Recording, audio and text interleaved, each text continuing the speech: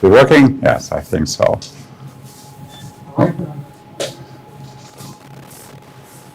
Looks like 7 people are missing. I think yesterday, now 6. Yesterday there were 17. I count 11 now. Okay. But I guess we still start. Should we still start or should we wait for a moment? We wait for a moment. I think you can wait for 2-3 minutes. Yeah. Sure.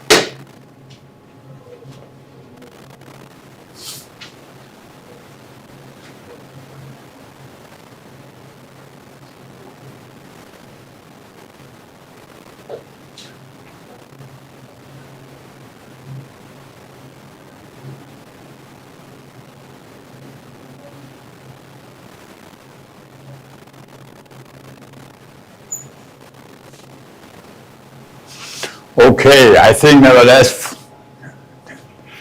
we are going to start. So, good morning everyone, day 3. Thank you again for coming and being so brave to sit through so many lectures.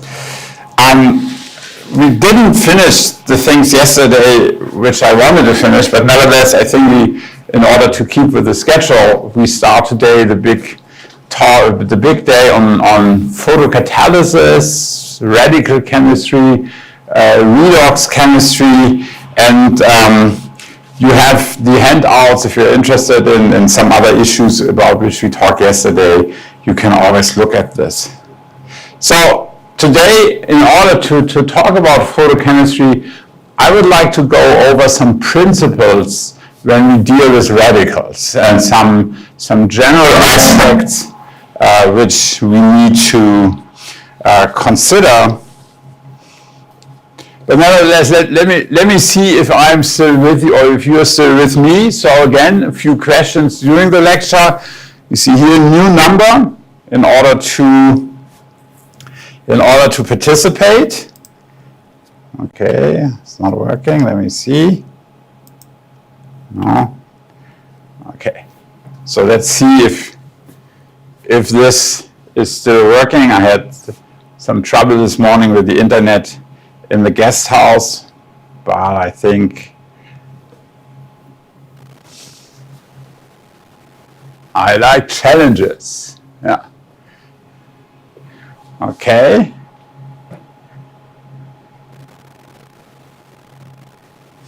And I think we discussed a lot of the problems which we have, not only in chemistry, but also in society, and where I believe indeed chemistry can make a contribution. And so I think indeed this is a good profession to choose.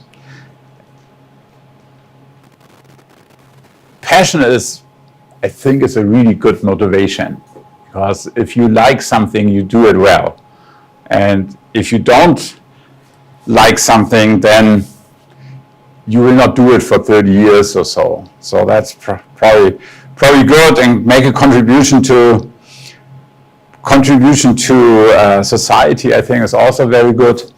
Scope is pretty nice too. When I was in your age, probably or a little bit before, when I finished high school, initially I wanted to do mathematics. And then I asked myself also, what will I do with mathematics? Sure, you can maybe stay at a university in an academic environment, but what are the jobs in mathematics? And again, I did not find this so attractive, what the possibilities might be. And I thought chemistry would give me much more opportunities to do something which I like.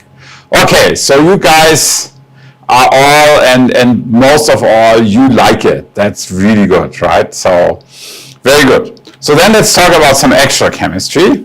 And so let's talk about radicals, first of all. How do we make radicals?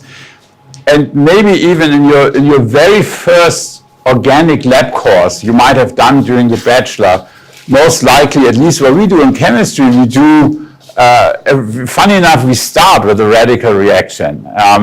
What we very often do is photohalogenation of toluene. That's one of the reactions which we are running a lot. And the way we are using and we are making radicals for this is, of course, by a homolysis reaction. This is what I've shown you here on top. And the one reaction which at least we have been using in the lab is that you use chlorine and you irradiate it and you generate radicals, right? And even more easy, and I think this is actually the reaction we ran, is that you are generating bromine, and you're taking bromine, and if you irradiate this with a daylight lamp, you start making the radicals.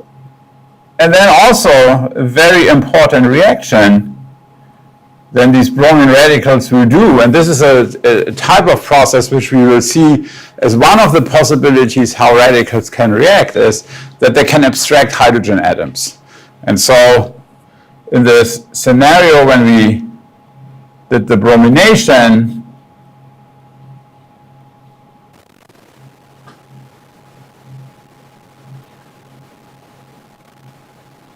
the bromine radical could abstract a hydrogen. So we would form a benzylic radical, and you see we have actually quite a number of hydrogens here. It could have also abstracted something here, but it abstracts the hydrogen which has the weakest bond and which generates the most stable radical. And you see, in order to access this, and I will show you tables and where you can look at this, this is a very important parameter, BDE, bond dissociation energy. And I think it makes perfect sense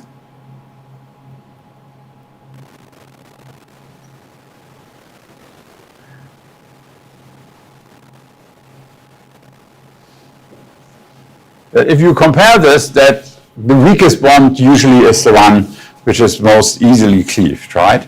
And then in this scenario here, your radical actually can start a chain reaction. That is a process which is also a type of reaction mode which is very common. So the radical can now react with a bromine molecule again, forms the product, the brominated product, and regenerates a bromine radical which can re-enter the cycle, right? That's a typical reaction. That's probably something you've been running a lot.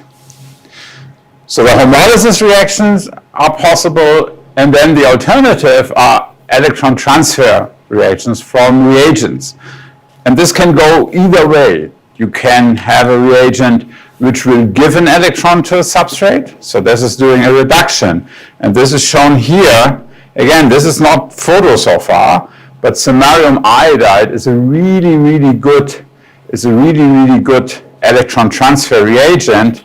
Samarium in the oxidation state here +2, but all these rare earth metals really want to move to the oxidation state +3 if they have the opportunity, and so therefore the samarium can provide an electron because it really wants to get rid of the electron, so you can form such a radical anion. So here is again an important lesson to learn. Radicals can be neutral, but they also can be charged. And so here we have an anion as a radical, and in this case it is written, as you can see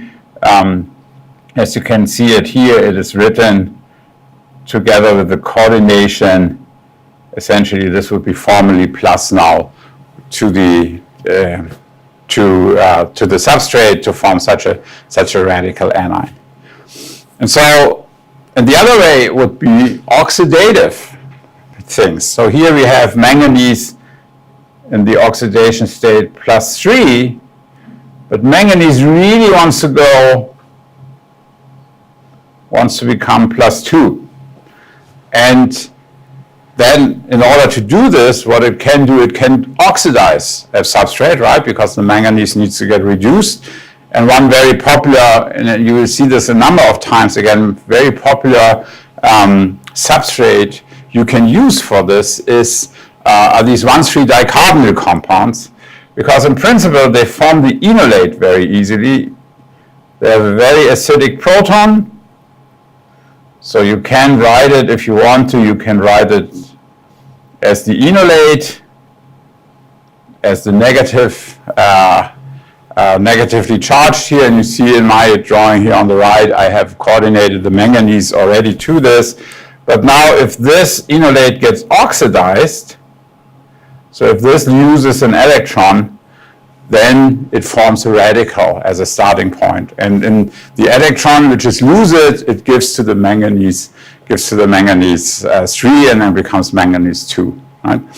And so there are some metals who do this 1 electron steps. Many metals you know which do the 2 electron chemistry. Think about palladium catalyzed cross coupling. There we typically see palladium 0, palladium 2, right? This is the alternative. If we have, let's say, an aryl halide, we react it with palladium 2, whereas with palladium 0, we form such aryl palladium species, and so this is doing 2 electron steps. So some metals like to do 1 electron transitions, some electrons might want to do 2 electron transitions, and you probably can always think about this and deduce it why that is. I could ask you why is samarium wants to go from +2 to +3, why does manganese wants to go from +3 to +2? So this is now heavily inorganic, right? Now you need to know something about the electron configuration, but do you know why that is? Why samarium and all the rare earth metals really want to be in the oxidation state +3? And why is manganese so eager to be in the oxidation state +2? There must be a reason for this.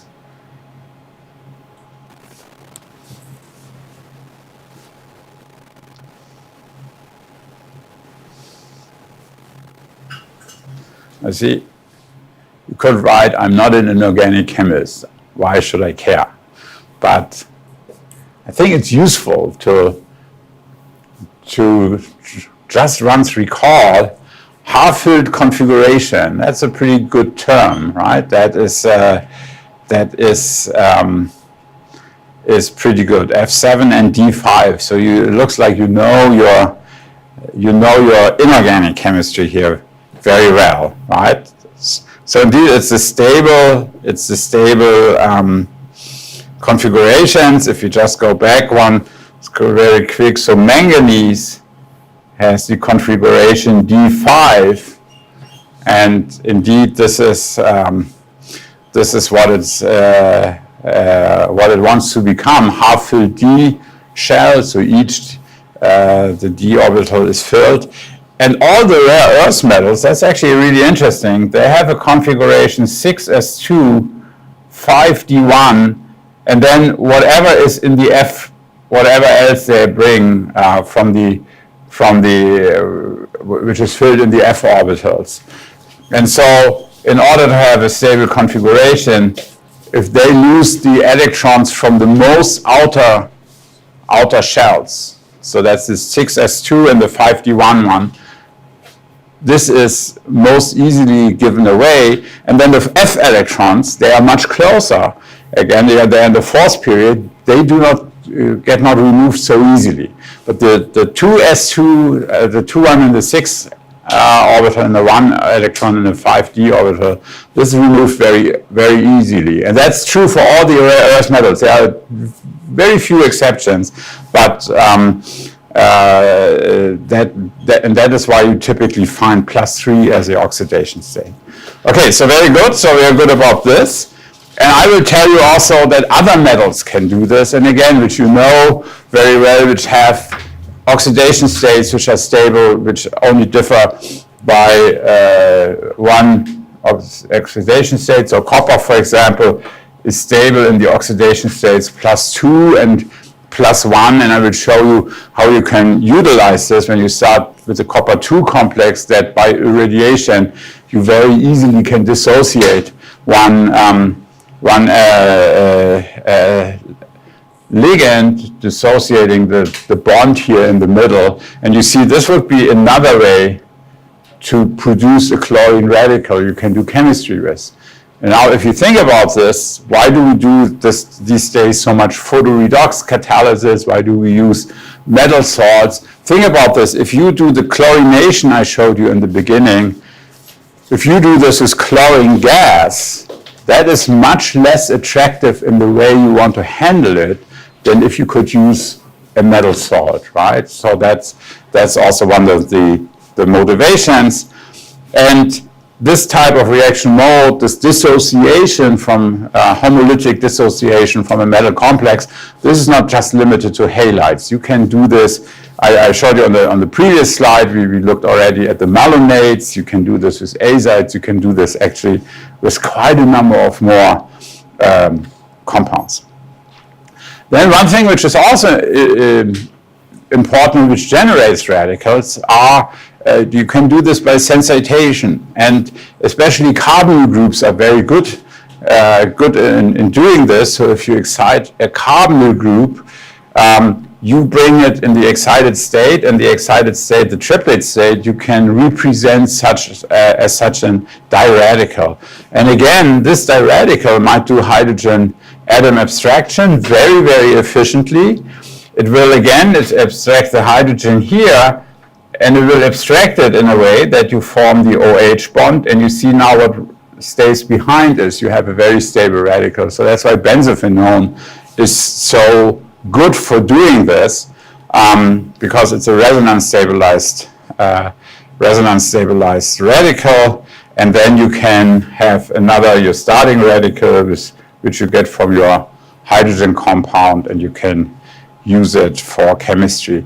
And here I show you, and that also shows you that photochemistry, of course, is nothing new. That you see here is an example from the 70s where they already used this principle. And it's amazing that a lot of these type of reactions are being rediscovered, even rediscovered in the same way.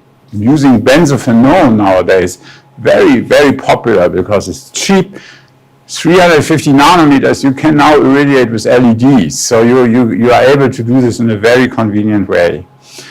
And so again, if you look at this here, they did a reaction with methanol. Of course, that's again very interesting, very convenient to use even as a solvent. And you see again, you have two possibilities for hydrogen abstraction here, because I have two types of hydrogens which I could abstract from this diradical. And you can see here it's the blue one which gets abstracted. So we're making this one here. And then this is actually undergoing a conjugate addition. This radical which we are forming will add to this alpha-beta enone system. And we need to talk about these type of reactions and why this radical actually wants to do this, and other radicals will not add to alpha-beta unsaturated carbonyl systems. We need to think about this. And so again, what is the parameter? Why is the blue hydrogen abstracted? Why is not the red one abstracted? Think about this. If you would use a strong base, you would abstract the red one, right? Because you would make the anion, the most acidic proton would be the one which is on the oxygen. But you can see in a radical regime, that might not be, this is not analogous. I could ask you this again. So what is the reason?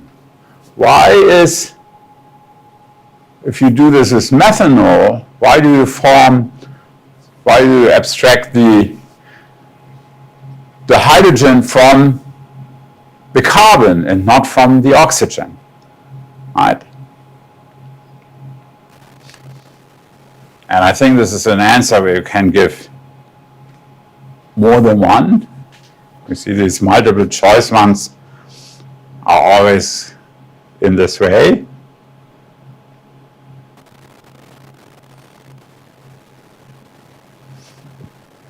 Okay. Radical is stabilized by the donating effect of the lone pairs. That's a good answer, and that's a correct answer, but it has an interesting thing to consider. I showed this to you. I cannot write on the slides where the questions are, but I want to point something out. That's why I posed this question. CH bond is weaker than the OH bond. Absolutely. Again, you need to look at the bond dissociation energies, and that's all tabulated. And indeed, that bond is weaker, and it might be a consequence because the radical is stabilized by this donating effect of the lone pairs from the oxygen. CH bond is easier to access, would not be obvious to me. That's sterically more easily accessible. Indeed, it is statistically favored, and that is something also you need to take always into account if you look at radical reactions. The bond dissociation energy is important, but very often the bond dissociation energies are similar, and then you need also to take into account that we talked about early transition states, that the radical which is doing the hydrogen abstraction might have enough power to abstract either of them, and then it simply becomes a statistical matter to from which type of hydrogens you have more. This idea of stabilization through the lone pairs of the oxygen. So let me point out again something which is of course important to consider. So first of all, a radical is a radical is an electron deficient species, right? Because it has only 7 electrons. And you know, everything in the second period, the road to happiness is 8 electrons, right? The octet rule. So by default, any type of donor should stabilize this radical. But now if you think about this, if you write this radical, and that's exactly what you said, the lone pairs might be able to donate here. But the interesting thing is you cannot really draw a resonance structure, right? It is there, the lone pairs can locate electron or distribute electron density to the deficient center, but the one thing you need to accept is you cannot really draw a resonance structure here, like we do normally when we talk about resonance stabilization. That is also known in other contexts. For example, if you take hydrogen peroxide. Hydrogen peroxide is a much stronger nucleophile than water. And again, the reason that it is it was always said that the neighboring oxygen group is a donor, and it can donate electron density, which makes this oxygen, the other oxygen, more nucleophilic. And again, you cannot really express this by a resonance structure. You cannot somehow try to move the electron pair in here, right? This is not working. This would give you wrong structures. But that effect that a neighboring atom can, through its lone pairs, can act as a donating moiety, although you are not really able to express this by a resonance structure, that is really very, very real. And so this is called, here in the ionic regime, this is called the alpha heteroatom effect.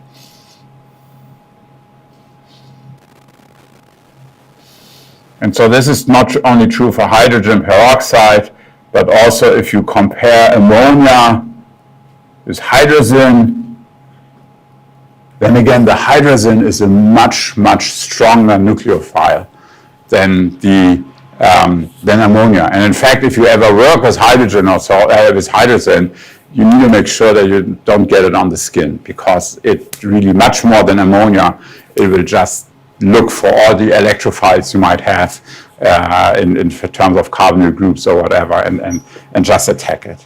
Okay, so very good. And so again, bond dissociation energies, the nice thing is that you can look it up. And there I give you here some of the tables where you can essentially find the bond dissociation energy to just about any type of CH, but also heteroatom bonds, right? And if we just look at a few, do we understand the trends? You see here the way this table is composed is that methane is taking as a benchmark. So we are not looking at we have in the left column we have the strength. So that's about 105 kcal per mole. You see again, I'm not the only one who's preaching that calculating in kcal is a good idea. You see that other tables and so on, they also do it. And you see again the reason. You stay in that range of 1 to 100, maybe a little bit over 100, right? I would have much harder time to say, okay, the primary CA or the CH here, methane, it has 105, and in ethane it has 101. I grab this. But if I would have to say in methane it's 418, and in ethane it's 402, this would be much harder for me, right? I would never be able to get a hold of these numbers, right?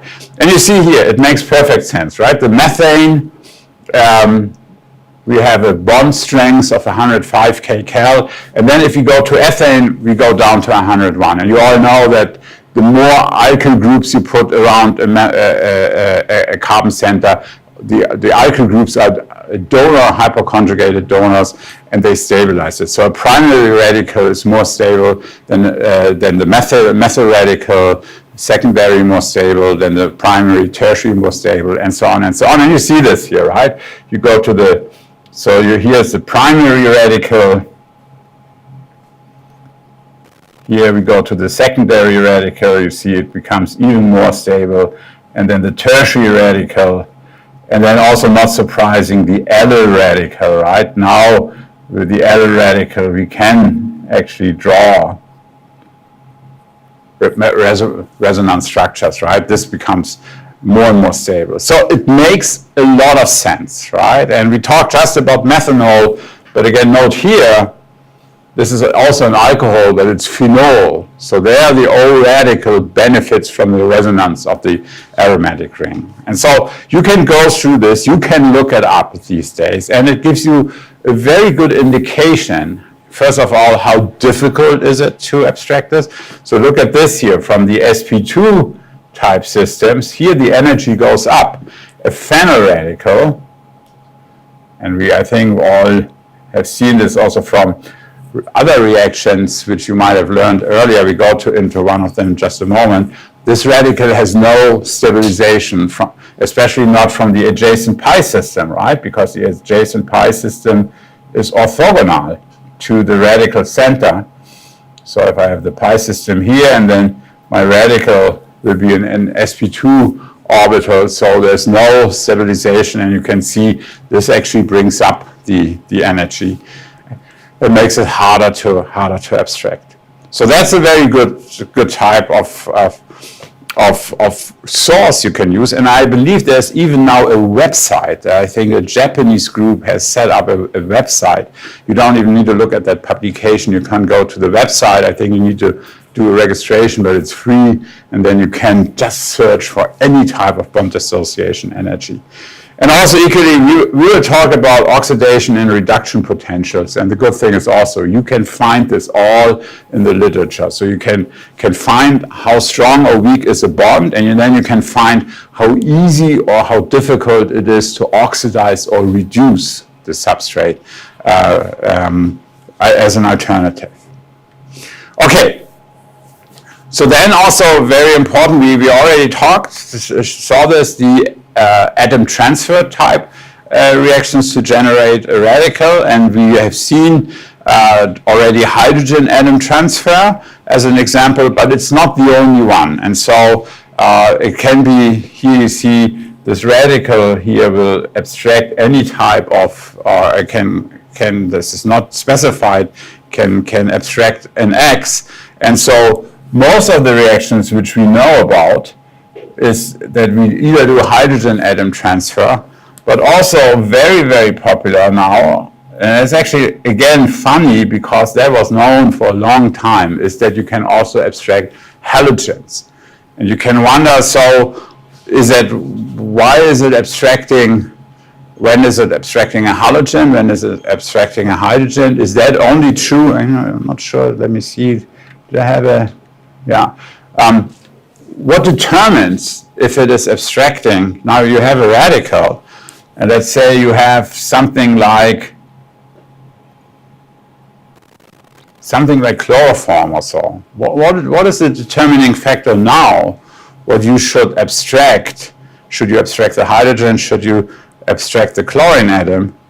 So let me ask you this: what is important now to consider?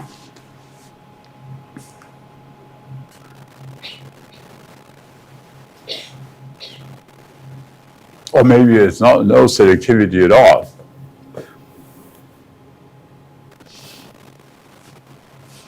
All right, so let me bring this. So again, as I say, what is it if you have an unsymmetrical substrate where you could abstract a halogen or where you could abstract a hydrogen, and you have a radical, which one will it abstract? What is important here?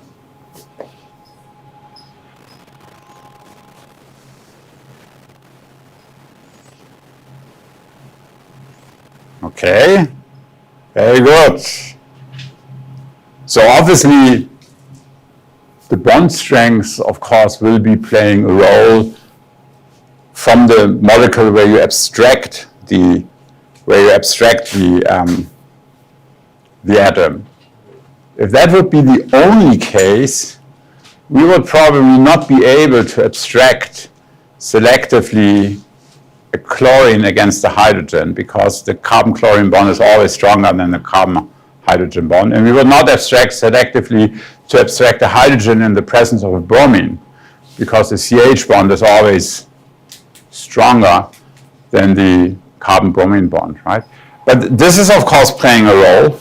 But equally important is the bond you are forming, right? So we are not only cleaving a bond here, but at the same time we are forming a bond. And that can also be very different. And one of the reagents which were known for a long time is that you can generate from tributyl tin hydride with a radical starter. Typically people use AIBN and light. You can generate tributyl tin radicals. And these tributyl tin radicals, they will go after halogens, especially bromines. They will not go after the hydrogens, because the tin halide bond is such a strong bond, right? So if you have any type of, I don't know, let's say halide here or bromine, doesn't really matter so much. You will form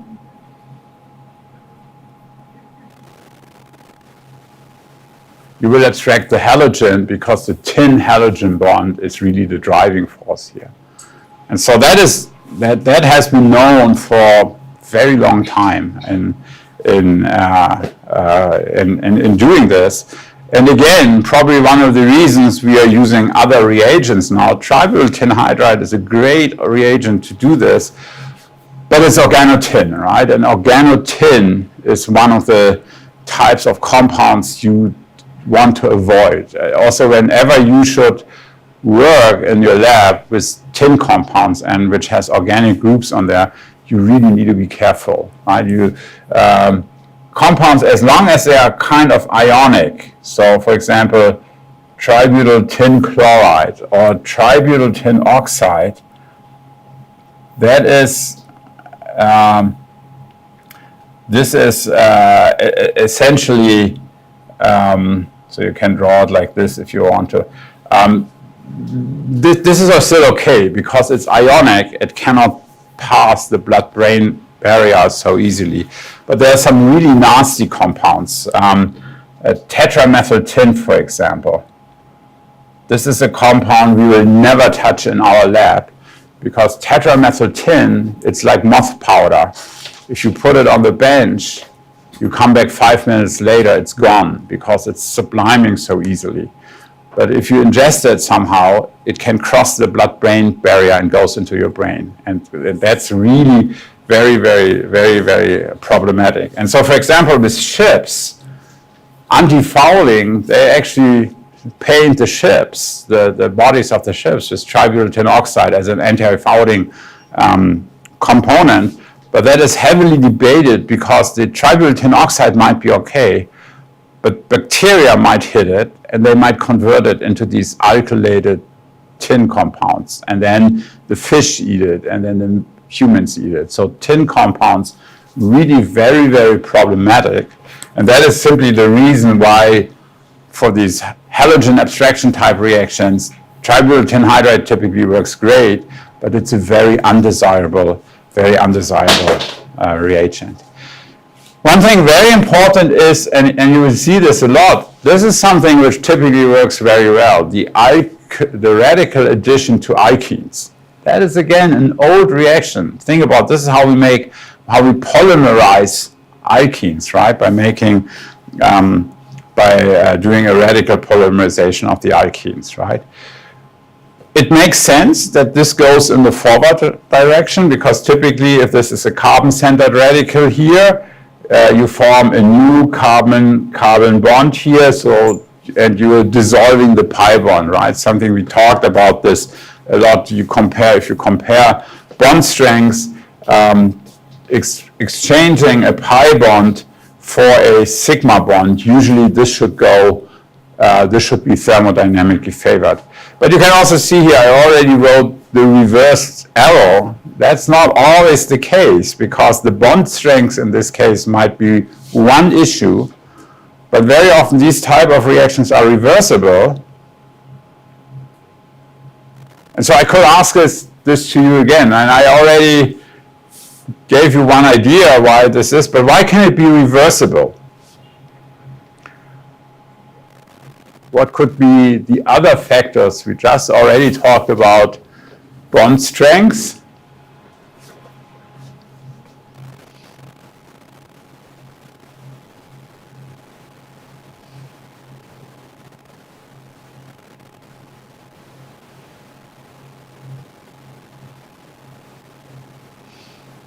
Okay. So I think it's all good answers. The one which is probably not such a good answer is this, what we just discussed, right? Trading a pi bond for a sigma bond, that is always thermodynamically favored. That's not unfavored, right? Because the pi bond, CC pi bond, maybe 80, 85, CC single bond 95 or so. So there's going up. But indeed, one of the very important issues is that the resulting radical might be less stable than your starting radical. If you think about this here, let's say we have something like a benzyl radical, which obviously is highly resonance stabilized, and now we're adding this to ethylene. And so now we're forming this primary radical, right? And the primary radical is not as stable as the benzylic radical. And so that might then cause simply that the reaction goes back very rapidly. Entropy, again, very important. In this radical addition, we go from 2 compounds to 1 compound. So it's also entropically, in general, favored to do the back type reaction. Release of ring strain can also be very important, and this is something people have used a lot these days. So if you have like a small ring, right? If that ring, if this ring, lost my microphone.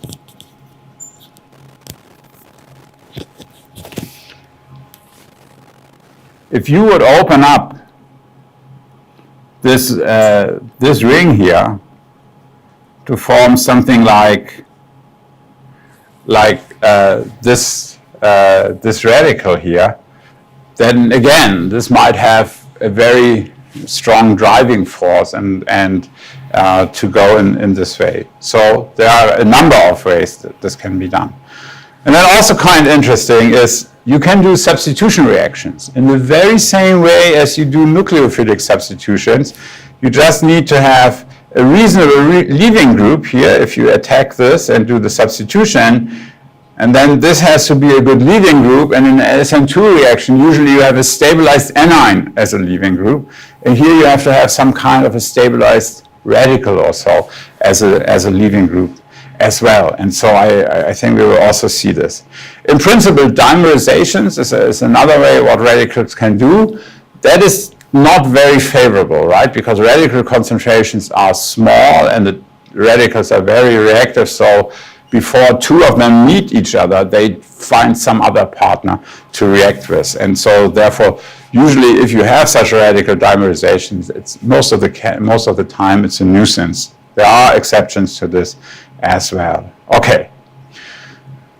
And then one thing which is also, especially in the context of photocatalysis, very important is that radicals might react with the metal catalyst itself. And that is, I think, a relatively interesting concept. I show you I show you 4 reaction modes here.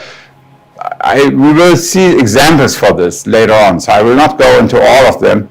But the one important issue to realize is we just said that 2 radicals finding each other is usually not favorable. But that is because the 2 radicals are unstable in itself. But many metal complexes are radicals. And so, for example, a simple compound where you, of course, know that it is a very stable compound is, for example, copper-2 complexes, copper-2 chloride. This has a electron configuration as D9, and as such, it is a radical, but it is a so-called persistent radical. And it is extremely effective to trap transient radicals. So any type of radical, and you have a copper-2 center here, will very nicely trap this and form such a copper-3 type of intermediate. And then these copper-3 intermediates typically are unstable, so if this is doing a reductive elimination, you can do the coupling between 2 of the ligands which are now coordinated to the copper and bring it back to copper-1 in this case, right? That's a typical reductive elimination you might have been encountered with palladium cross-coupling chemistry as well. So that's an important thing to realize, that the metal complexes itself can act as radical centers, and that also quite important is the metals, of course, can coordinate substrates, and so the radicals can react with the substrates which are coordinated to the metal compounds. And when we talked about the sustainable chemistry, we have seen the Ziegler-Natta polymerization. This was exactly a case where something like this might play a role, that reactions with a ligand in the metal vicinity occur. Okay, we talked about already that radicals go through early transition states. So you have seen that example before, where I showed you that if you have an ionic reaction, that typically selectivities are better than when you do the radical, and this is simply because radicals are early stage transition states, so they don't really see so much of the stereo information of a substrate, and ionic reactions, late transition states, they feel this much better, and we have seen that example before. So here's an interesting example, which I like very much. Again, you can see this was published in 2009. Let's see if we can understand it. So what they accomplished here is that they were oxidizing a carboxylic acid, carboxylate. Similar to what we've seen with the malonate anion, which I showed you. You can also very nicely oxidize carboxylic acid. And the type of photocatalyst they have been using here is they have been using these dicyanoanthracenes in combination with the phenanthroline. And so what this does is the dicyanobenzene, you can see it has electron withdrawing groups, so that easily accepts an electron. And this is exactly the electron which comes from the carboxylate. And the phenanthroline you have here is just a mediator because the dicyanoanthracene is not absorbing light. You can see anyhow here they have been using quite harsh UV light. The phenanthroline can do this, and then the phenanthroline can activate the dicyanoanthracene, and this will then ultimately oxidize the carboxylic acid. And so with this, you're getting a radical. And what these people have done here is simply they have taken the radical and then added it to a number of alkenes here, and you see here are always the alkenes, so you see here what they have been doing.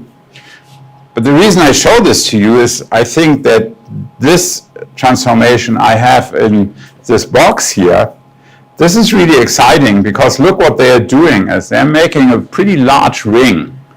And large rings, we all know, entropically it's not really favored, and so therefore usually yields are not very good. But look at the yield here, 83%. That's pretty impressive for making such a macro cycle. And again, and let me see, do I have a question? So why does it work so well? Right? Why in order to make these type of reactions, why is that doing this?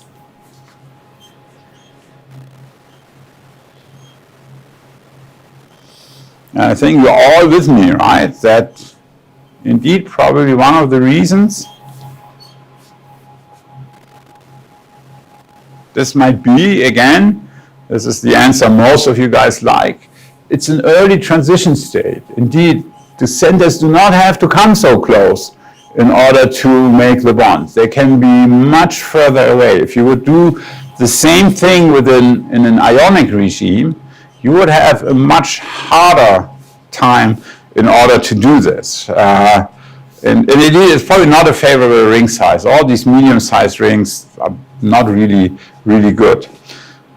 Favorable conformation for the cyclization, that is clearly important, but probably light will not be able to induce this. There are ways to do this. For example, in many cyclizations, if you think about biocatalysis, occur in enzymes, and their enzymes fold molecules in order to have them in the right conformation for cyclization. So this might be a good strategy to have something which might structurize, order the type of substrates you do, but I don't think that light can do this. One thing which is being done, which becomes very popular here, are solvents like hexafluoroisopropanol.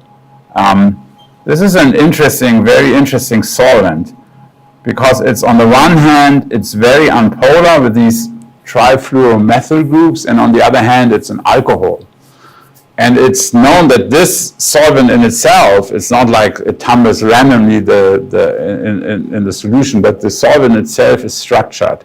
And there's good evidence for this, that if you have substrate in there, that it will structure them in preferred conformations. And for example, also inducing a folded conformation because it wants to avoid the unpolar or polar rests. So that might be a strategy. And think about this, it's also interesting because normally, probably if you would have been asked, how can I make this molecule, you would probably think about it as esterification, right? The carboxylic acid coming together with an alcohol. That is a reaction which is done very often in macrolactonizations, but it's a very difficult reaction. You have to run it under highly dilute conditions. Usually the yields are not very good. And so here, I think it's a pretty impressive alternative that you can do it by radical cyclization and actually really good yields. Okay. Let me see. So we talked already about these persistent radicals, and there is something which is known as the persistent radical effect. And what that tells you is that if you have two transient radicals, two unstable radicals, they will not find each other because this concentration is too low and they will not do this. If you have two persistent radicals, they will also not react with each other. It's kind of counterintuitive, but the reason for that is that these radicals are too stable, so they would not do this, or if you were in this situation, they would simply go back to the radicals, right?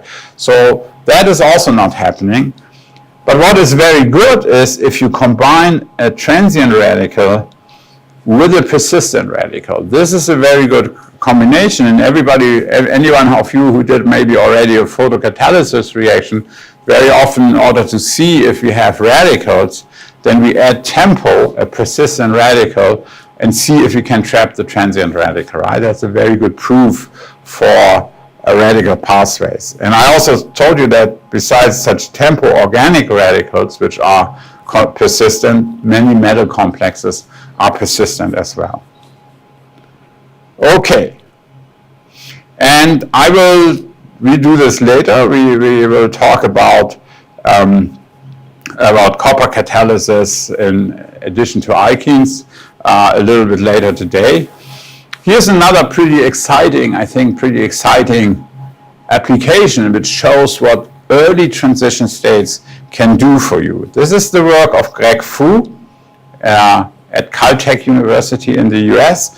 And he looked a lot about this idea to react amines with halides. And that is, of course, a reaction you might say, hey, isn't that a reaction I know already? Because this looks to me like a nucleophilic substitution, right? So nothing really new here. And the way he's doing this with photocatalysis with copper. And he is forming such copper amine complexes. So this is his idea. So he has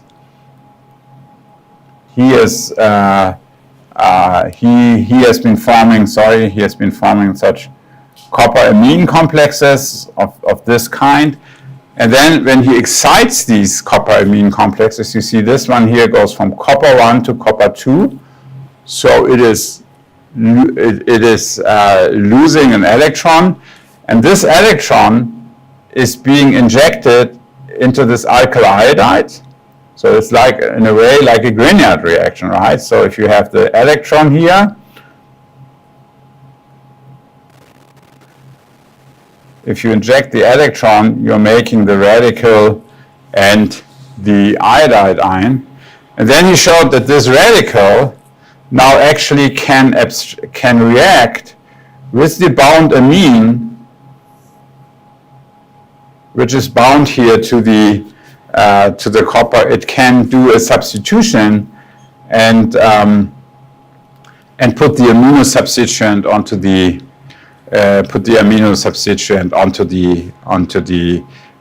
onto your carbon-centered radical. And so he showed now that you can do a nucleophilic substitution in a way to do by a radical pathway rather than by the typical ionic pathway. You might say, why is that important? Isn't that a reaction I know? And you see, he got this published in a really good journal. And I think this was probably not even his first publication. I think the first one he had was even in Nature or so. So, why is that so special? Nucleophilic substitutions, this is something we know from first year organic chemistry. So why is it so special to run a radical reaction, run the same reaction by a radical pathway? It's just another pathway, right? How do you get this published in Science? Or JACS, or whatever.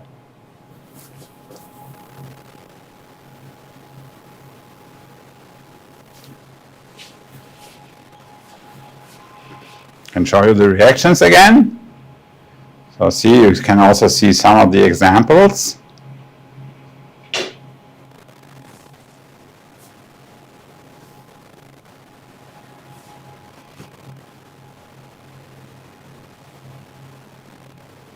And let me see here also what examples he has.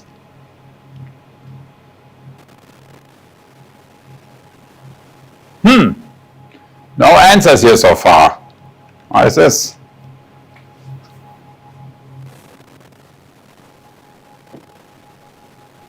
You're all happy.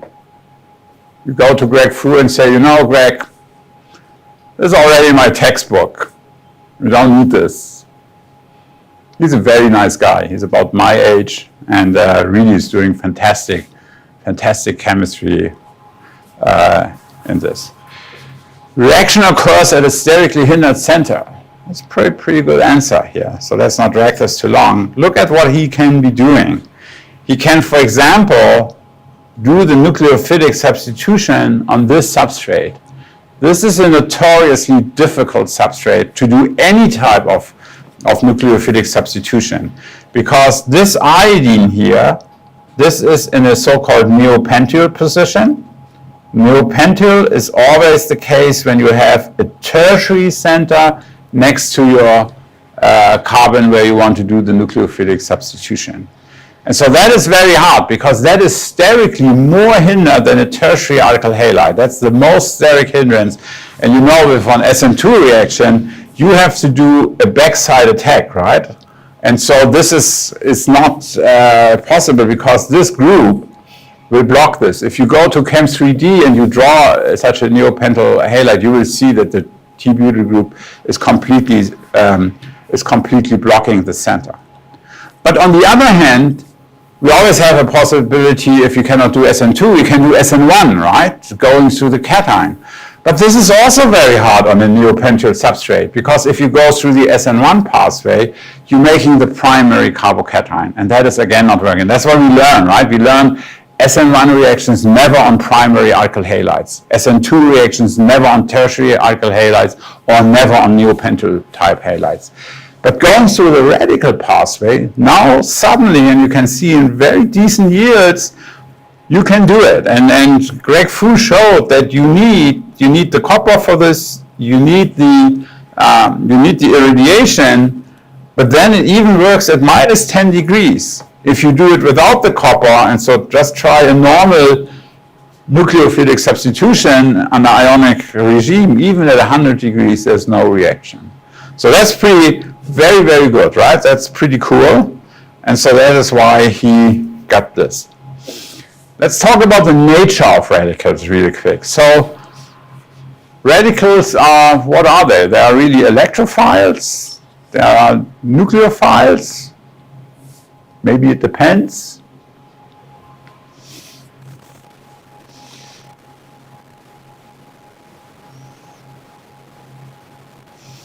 Okay, so we have a pretty good majority.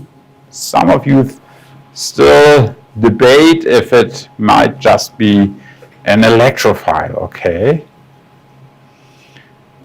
And indeed, it's a little bit counterintuitive, but it depends. In the first round, what we said earlier, we said a typical radical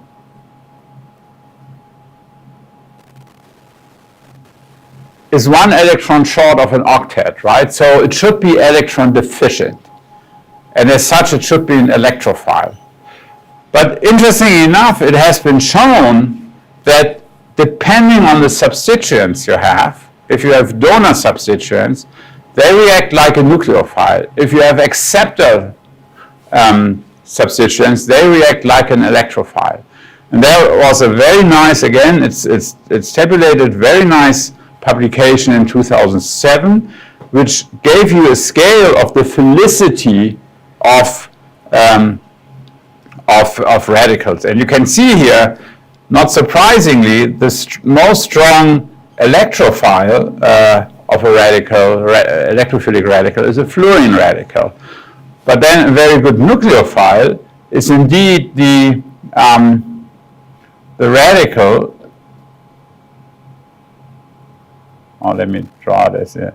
The radical you get from isopropanol, because this benefits from the donating substituent of the oxygen and also from the alkyl groups, right? And so that makes radicals in their reactivity very different, because nucleophilic radicals will react with electrophilic substrates, but not with nucleophilic substrates. And the same thing is true in the other way around. Electrophilic substrates will react with electrophilic radicals will react with nucleophilic substrates, but not the other way around. I show you a few examples for this. Let's look at this here. And people have measured the kinetics. So let me switch back to the pointer. So look at this here. They looked at the cyclohexyl radical. The cyclohexyl radical you would typically consider to be nucleophilic, because it has all these alkyl groups around this. It's a secondary radical. And they compared the relative rates, addition to these acrylates, and independence and they varied this group X here. And now look what happens. They start with the hydrogen, and then the hydrogen has a relative free rate of 1. And then they have put a methyl group here, and you see it goes down by a factor of 100. Now that might be, if you do this, and if you would have published this in a paper, a reviewer might say, hey, but wait a minute. Maybe it's not electronics, maybe it's sterics, right? Because you put on the big methyl group here. So this alone is maybe a little bit weak evidence. But look what happens here. Now you add a chlorine. The chlorine makes this even more electron deficient and also, in a way, sterically more bulky. Not as much as a methyl group would do, but still it's sterically more bulky than the hydrogen would be. Now you see the reaction rate goes up by a factor of 10. You put an even better acceptor, which can do through the mesomeric effect, can do this, another ester group, gets sterically more bulky, but electron more deficient, and you see rate goes up. Cyano group, now maybe the steric factor comes into place. I would consider a cyano group ballpark the same good acceptor like an ester group, but it's smaller, right? And you see the reaction rate goes up. So very importantly, indeed, that this is the case. And now they also did a very good control here. They now took the same alkene, a good acceptor alkene, and now they varied the radical which would add, and they varied it from a primary to a secondary to a tertiary radical.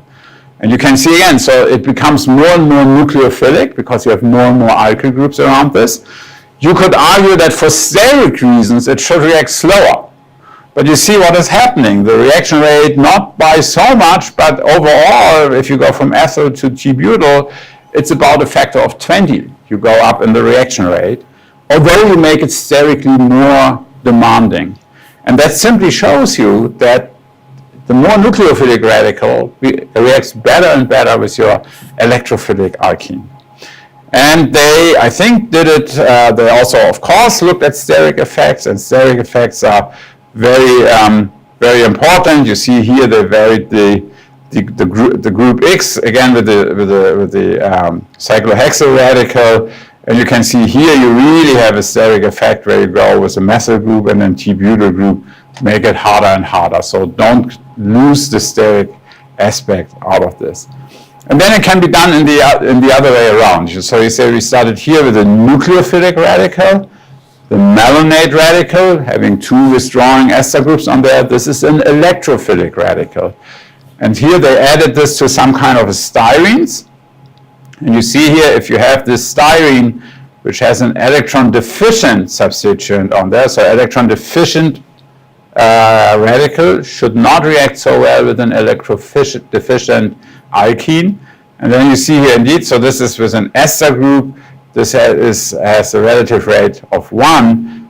But if you make an enamine out of this with this morpholino substituent, you see the reaction rate goes up by about a factor of 20. And so that is again showing you, I think, quite impressively what is going on here. Okay, so again, keep that concept, nucleophilic and electrophilic radicals, and then in turn, they need the right reaction partner. So if you try to react an electrophilic radical with an electron deficient substrate like an alkene, you might have not a success because you simply have chosen the wrong coupling partner. This is what is called polarity match. Okay, then we talk, you can do with radicals also, you can do cyclizations, and I'll show you examples for this in a moment. Let's recall Baldwin ring closure rules. I don't know if you have ever encountered this, and I have a spelling mistake there, 5-exotric and smaller it should be. So if you think about radical cyclizations, which one is not favorable? And that's good to remember because it's actually only a few which are not really good. Okay? So the top answer is that the 5-endotric reaction is not very good. This is indeed the one type of reaction I might be able to draw it out. We look now at some cyclizations, but let me just draw it here out for you. If you don't remember, the Baldwin classified the ring closing reactions by the ring size you do. He defined this by endo or exo, and this is when you do the ring closure, you need to look which bond is breaking. Is the bond breaking inside the ring? Then it's an endocyclization. If it is outside the ring, it's an exocyclization. And then he specified the center. A trigonal center is an sp2, a digonal center is an sp, a tetragonal center is an sp3. Right? And so he concluded, if you look at this, so if we have a radical cyclization, he concluded in his landmark paper, and he hasn't done a single experiment to this paper, and up to today it's the most cited paper from a publication from the Royal Chemical Society, and Baldwin did it on his desk. He didn't do a single experiment, he just analyzed what was already available. And so he concluded that in general, you see, this would be an exo ring closure because I'm attacking this carbon here and the bond breaks outside the ring. So he concluded that in general, exo is always better, faster than endo. But then he also concluded that the 5-endotric and smaller is not possible.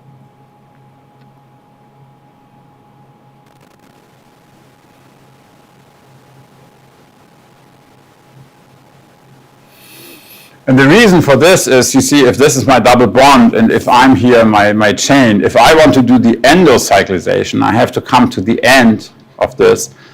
But it's the sp2 center, so not only I have to go and attack this carbon, but I have to attack the pi bond, the pi orbital, and so I need to go out of the plane.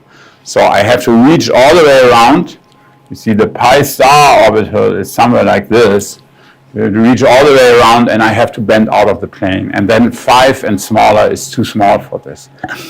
But in difference, the 5-endodic, they are fine.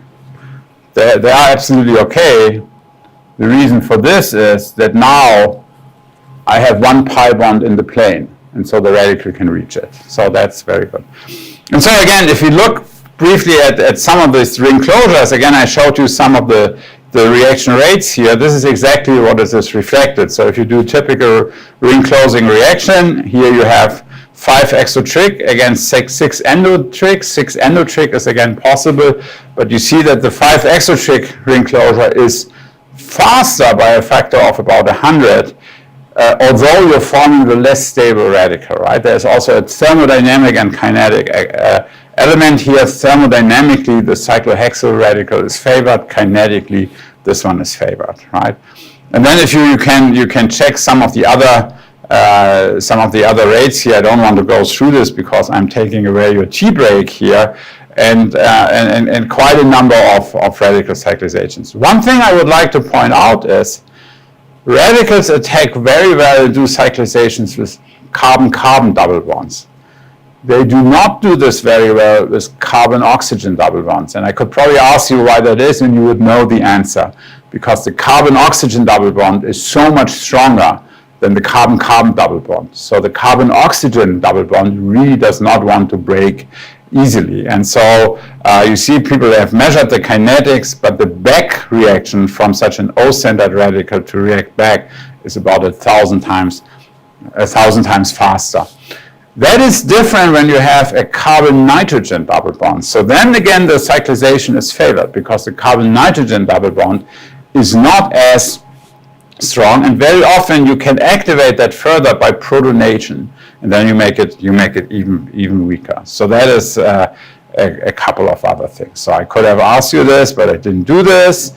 And there are some, oops, wait a minute, and there are some other issues in which you probably also know that this is last. I'm not asking any questions to this, but let me just show the one cyclization again here. The one thing, let me see, do I have it somewhere, to also keep in mind is, and I'm pretty sure you also all know this, if you compare, look at this, if you compare this radical cyclization and you compare the radical cyclization which has these 2 gem dimethyl groups in here, you see this is much faster.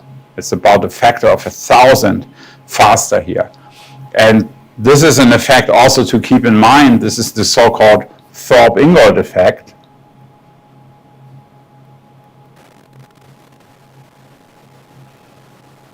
And the Thorpe-Ingold effect says that if you want to do any type of cyclization and you have 2 large substituents, and typically it's methyl group, nature does it all the time. If you look at natural products, a lot of them have these gem dimethyl groups. And the reason for that is that the evolution found that these type of substrates cyclize easier.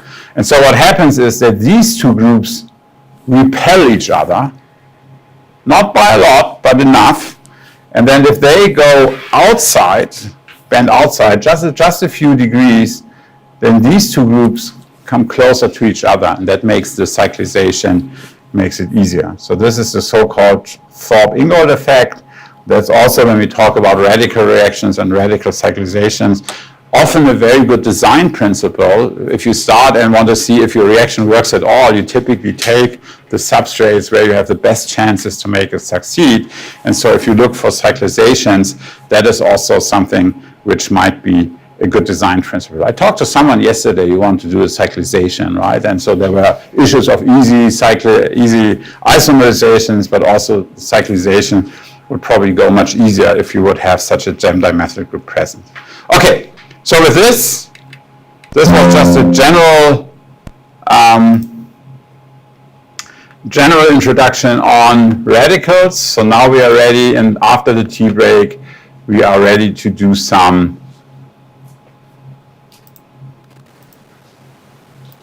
we are ready to look at actually some photoreactions.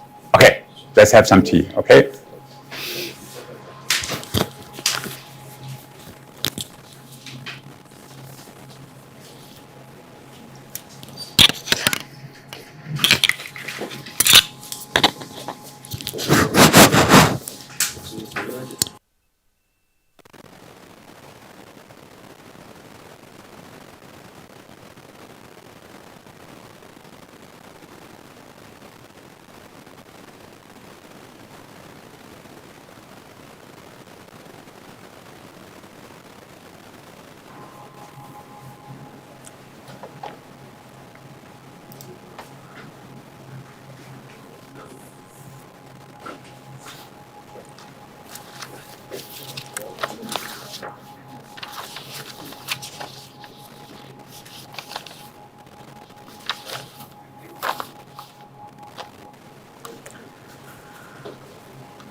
Okay.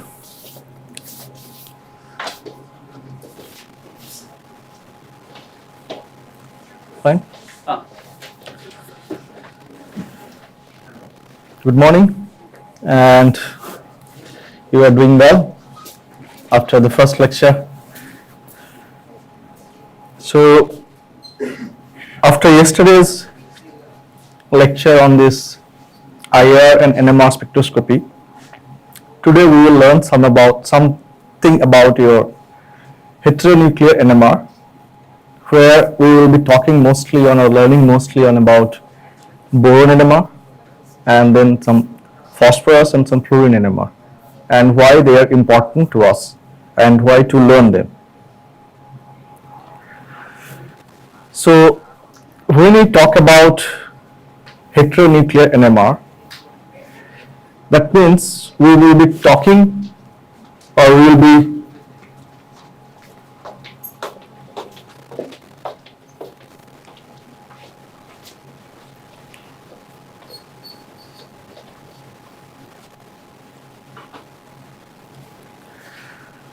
I hope all are back.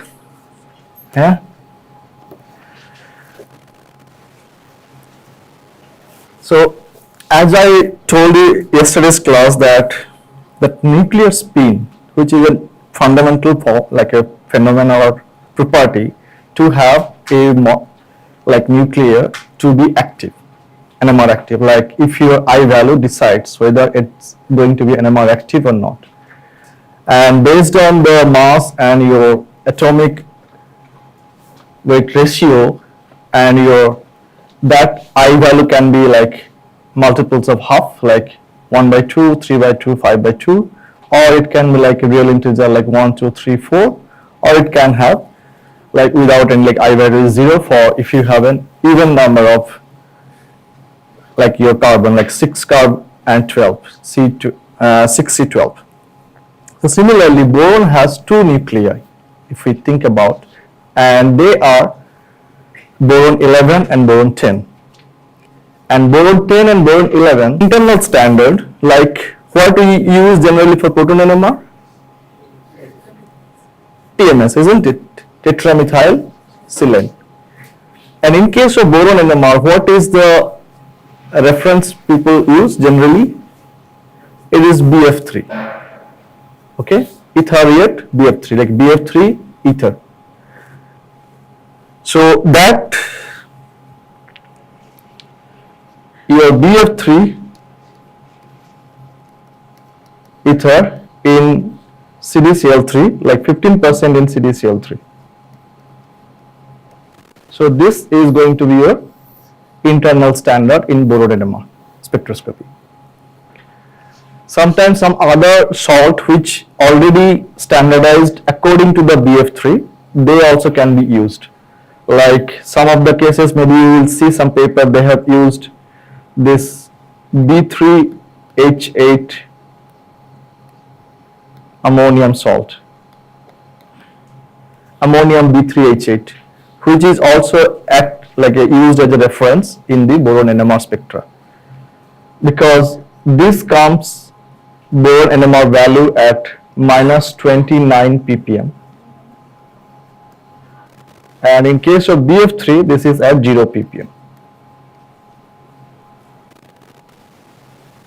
So if we know the value of the references, so you can use any one of them. Suppose you have synthesized some compound and you have referenced it according to your BF3, and then that compound, it is solid, it is very, very stable, so you can handle it properly and you can use that as your reference as well in your NMR machine.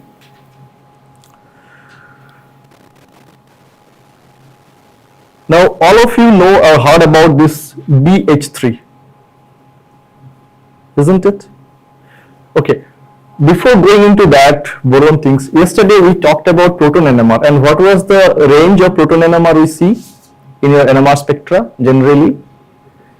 When you record a proton NMR, what is the range you see in your proton NMR spectra?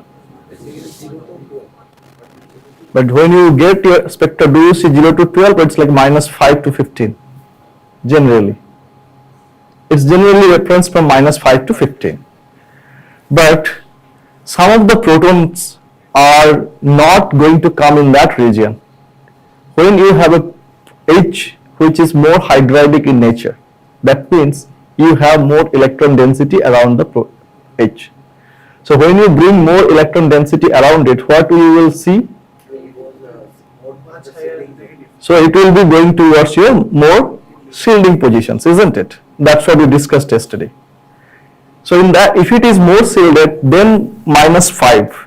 So are you going to see that in your NMR spectra if you are recording? Because you are not giving that spectral width to the machine to see from -5 to 15, because that will come way big after that.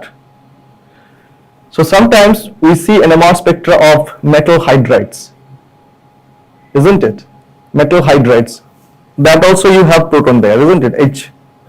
So those hydrides will come where? They will come more than -5. So it is around -10, -15 based on your metals are there. So when you are looking at that kind of H in your proton NMR, so always try to see that you are not recording only -5 to 15. Always give an instruction to the operator or your machine that I want to see from -20, so that you don't miss out that. So similarly, boron also has that spectral width, and according to your boron environment, we have to decide where we want to look at. And if you are running from very broad like -200 to +200, I think you have covered most of the boron environment. So that is why you just give instruction or ask your machine to run from at the minimum to the maximum, so you don't miss out anything what you are looking at. Now when we are talking about or dealing with this, which type of boron we want to see, or we will come to your downfield shifted, and which type of boron will be on your upfield shifted. So what will be the nature of the boron? So based on yesterday's discussion, what we have learned, the electron density around the particular nuclei, if it is more, we are going to see them on your like a shielding positions or shielded positions, isn't it? So if so generally, do you erase that or you just keep it and go the next? Yes. Next. So then I should.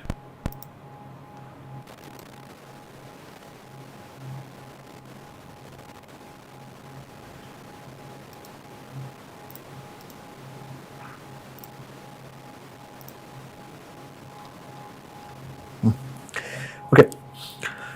Now you know this compound, isn't it? And as an organic chemist, I think most of you use that also, BH3. And how you generate? Do you generate or you just buy it?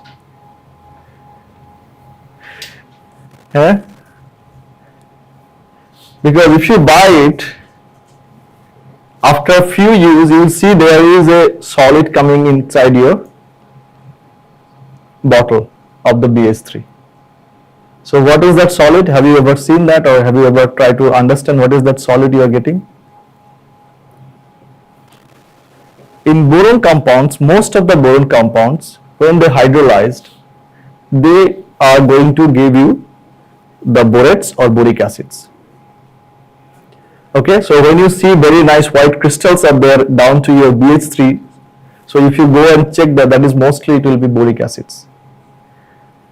So when you are using your BH3 from a bottle, so whatever standard you want to use, I think it is not there. And sometimes your reactions is getting failed and we don't know why.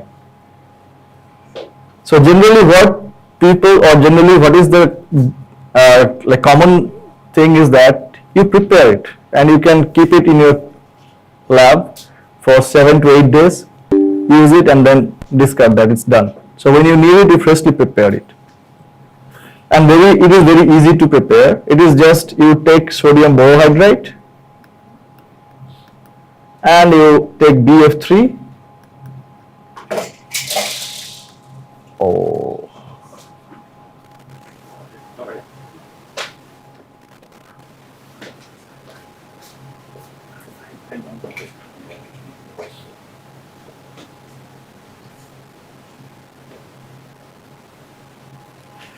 So BF3, and now if you are taking THF as a solvent, okay, so you generate BH3 THF and your sodium BF4 will be precipitated down, and that solution what you will get, that is as your BH3 THF solution, which you can use it for your reactions. It's a room temperature. You start with 0 degree in like your ice, and then you can store it in room temperature or in fridge for 6 days, 6 to 7 days. And then once it is done, you used it. So that's why you always prepare in small amount, use it, finish it. Okay. Now this BH3, when you just little heat it up, what it generates or what it gives? It gives you to the B2H6, isn't it? And most of you have known the structures of B2H6. So how it look like? You have your two types of protons there.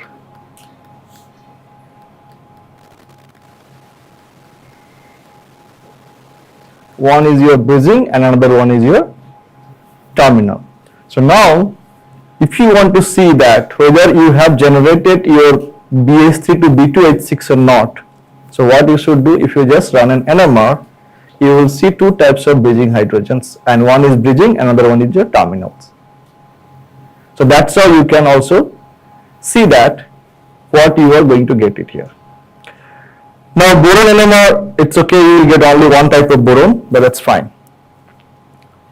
Now from B2H6 or BH3, if you trimerize this BH3, what it generates? So it will be your B3H9, isn't it? It's your B3H9. And if you try to look at your B3H9 structure, how it is looking like? You have 3 boron and you have, like this is your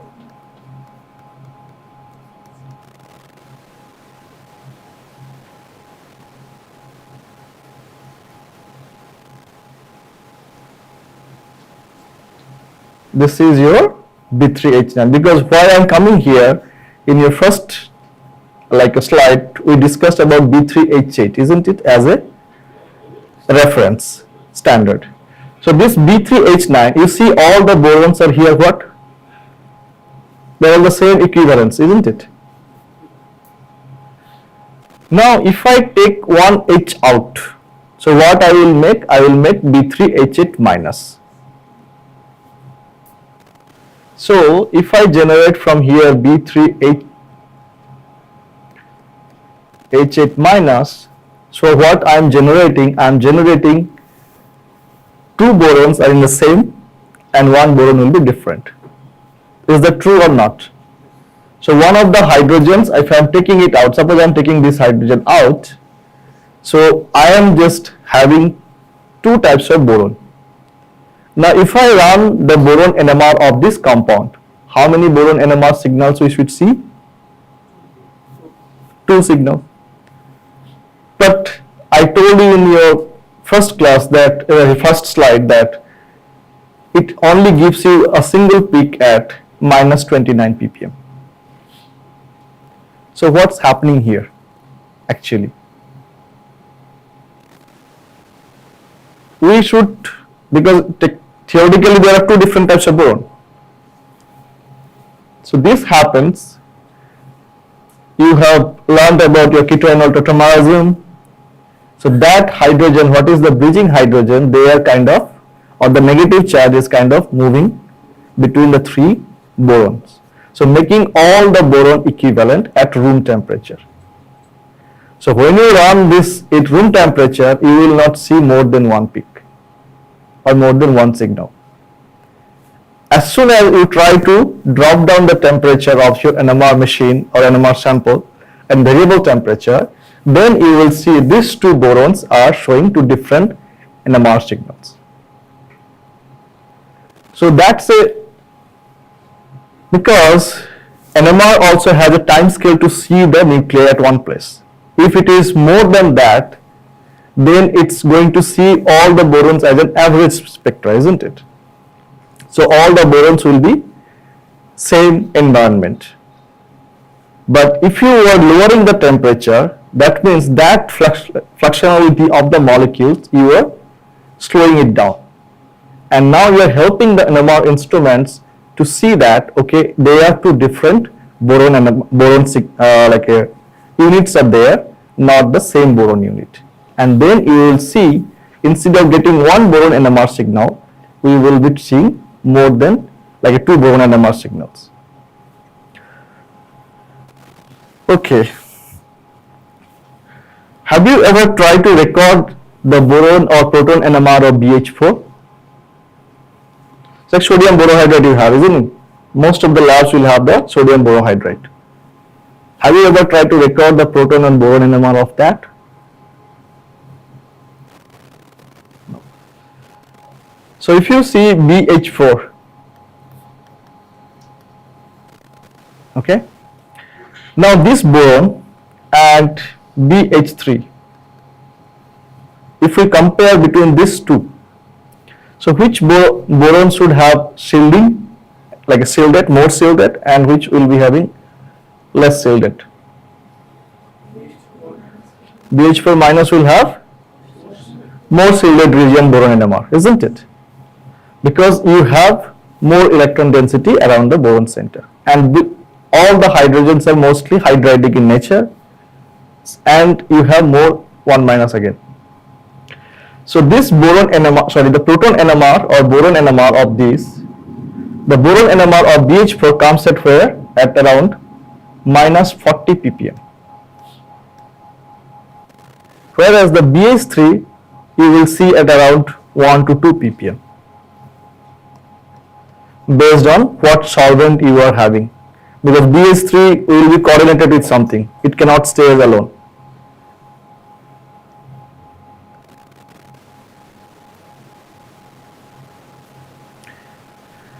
Now, how the NMR will look like of that BH4 minus when we do? Because when we are talking about boron NMR, you have another nuclei which is attached to boron, that is your proton, and that is also an NMR active nuclei. Is it true or not? So you have two nuclei here, boron and proton, and both are NMR active in sense. Now if you are recording a boron NMR for this, so you are dealing with two types of nuclei which are NMR active. So then when you have two types of NMR active nuclei, so they are going to couple to each other. They are going to couple each other. So now instead of getting a single peak for boron, you will get a multiplet here. Okay. So what you will see, according to your 2Ni plus 1 rule, how many lines you should see here? So you should see 5 lines. That means you should see a quintet instead of a singlet. So 11 boron NMR will give a line at 40 ppm a quintet.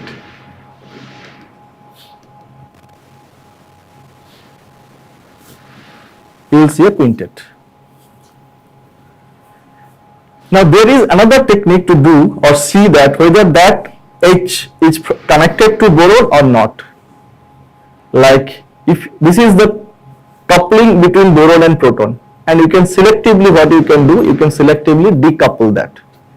So you can give an instruction to your NMR machine, I want to only see the boron.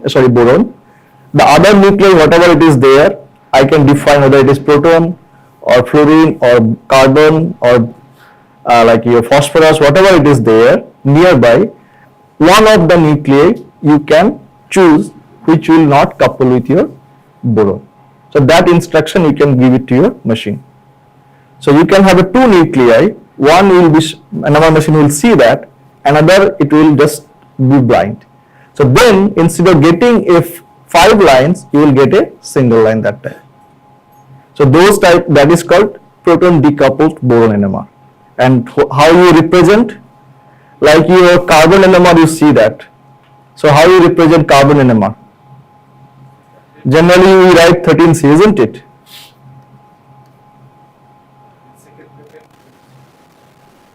So this is the one, because this H is now decoupled with the carbon.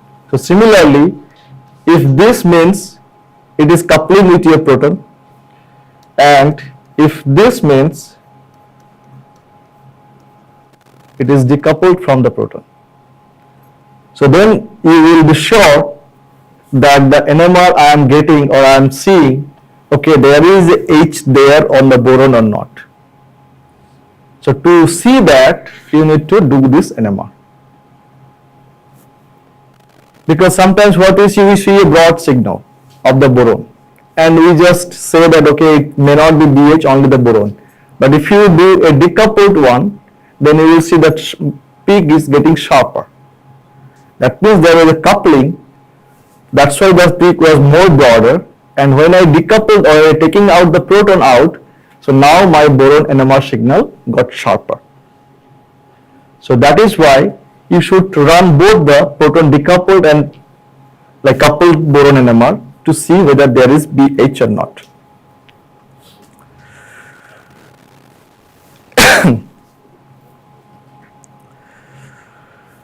Now we know about BX3. BX3, isn't it? Your boron halides. We come to another category. This is called BX3, boron halides. So boron halides are what in nature?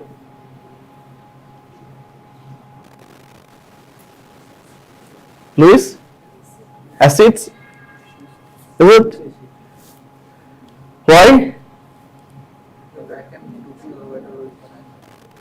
So vacant 2p orbitals on the boron. That is what, isn't it? That's what we learned. And according to a Lewis acidity, which one is the most Lewis acid in nature?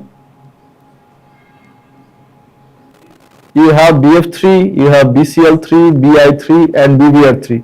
So according to that, which one is the most Lewis acidic in nature?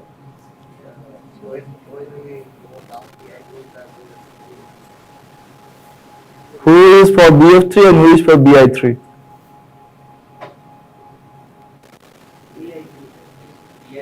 BI3? All are BI3?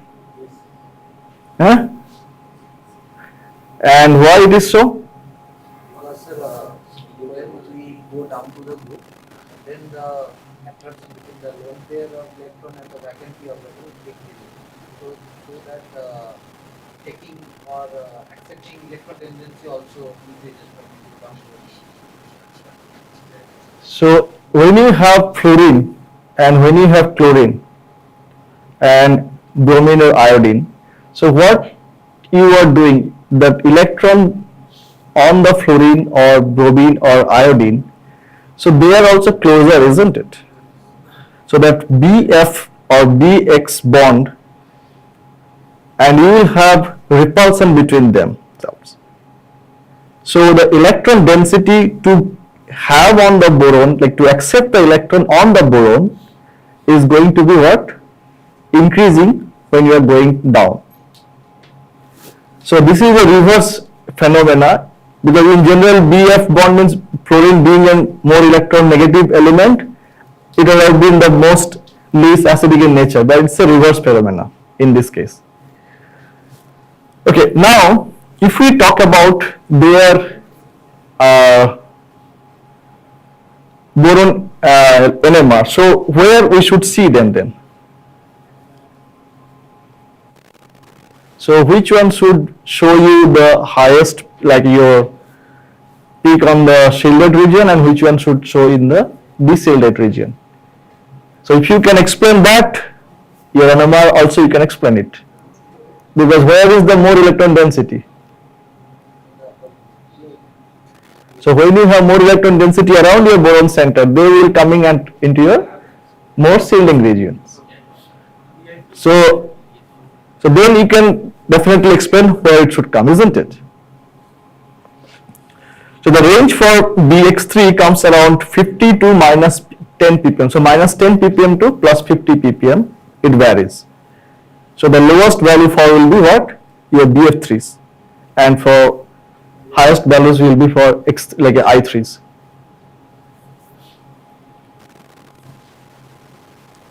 Now if you see this, when you have a coordination number 4 around the boron center, the boron NMR values are kind of on your shielding regions. But when you have boron coordination number 3, they are in the deshielding regions. If you see some of the boron NMR values also, you will understand them.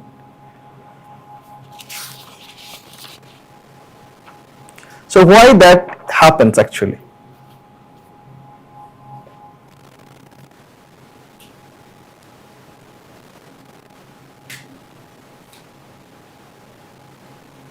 Any answer from your side?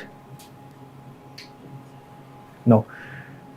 So when you have more coordination number, what? Same thing. Just you apply your knowledge what you are learning day by day. When you are bringing more coordination number around your boron center, what you are bringing? You are bringing more electrons there. So that's why your boron NMR are going to be on your right hand side.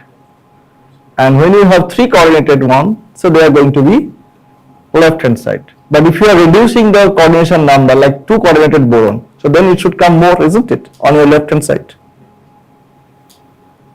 And by the name of your carbon analogs, boron also named in the same way. Like BH3 named as what? Borans, isn't it?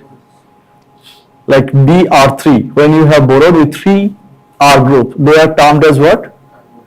Borans, isn't it? Borans. So why? It's like analogous to your alkanes. So similarly, when you have carbon with 3 coordination number, what do you call them? Like CR3, what do you call them? It's your alkyl group, isn't it? Alkyl or alkyl group. So similarly, boron, when you are reducing one of the coordination, so it is called as a boryl. What is called? And then same way, when you have CR2, it's still a carbene, isn't it? So similarly, this also termed as your borylene. So if I see their analogous way, how it can be represented, and then you will see that.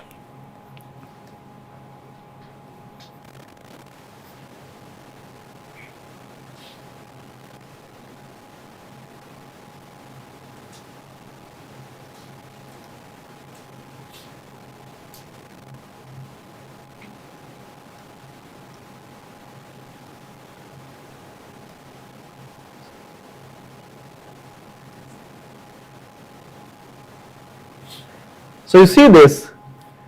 So when you have this kind of your carbon trend, the carbons generally comes at a, if you see the carbon NMR of your carbon, they comes where? To your left hand side, because they are going to be more downfield shifted. So similarly, when you are changing from boranes to boryl to the borylene, their NMR values are also going to be changed towards your downfield shifted, and their name also termed as according to your carbon chemistry. So it's your alkane to borane, then alkyl to boryl, and your carbene to borylene. So that's how they are named according to the analogous to the carbon chemistry.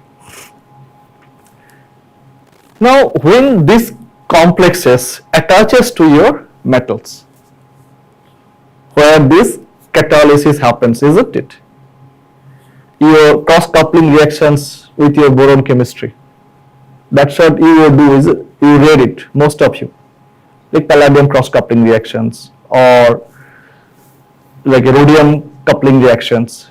So when they attach to your metals, so their boron NMR, if we can see the boron NMR of those complexes, then we can say that while doing a mechanism or mechanistic study, if you run that boron NMR and you see those peaks in the boron NMR, whether you have generated that species in your reaction or not, you can easily make out the mechanistic pathway. Instead of first you think about how the mechanism going on. So if you have some intermediates isolated or see by the NMR, so it will make your case strong, isn't it? So now if these boron compounds attaches to the metal center, so what it will bring? The boron NMR value will be like your shielded or down, like your deshielded.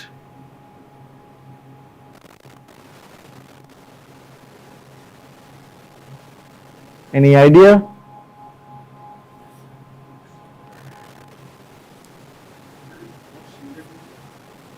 Why it will be more shielded first of all?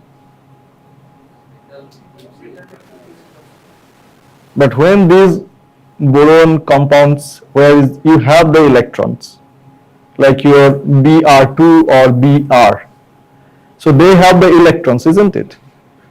So if your Br2 means you have one electron, this is the one. So your Br2 means you have two electrons which can be given to the metal center. So this species will show towards your left hand side of your NMR.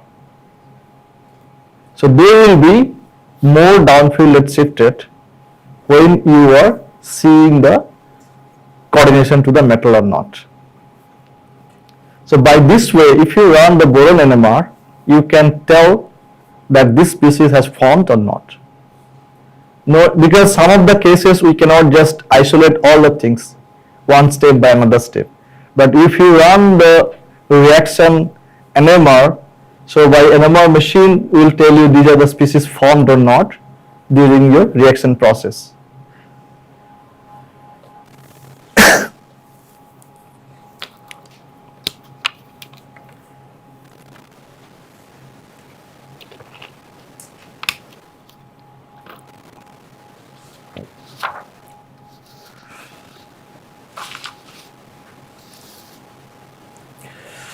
Okay.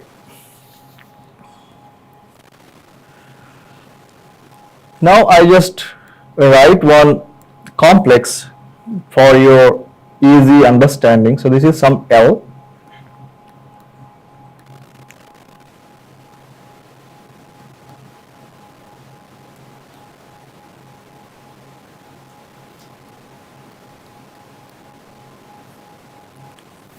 Look at these L are some neutral ligand. Either it can be phosphines or can be carbines or something. So they are the neutral ligands. Now by looking at this molecule, if you want to record a proton NMR for this, so where you should see or where you should start?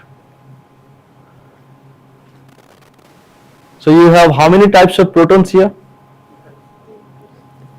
Two types of protons, isn't it? One is your metal hydrides and another one is your like a bridged one. So then these metal hydrides, which and you have this bridged one. So where you should see them? The metal hydrides will be coming at what place, and your bridging hydrogen it should come at where? So these hydrogens, which are more hydridic in nature, you will get them on your right hand side. So this NMR, if you are looking at this NMR, so don't run from -5 to 20 or 15. So you should start at least from -15. -15 to this side 10, that is enough. And these bridging hydrogens, they will be in between. Like if this comes at -12, so they will be at -4 or -5 ppm.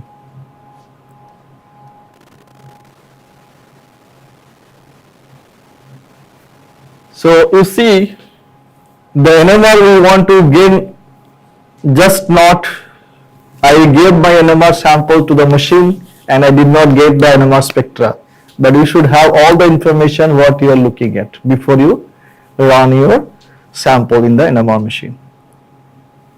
Otherwise you will say my compound didn't form, isn't it? Because you are missing that NMR where you are looking at. Now this is a typical one, because sometimes what happens, this hydrogen and these hydrogens, like the bridging and the terminal hydrogens, they also can have, suppose if I have a hydrogen here instead of, suppose this R is my hydrogen, it can have. Now this is a different type of hydrogen, isn't it? And this peak I should get at where? At around your 1 to 2 ppm. Now if you run the NMR of this, you will see instead of getting 3 signals, proton signals, only 2 are there.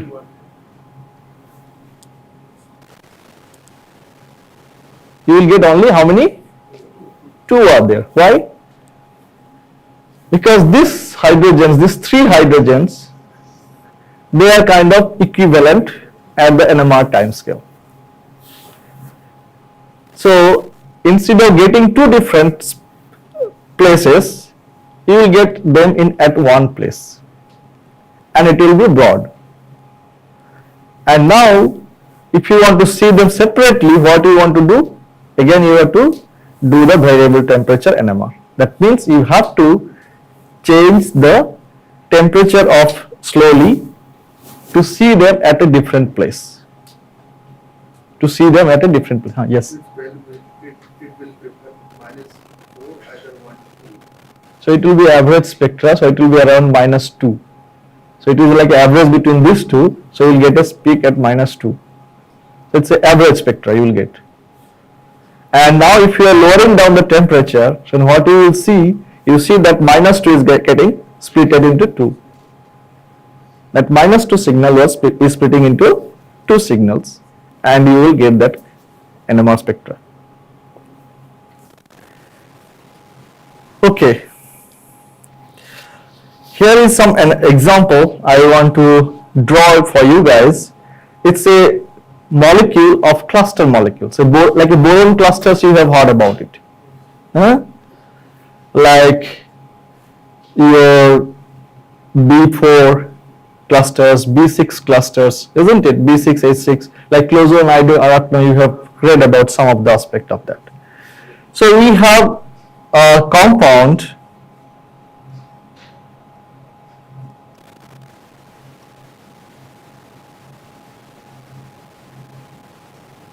and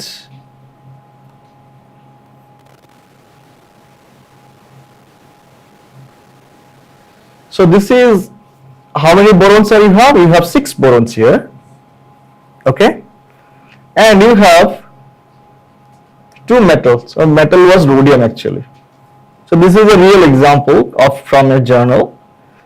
And what happened? They all have terminal hydrogens and they have bridging hydrogens between the borons.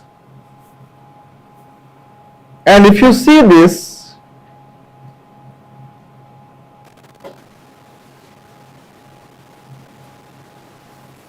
whether you have understood the structure or not, I will come here and tell you.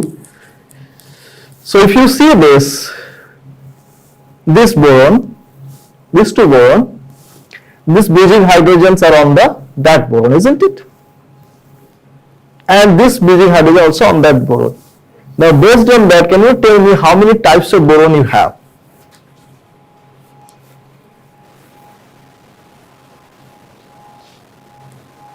First you don't think about the bridging hydrogen. First you think without the bridging hydrogen. Then how many borons you have? You have 6 borons are there, but how many different types of boron, like a similar types of boron? Because this 4 boron on this face, this one, this 4, or that square face, isn't it? There is a square. So these 4 borons are same and these 2 borons are different. Is it everyone understand that or not? So the 4 boron which forms that square face, they are same, and the other 2 boron which are here, they are kind of different, isn't it? Because the connectivity of the boron are different actually. Now if I bring the bridging hydrogens, so what we are doing, now I am making this 2 boron different from that 2 boron, isn't it? Because this is a bridging hydrogen between the metal and H. Is that understood to all of you now or not? No? So you had 4 boron which are similar when you did not have this H. Now when you bring this H, so they are now same and these 2 are same. So now you have a situation where this 2 boron, this 2 boron and this 2 boron, there are 3 types of borons are there. If you think in that way, isn't it? And now think about your bridging hydrogens. So you have a BHB and you have your rhodium HB. Okay? That is fine or not till now? Fine. Now if I run the boron NMR for this, what I was about to see, I was about to see 3 different boron signals. Everybody agree with me on that or not? I was about to see 3 different boron NMR because that top 2 boron, then the bottom 2 and the middle 2. So there are 3 different types of borons. But the boron NMR says only 2 types of boron. The boron NMR show me what? Only 2 types of boron. So how I can explain that? That how I am getting only 2 types of boron, although my structure says is this. Can anyone have that answer? How I can explain that? Either said shift The axial boron gets into the Boron will not shift. There is no shifting in the borons, only the shift of the hydrogens. So what happens, this hydrogen what you have here, okay, if it is not here, if it is here, so it will be an equivalent structure, isn't it? So that hydrogen kind of flipped or equilibrium in the solution, and that is why instead of getting a 3 different, I was getting what was the report was there, it was only 2 types of boron was there. So now if this flips, then it will be equivalent boron for 4 of them and these 2 are going to be different. So then the boron NMR will tell me a story that okay, these 4 borons are going to be equivalent if my protons are flipping between them. Otherwise it is not going to be possible. So this is a very good technique or to have an idea of different other NMR only if you know the proton.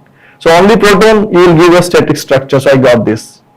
So if you have other NMR or other what is this called nuclei in your system, so try to learn that also how I can, so you can get additional information about that, and additional idea you will get to know how my structure or how my compound will look like.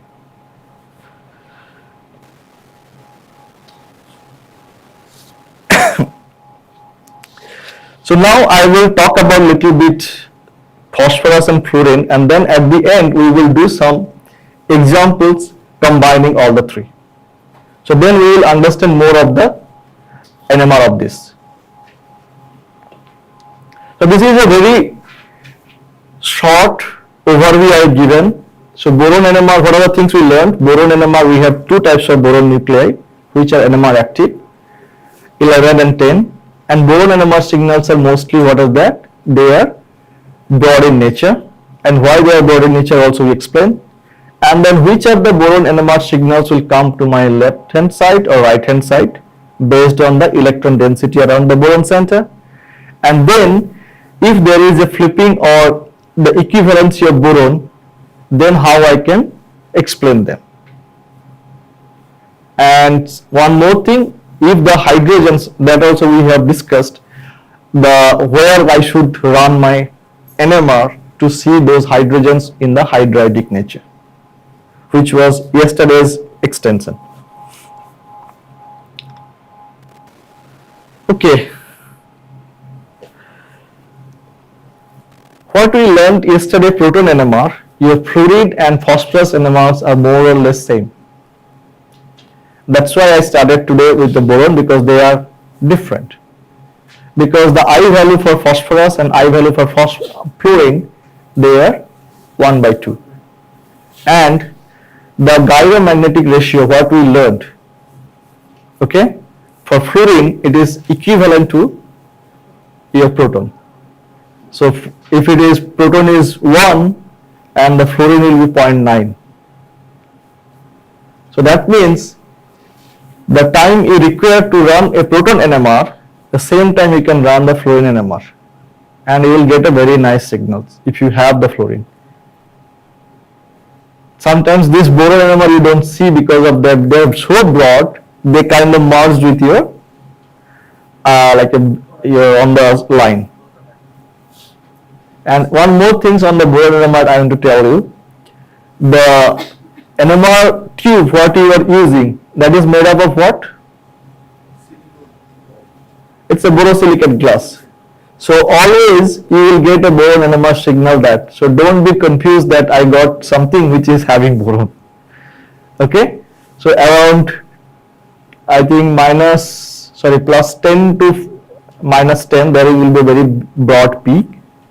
You will get it. But if you run in a quartz NMR tube, that signal will not be there. So special quartz NMR tube which will not have the borosilicate things, so you will not get that. Okay. And phosphorus being the gyromagnetic ratio and 100% natural isotopic abundance, they also will have the similar type of your proton NMR signals. And this we have seen. Now we will go and see some of and what is the standard we use for the phosphorus NMR? You see this 85% of the phosphoric acid, which is used as an external standard and termed as delta equals to 0 ppm at delta 0 ppm. So what we use here, we take phosphoric acid in D2O in a capillary, okay, and we put inside the NMR tube. So capillary is closed, and then that is reference as a external, external reference. So internal means you are mixing with your solvent or solutions, but external means that will be inside a capillary. Suppose this is your NMR tube, you will make a capillary with a phosphoric acid in D2O, and then you put inside your NMR tube. Place that inside your NMR tube, and then you run the sample. Okay, now you see the chemical shift range of different types of phosphorus compounds. By the way, this phosphorus compound like PCl5, you use it in your synthesis, isn't it? PCl5, you use it. But if you keep for longer time PCl5, what is the color of PCl5? Have seen? It's white solid. But if you keep for some time, you will see some greenish color on that. So what brought that greenish color to you? It's a chlorine gas which releases over the time. So if you run the phosphorus NMR of that PCl5 after some time, you will see instead of getting one signal, you will get two signals. So that means you have PCl5 and you have now PCl3 generated over the time. So how pure is your PCl5 to see? You just run a phosphorus NMR. And you will see, suppose 100% phosphorus PCl5 is to be there, but now it is like 10% only PCl5 left, only 90% PCl3, and your reaction will not go. So always give a thought on the small things when you are learning about some reactions or when you are doing some reactions in a practical. Okay, now coming back to the chemical shift of different types of phosphorus compounds, we have here, you see around minus 100 ppm for the phosphines or rPH2. So here also same thing, when you have hydridic hydrogen, so that phosphorus will have your higher or the lower, I would say, minus value. And then when you are bringing more electron withdrawing group or less hydrogen around the phosphorus center, they will be on your left hand side of your phosphorus NMR. So that's how all the NMRs you can like explain them.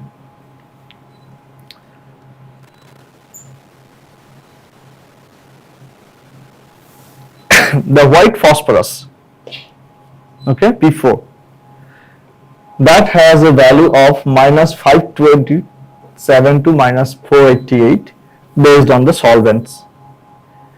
And you see, that's why the phosphorus NMR spectral width, it should be higher than your proton, boron, anything, because it is where it is coming, you are getting at minus 500. So you should have a proton NMR, sorry, the 31 phosphorus NMR spectral width at least from minus 700, minus 800 running down to check this phosphorus NMR. And then the same thing like your proton, the phosphorus resonance also depends on bond angle, then electronegativity of the substituents, and the pi bonding character of the other substituents. So then the electron on the phosphorus can be given to the pi bonded ligand which is attached to your phosphorus.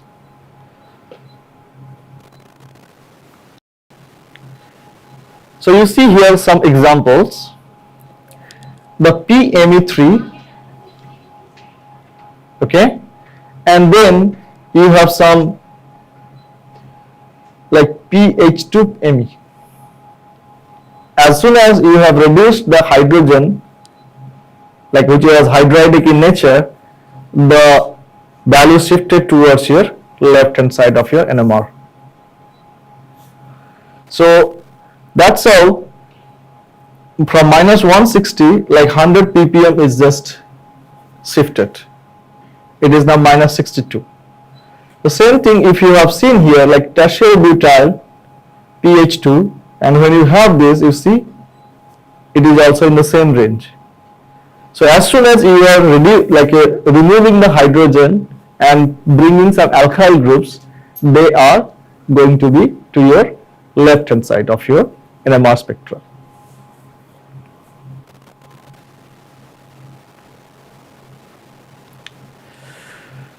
Okay, now see something here. So this is your P4,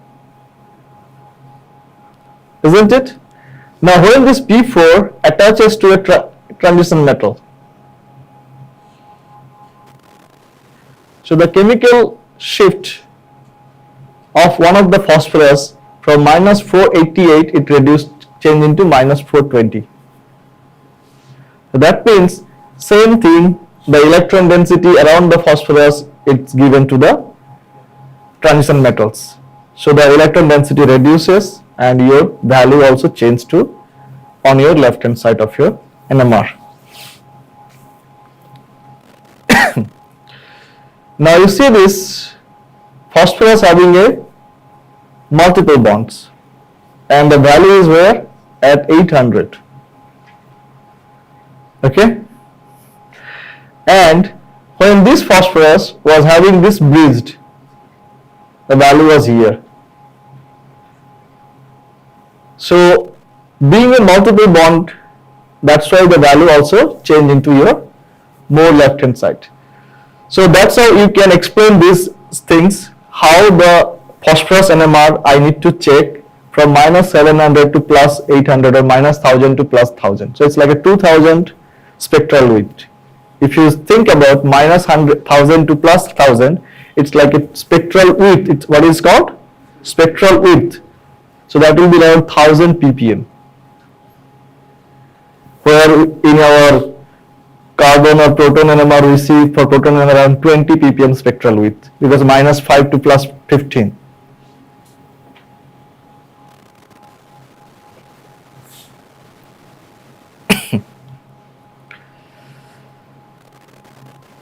You see, this is a phosphorus NMR of this compound. When it was run, there was a signal at 270 and there was a signal at minus 15. So what does that mean to the chemist when they run the sample?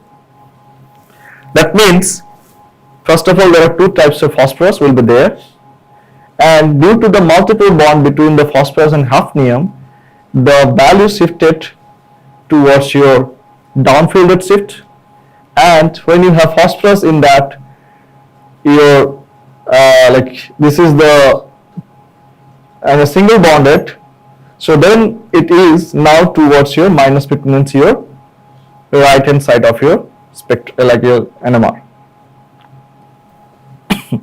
So it's like one is your trigonal planar, isn't it?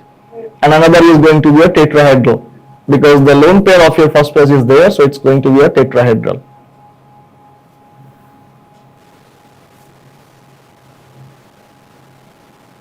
So here are some other few examples of the phosphorus NMR, and then when they attach to your Lewis acid or Lewis base, how they are going to shift it. So these things you will study, I will provide you after these things, you can study them and you can have an idea how we can check them, or how we can like run the phosphorus NMR to see some of the reactions. Now I will come to some of the things where same thing, like your coupling constants. Okay, like your proton-proton coupling, proton-boron coupling, we will have coupling with the phosphorus as well if you have a different nuclei. Is that true or not? It is, because when you have two different nuclei, they are bound to couple and they are going to interfere one another. And the coupling will be based on what? Your 2ni plus 1 rule, same way. Now here is a catch, like see, if you have I value of the nuclei half, then the coupling will be like your triangular shape, isn't it? Like it is from Pascal's triangular shape. But if your I value is different than half, then will they follow that Pascal's triangle? No. Why? So they will be having the same line width. Okay, the line will be same. The number of lines will be according to 2ni 1 plus rule, but how the pattern will look like, it will not be like your 1:1 or 1:3:1, it will be all same line. Okay, the height of the lines will be same if the I value is not going to be half.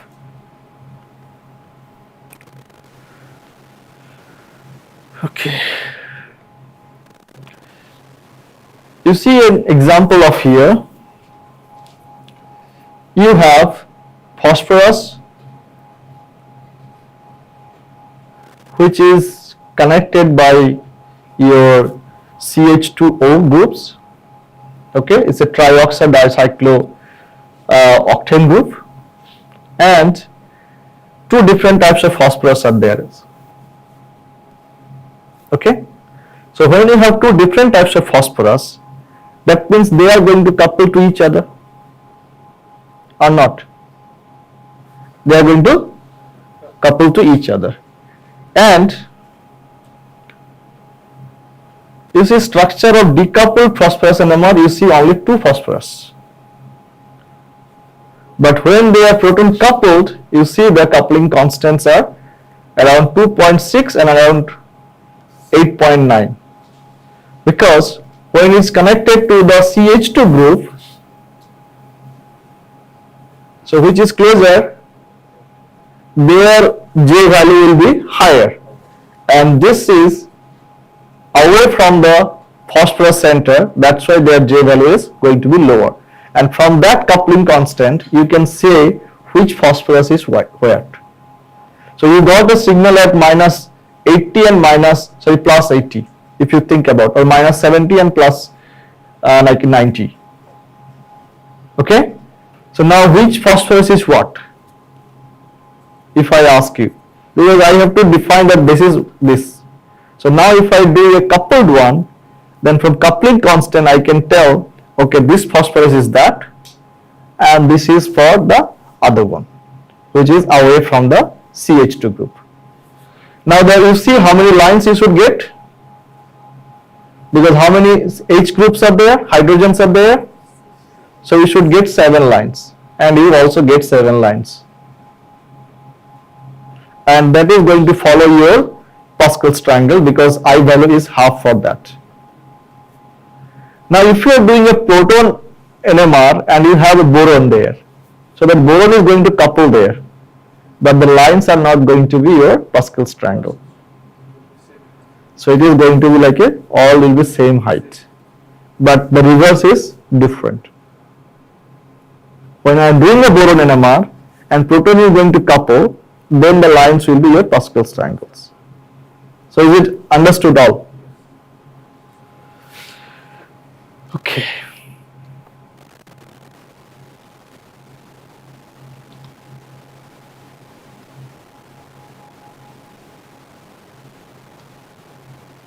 So better I would go to some of the aspect of your, okay, this is another thing, why we need to know this, because you see this one, this is the determine the epoxide content of carbon nanomaterials. Okay, so if you run the phosphorus NMR, you can see this, because this is the reaction happens. So this is the epoxides when the rhenium compound was attached, and when it is in presence of triphenyl phosphine, you will get this triphenyl phosphine oxide out, and you will get this alkene and this compound back.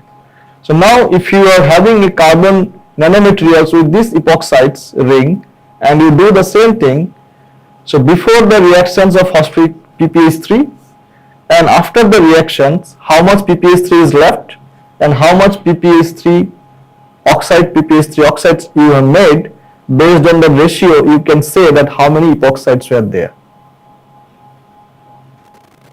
What was the epoxide content? So this is another way to look at or the applications of this phosphorus NMR. So you do this, you get how much phosphorus like triphenyl phosphine left and how much like PPH3O you have made. Based on the ratio, you will get to know how much epoxides are there.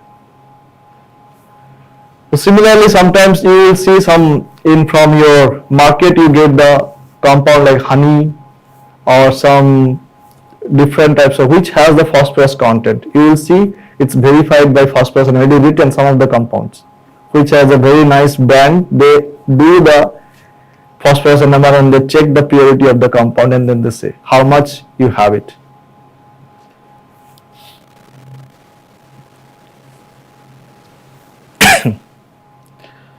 So these are some of the biological aspects, so you can run the phosphorus NMR to see how the ATP and ADP content when is the biological reactions are there.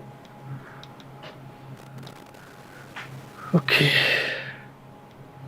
So I will not say much about this NMR. For pure NMR, it is more or less same. I would better go like make some different slides and we will discuss about some of the compound what I brought it here and then how we can see them.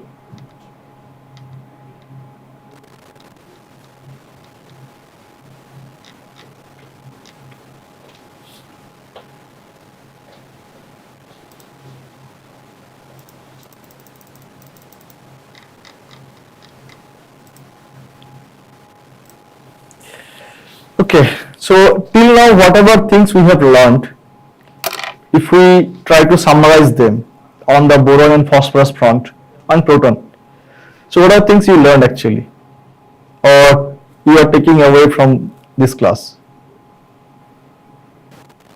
So how a NMR will look like, isn't it, first of all? And if you get a sample, if you run that sample NMR, how I want to, or what you are expected and what you are getting, whether it's the same or not. If you are not getting the same, what could be the reason? Then third thing you learned some of the phosphorus, how they are going to couple, then the boron NMR, how they will look like, and based on the electronegativity or the electron richness around the center, how the NMR signals are going to be shifted. And if there is a coupling, so what it will be following, like whether it's going to follow the Pascal's rule or triangle or not. So if the I value is half, then it is going to follow the Pascal's rule or Pascal's triangle, and if it is not half, then it is going to be a simple single lines. Okay. So now if I brought you some of the compounds which we discuss, suppose I give you this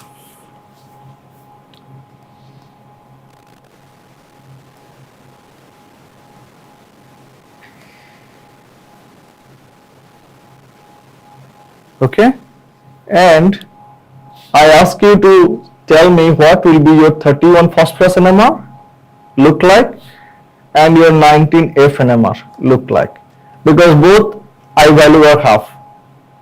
Okay, both the I value are half, 1 by 2.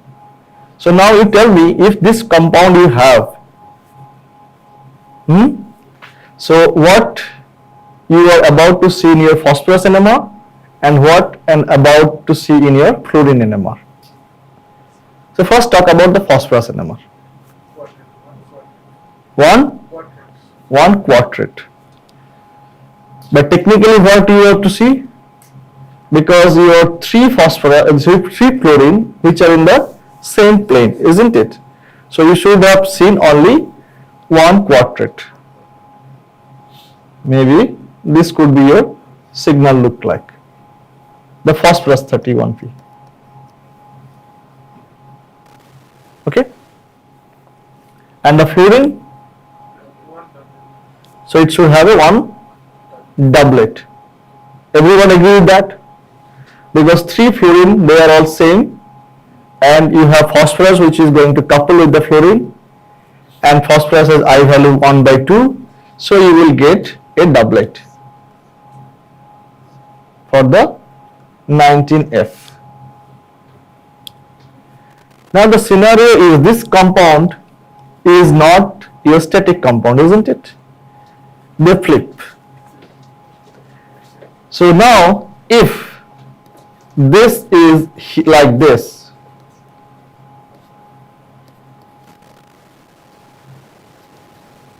now what will be the situation? So first think about your 31P. So how it will look like?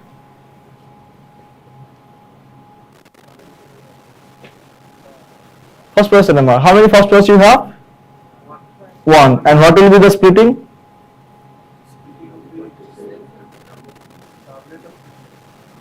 See how many different types of fluorine you have now? Now you have two different types of fluorine. That means they are going to couple to phosphorus differently. They are not going to couple to phosphorus same way. So think about, just assume. So here this is your axial and this is your equatorial. And the phosphorus to axial coupling is greater than your phosphorus to equatorial coupling. So this much information you have now. Now is it easy to do that? So which one will couple first?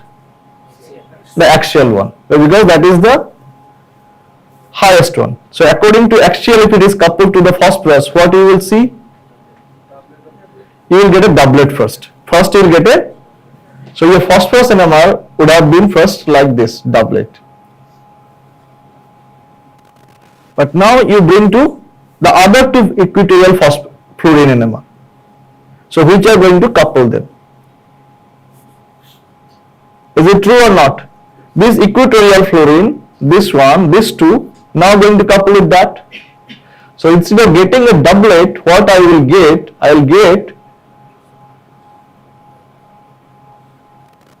like this.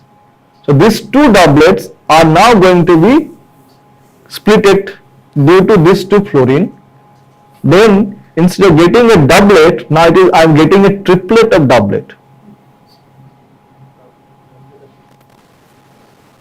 Is it understood to you or not? Why I am getting this? I hope that you all now know this. So instead of getting a doublet, I am getting now triplet of doublet, because first doublet and then the doublet signal is now split into triplet. So it is triplet of doublet you say, or doublet of triplet you say, is going to, the coupling constant is going to be same. So the line coupling constant between this and the line coupling constant between this, they are going to be your same, isn't it? Because first you will have the axial coupling and then the equatorial coupling will come into picture. So instead of getting these signals, you are going to get that other signal. So now we will come back to your phosphorus NMR. Sorry, the fluorine NMR. So what your fluorine NMR will look like? Which was earlier this, for this, what it will look like for this compound. Now we have how many types of fluorine? 2 types of fluorine. Okay? So now you should have 2 different fluorine signal. Everyone in same with me or not? So you will have 2 different fluorine signal. And first, if we phosphorus to fluorine coupling, the equatorial coupling and the phosphorus to fluorine axial coupling. So if we are drawing the fluorine NMR, so we would see 2 different signal. So one will be for 1, another one will be for 2 fluorine. So this is, if I say this is your axial fluorine and this is your equatorial fluorine. All okay with this till now or no?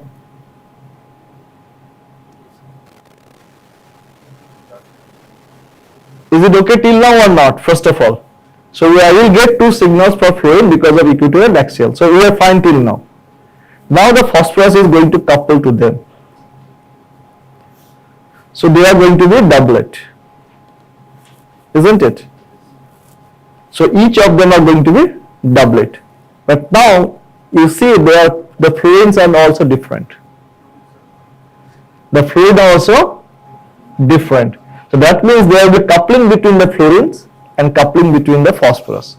So now the spectra, whatever you are supposed to get, it will be kind of a it's a kind of a multiplet you will get. If your NMR machine is good, you can nicely resolve them and you will see the nice coupling there. So theoretically what we should get now, suppose I say the phosphorus coupling is first, then what I would say, so first this signal will be your doublet, isn't it? Each of the signals will be doublet. So what I will get here, I will get this, sorry, So I'll get this because of the phosphorus fluorine coupling. Now each signals, if it is your axial and this is your equatorial, so now this each signals will be what? How many equatorial fluorine you have? 2 equatorial fluorine you have. So that means it will be triplet then. So this is going to be triplet and this is going to be doublet. So I hope that I made myself clear now till to you. So what are the complexity we have discussed it.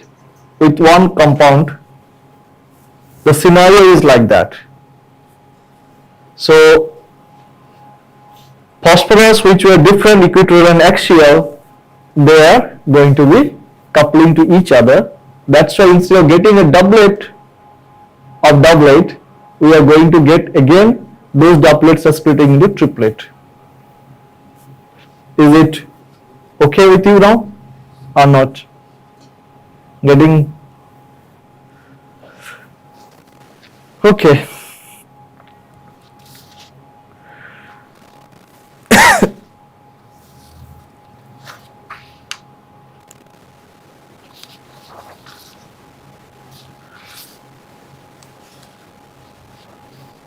So what happened, this compound, if you do the NMR of this compound, instead of seeing a very nice one phosphorus, you will not see that. It will be, the spectra you will see 2 different phosphorus, because if the fluorine is exchanged, that what is this called, your Barry pseudo rotation, isn't it? That's how it is happening. The phosphorus compounds from your TBP, it goes to another TBP by exchanging the ligands by a square pyramidal like an intermediate. So then instead of getting a phosphorus only one signal, you will see sometimes you will see the doublet. So that is the reason why you see the doublet, and if you run that, then only you will understand why it is so. Okay, now you see this another example. If we talk about a molecule SF4, okay, SF4, what will be the structure of SF4?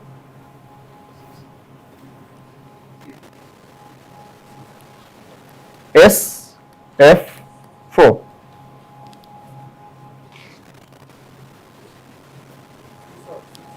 Seesaw structure. So how you draw them? Huh?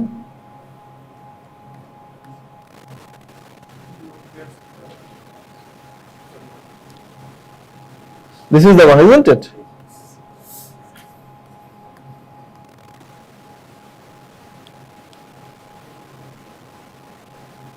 This is the structure it will be, okay?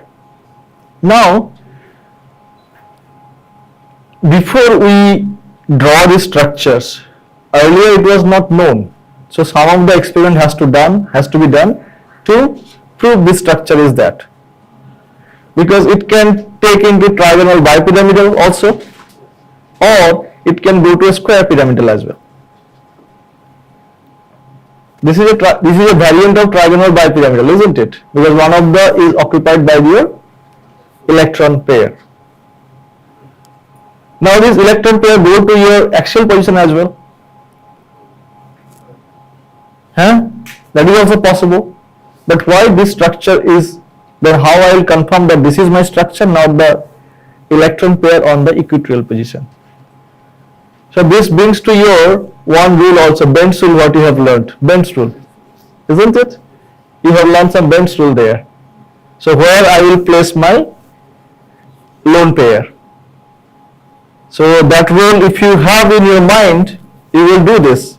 But to prove that, if you have to run that NMR, if you run the NMR of the fluorine behavior, you will tell that whether my structure is like this or my lone pair is on the axial position. So if my structure is like this, what fluorine NMR I should get? I should have 2 types of fluorine, one for your this equatorial and one for the axial. Okay, So I will have two types of fluid NMR, and very simple fluid NMR, and I will have this, and then these two NMR are going to be again coupled to the others. So instead of single line, I will get triplet lines, isn't it? So I will get two triplets. Simple. If I have the structure, I will have this. Now if I move the lone pair to the axial positions, so what changes I will bring? So if I bring lone pair here and then fluorine here,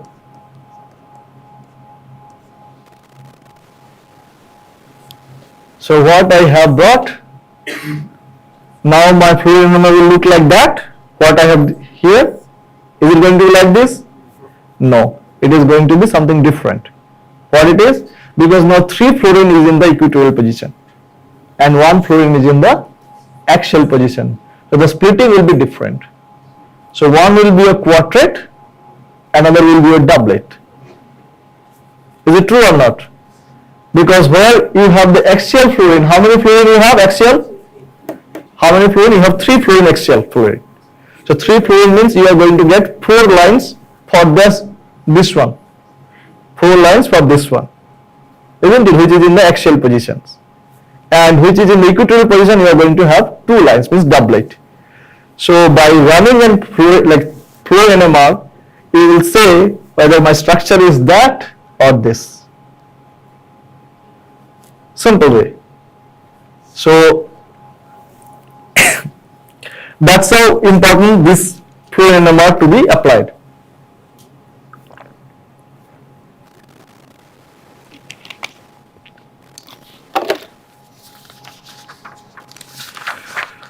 Okay, some more examples I will discuss.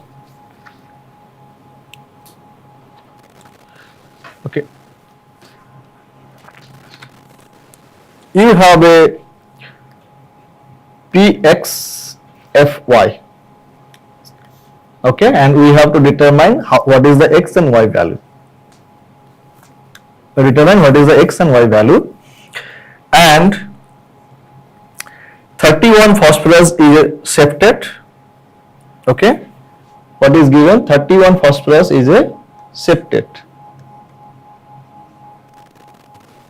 Means you get 7 lines, and your both like F19F is your half, and 31P also 1/2. And fluorine NMR 19F, you get what? Doublet.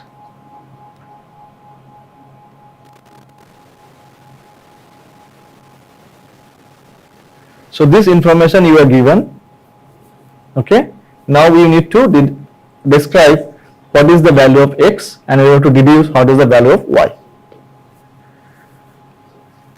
Now 31 phosphorus NMR, you are getting a septate. That means 7 lines. To get a 7 lines, what you should have? How many fluorine you should have? So you should have 6 fluorines. And to get fluorine NMR doublet, how many fluorine you should have? You should have only 1 phosphorus. So your structure will look like what? Where your molecule is your PF6. So you will have PF6. So if you run the phosphorus NMR of PF6, you will get a signal of septate, and if you run a fluorine NMR of the PF6, you will get a doublet. And the coupling constant of those will be same, isn't it? Because it is PF coupling or FP coupling, they are going to be same because they are same nuclei.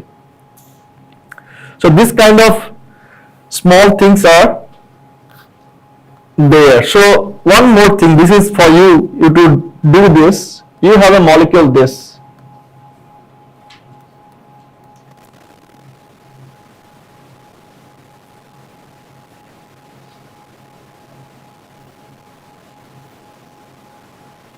Okay, and what is the condition given? Condition given, the 1JPH is equals to 780 Hz and 1JPF is 1030 hertz and 2jpf is 115 hertz. And you have to tell me how the 1H NMR will look like. Is it going to be too tough for you now? I want a P for proton NMR. And the conditions are this. Or if you are good, so you draw 31P and 19F also. So you can tell me how the 3 NMR will look like if I have this condition. Sir, how it will be 2J PH, 2J PF it is, sorry PH, yeah, sorry, PH, not PF. So it is 115 hertz.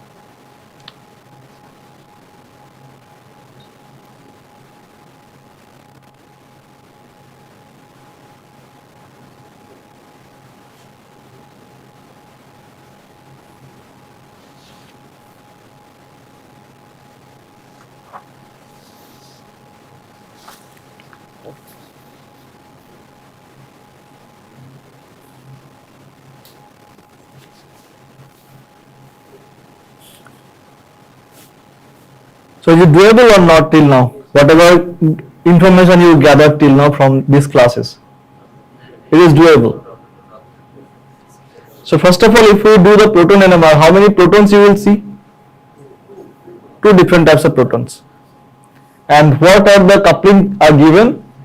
So between proton means you have pH coupling and you have like 1 pH and 2 pH coupling.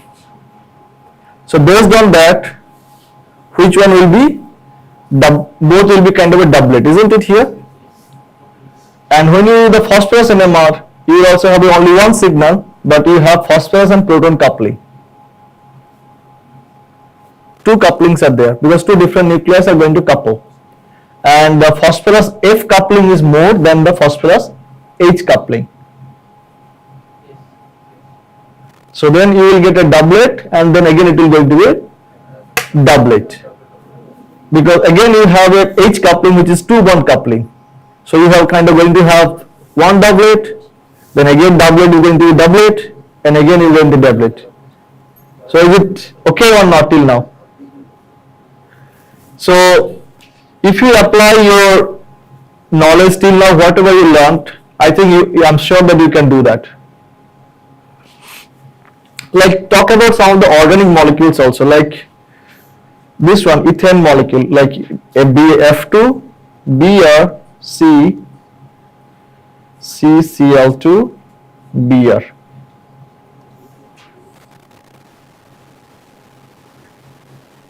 So it's your like a ethane, like isn't it? So now how you will draw that? You will draw according to your staggered or eclipse conformation.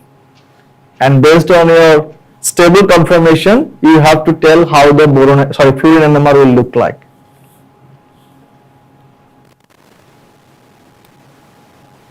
So you do that, 19F will be, how will the 19F will look like?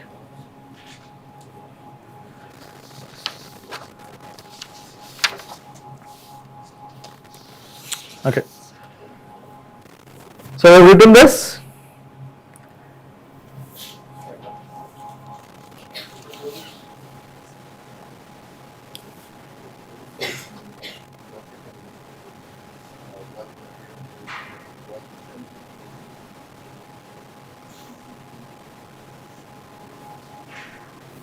So this is another molecule P3N3 Cl4 and F2.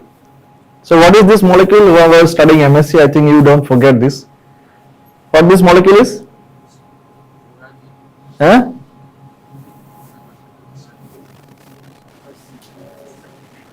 Phosphogens, isn't it? It's a phosphorus nitrogen compound, phosphogens, where you have a 6-membered ring of phosphorus and nitrogen. So you have alternate phosphorus nitrogen.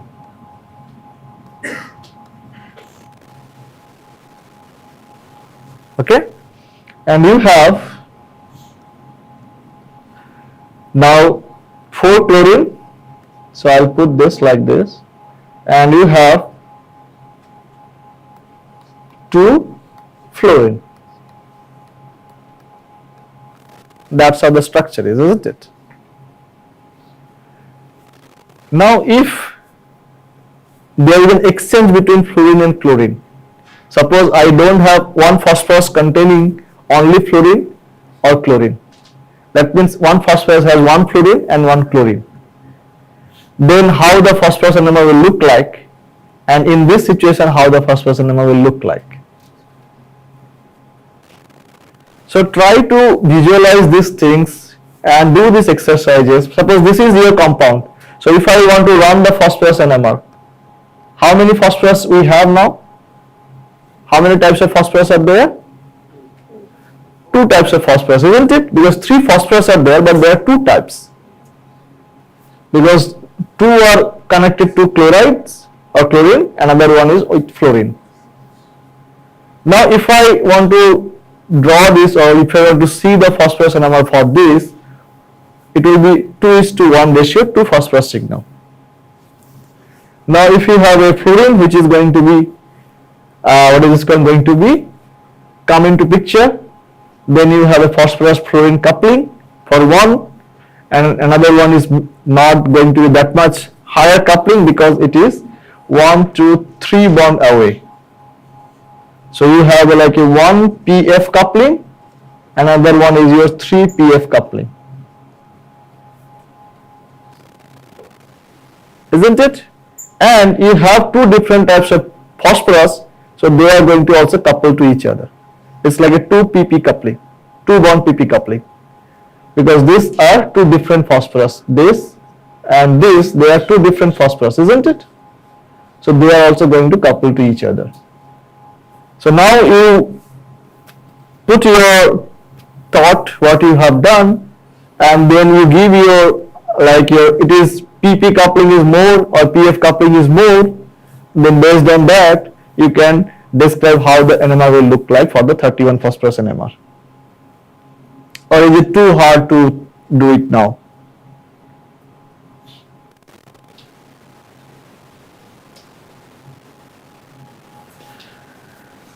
Okay.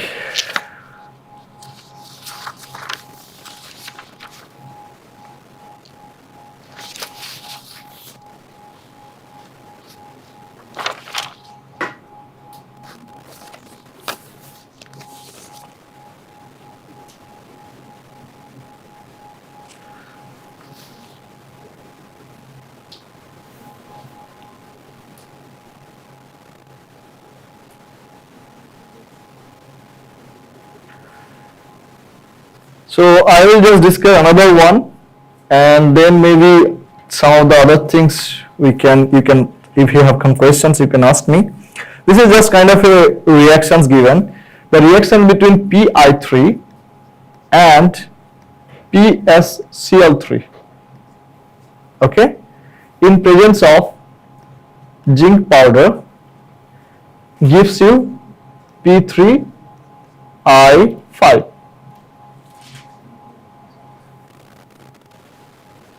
And this P3I5, the condition is given, the solution state 31 phosphorus NMR, 31P NMR for this compound has 1 doublet and 1 triplet.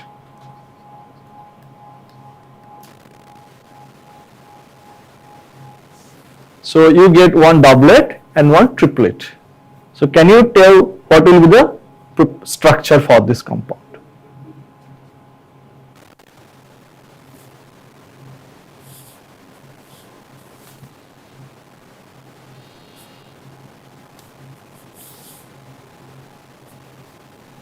How the structure can be for this compound?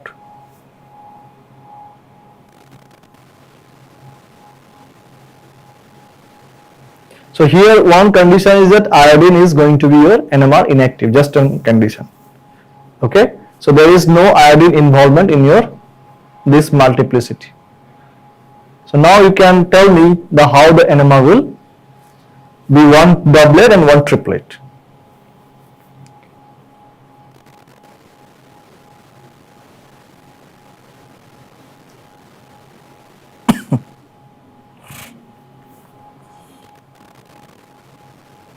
Phosphorus will carry 2 iron and 1 will be But you have I5. I5. Okay, 2 phosphorus carry. 2 iron each. So whether first of all it is a cyclic or a cyclic compound? Cycle. Cyclic, okay. And then 2 will carry 2 iodine.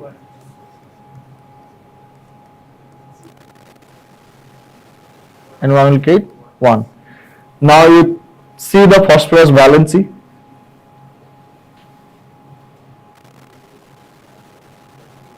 So you think there is a double bond between the phosphorus?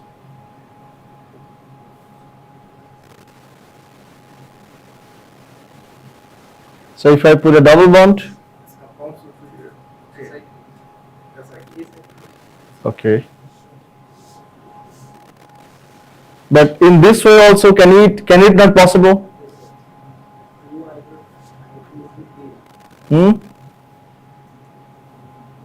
So now if you write the acyclic one, okay.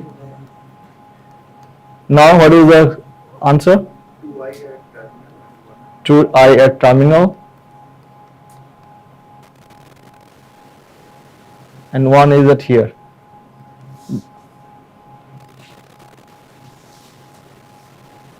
So now you see that phosphorus all are having 3 coordination, okay, and now this will be whether this or this, it has to be depending on the value. So there are 2 structures is possible. Now depending on value, if you have a pp double bond, then the value should be more in the higher region, it is in downfield region. And if I have a value at lower region, then I will have a on the acyclic one. Is it now okay or not? Okay.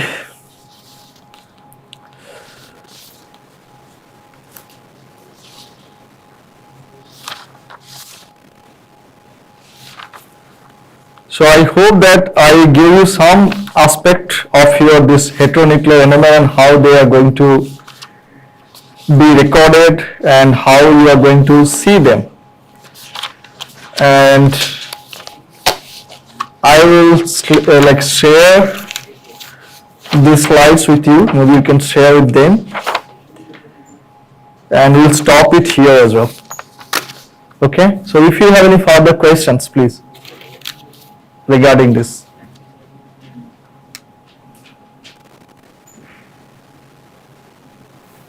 If you have any further questions, please.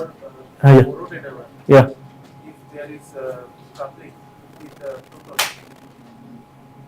so what is the coupling constant? BH coupling constant. Yeah, it generally comes at 80 to 160 Hertz. Yeah. If it is terminal. If it is begin, it is lower. Sir, earlier you mentioned both the decay, 3, 10, 11, 10B or 11B, both are NMR active. but more often we use 11B. Because of the abundance. First of all, abundance is 80%, more than 80%, and second, you get less number of energy levels. Because when you have I value 3, you are generating 7 energy levels. So that means again your NMR is going to be more and more broader, and you will not see the NMR signals.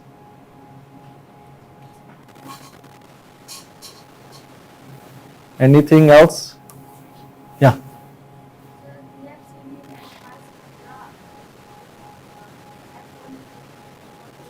F1? F1?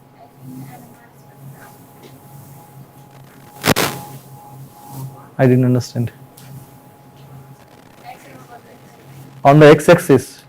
So that is frequency actually. Sometimes if it is seen, that's F is for frequency.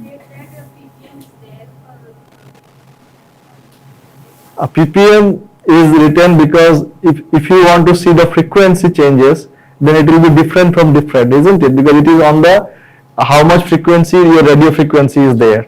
So then generally now it is universally changed into ppm. So in the beginning maybe there was some F is there, so then it is universally now it is ppm, because then it will be different from different machines. So if you are running your NMR for 60 megahertz and you are running in 100 megahertz, then you have to calculate what is the value. So to make it an universal one, so it's now in ppm, so that wherever you run, the value will be same. Anything else? Serious one. Serious, okay. We have written that when we capture our 13th NMR, in second bracket, H1 1H. decoupled. But what about the reversal? 1H in bracket 13. If you do that, it is fine, you can do that, but generally we do coupled one. But sir, is it possible we take the 13th coupled H1 NMR? Sometimes satellite picture. But that's a different nuclei. Which one? That's not because of 13th. Yeah. Because of 36. We are Different nuclei. I suppose 1H. 1H. In One. case of 1H, we sometimes get. Because you see the CDCL3, there is a satellite peak on your CDCL3. So it is for the. But sir, as the abundance is lower, so we generally omitted the. And that's why you see very small. Very small peaks. Satellite peaks are very small. Because of the abundance of statistics. If you couple 33, You will not get it there. Okay, I think we can stop it and hope that you have a wonderful time with this NMR and other.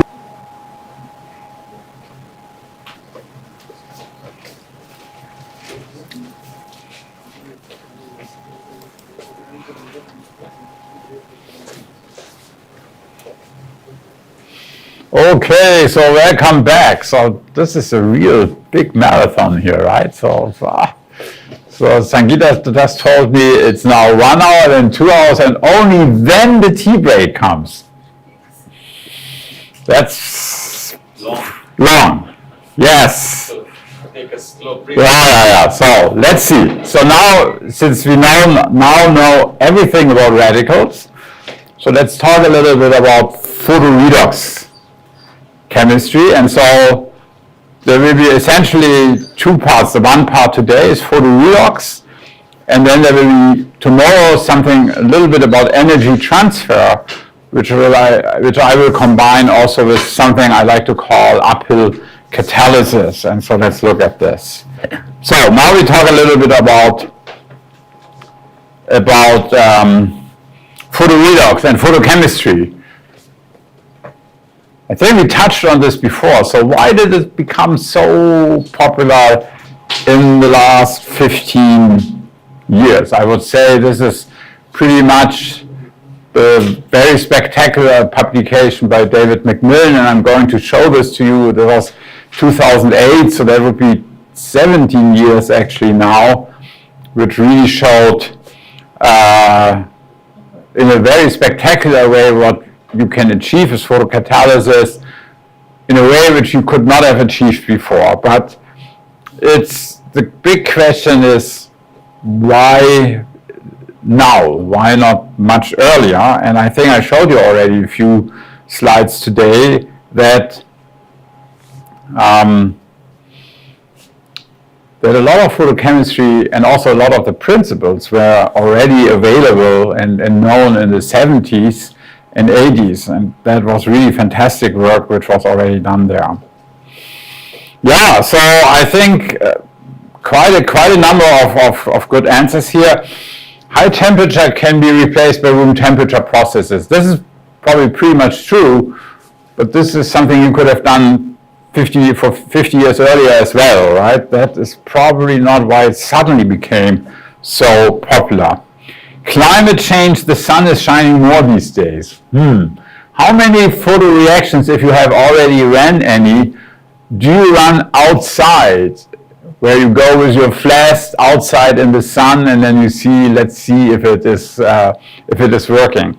I think reactions you can do under sunlight irradiation, it's typically which we would understand visible light irradiation, but in a way, there might be processes which might be valuable to do indeed outside, but typically when we run reactions in the lab, we want to have reproducible conditions, right? And if you do a reaction in indoor under sunlight, that might be very different from doing a reaction in Regensburg, Germany under sunlight, right? The intensity is different, maybe even the window of the wavelengths, and one day it might be hazy, one day it might not be hazy. So in terms, and we like, of course, when we develop photochemistry, we like, of course, having reproducible processes. And this is already hard enough. We'll go into this a little bit. This is already hard enough when you do photochemistry in the lab, because even there, results might be very different. And it depends on the lights. It depends on the reactor. But maybe even you have seen that with the same lamp, a month later, your result is suddenly different. So reproducibility is a pretty big issue which one has to master, right? Indeed, low-cost LED became available. I think that is indeed the major driving force. I told you already when I did photochemistry during my PhD, if I wanted to run this overnight, we had these very big hot lamps. We had to stay with them during the night. They were very expensive. And so to do photocatalysis these days with LEDs is really quite nice. Efficient photocatalysts were developed. That is in a way true. But if you look at one of the photocatalysts, and I will show this to you in a moment, and you probably are all aware of this, ruthenium BP2, that is known since the 70s. And so that is really, there might be some different ones, some iridium photocatalysts, as you will see here in this lecture. I believe in copper and iron, but I think there are also pretty good ones around. It abides the principles of green chemistry. This is also an interesting statement. In a way, yes, because of course light is clean, and if you can do reactions then by light, you have the feeling that it is very green. But I think it's more the question, is the process cleaner? Do you make less byproducts? And that might be the case, but might not be the case.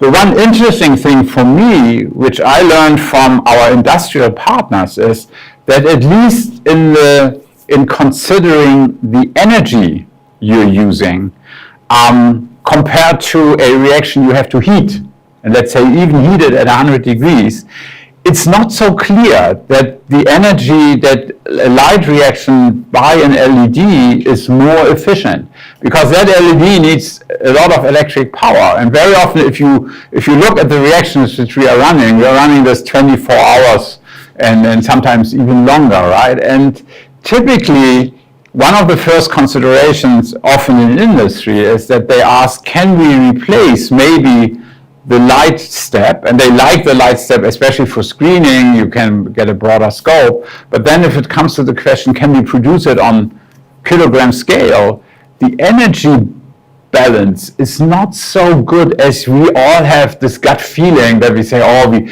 just switch the light on, right? And we do this every day. We're switching on lights in our houses, and now actually also with the new LEDs and the new energy saving lamps, it doesn't become so hot any longer, the lamps. So the energy efficiency has become a lot better, but it might not be so good as it might seem. Okay, so lots of aspects to discuss here. But of course, if you look at this, it looks like it is really ideal from many points of view, right? It provides energy, clean energy, if the electricity can come from renewable resources to drive the reaction. I think one of the very big issues, again, compared to 30, 40 years ago, is that the LEDs are very selective. You can choose a given wavelength, and you're not going in with a whole range, for example, which you would have from the sunlight, right? From the sunlight, we have some UV, we have then a broad range of visible wavelengths, but indeed, we can, with the modern LEDs, we can tune the wavelengths in very narrow regions. Right? Can be used in excess and leaves no trace. That's why I say the energy efficiency is sometimes not so great because we use it in large excess. And if sometimes quantum yields are very, very low. And so, yes. And so from the point of it's a large excess, usually when we use in large excess in the reaction, then we have of reagents, then we have to do a big cleanup. But here, of course, we don't have the cleanup. So the excess from a point of running a reaction in a clean way is good, but of course from the energy balance it might not be. Easy to generate, and we always felt that in the beginning this applies to visible light, because when the LEDs came out, the typical LEDs we would have were 530 and 400 nanometers. But now it becomes a lot broader, and so suddenly we have LEDs at 400 nanometers, 365, and even harder UV is available. They become progressively more expensive, but nevertheless, if the reaction, in many reactions we run now is at 365 or so borderline, that's not visible light any longer, but if then the reactions work because you can excite the molecule or your catalyst in a better way, then this is very much acceptable. So I think this is something I feel which is changing. In the beginning, 15 years ago, we were all very happy about this idea that we can use visible light. I think we are expanding now also to the UV region, and again, it becomes with the availability of the UV lamps, right? Safe and not toxic, that's always what is being said, and the question is that really true? And the answer is pretty much no. So the one thing I heavily urge you, if you have ever run a photoreaction, you need, even with visible light, you need to make sure that you're not looking into these high-powered LEDs, because it will harm your eyes. Maybe not as fast as a UV lamp would do this, but it is definitely, and we do this in our lab, and I think you do this too. We are shielding our hoods. We're really making sure, or we put the lamp into reactors which we can close. We really make sure that we're not getting exposed to the light, because that is high energy and high intensity, right? And so this is maybe a little bit the outcome. Just a few photophysical principles. What is it? What we are typically doing is we have a molecule in the ground state, and then upon light irradiation, we bring it to the excited state. And there are a few principles which I think we can probably disregard if we just run reactions, but it's interesting to know. There's something like the Franck-Condon principle, and this tells you that if you bring a molecule in the excited state, the geometry is not really changing, so it stays the same. And so in this type of representation, which I've given you here, if we say this is on the horizontal is the nuclear coordinates, the excited state which will be reached will not change the positions of the atoms or so. So it might not go to the lowest excited state, but it will reach an excited state which is simply from the geometry of the molecule the same. And then Kasha's rule, also very important, says that you might, with your excitation, you might reach different excited states, which I show here as S1, S2, S3. So you not necessarily will go to the lowest state, but if you reach a higher state, the vibrational relaxation to the lowest excited state is incredibly fast. So any type of chemistry which we consider from the lowest excited state. That is really what Kasha rule is saying, and this is why it works. So we do not need to be concerned about different levels of excited states. We get the chemistry of the lowest excited state. Okay. And then typically what we do is we have the molecule in the excited state. It's in the so-called singlet state, but the singlet states are very, very short-lived, too short-lived to do chemistry. And so what has to happen is that there needs to be a spin reversal, so-called intersystem crossing, and that can occur quite easily. And then you have the so-called triplet state, and the triplet state is the one we get the chemistry out of this, because that is much longer lived, and until it goes back to the ground state, thereby it emits light. That's what we call phosphorescence, and this is the important process which we have, right? And so again, if you look at the photophysical processes, the absorption is very, very fast. 10 to the minus 15 seconds is given here. Then the relaxation from any type of excited state to the lowest excited state, you see here it's also very fast. So that's the idea of Kasha's rule, right? Even if you're in a higher excited state, you go back to the lowest excited state. And then very important, the excited state lifetimes. And you see here the excited state lifetime. Let me switch on the laser pointer. The excited state lifetime of a singlet is much, much shorter than the excited state lifetime of a triplet. And so that's where we rely on this intersystem crossing, which is typically also very fast. And then the active chemistry, which we can get out, is the excited triplet state. And so the excited triplet state is lower in energy than the first singlet state. So we're losing a little bit. So not all the energy we can use to go to the first singlet state can be the one which we are going to use. Okay. And then, of course, organic chemistry do not absorb light. And you see here a number of typically organic compounds, and they all absorb in the UV region. And maybe if you're lucky, carbonyl compounds, alpha beta unsaturated ketones, once they get a longer pi system, they might go around 330 or so nanometers, but that is still UV range, right? And only nature, of course, has done it. If you have something like these vitamin A, these rhodopsin molecules, which have very long extended pi systems, they absorb in the visible light, and this is the reason why we can see, right?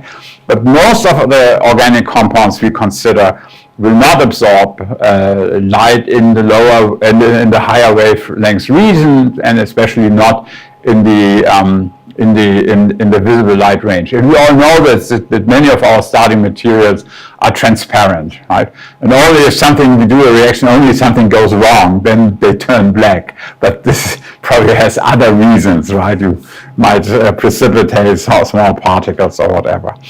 And so that is the reason why we are using photocatalysts, right? Because we are using a photocatalyst which can absorb in the visible range, and then that photocatalyst can do two things. It can either transfer electrons to our substrates, or can transfer energy to the substrates. And these are the two processes which we would like to look at. And so in this first lecture today, I will cover photoredox catalysis and also show applications, and also the tutorial we would like to do later will be out of this. And tomorrow there will be a section on energy transfer.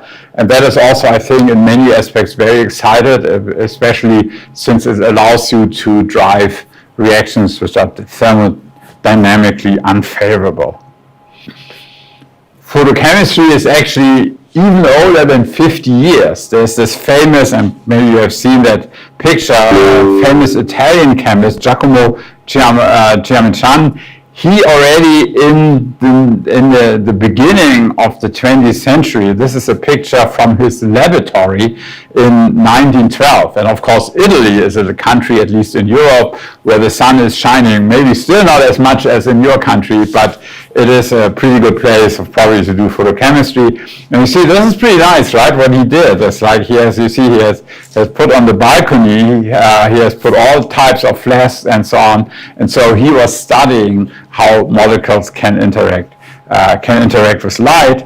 And he also had an amazing vision. In this science publications, he writes that he thinks that one day all our buildings will have glass windows, and so the sun can shine in and drive reactions, and we do not need conventional reactors any longer. So really a visionary in this aspect, and I often wonder what would happen if he would now, you see, he died 1922, if he would be alive 100 years later to see how his vision, maybe with the glass windows and in the buildings, is not a reality yet, but how photochemistry has developed.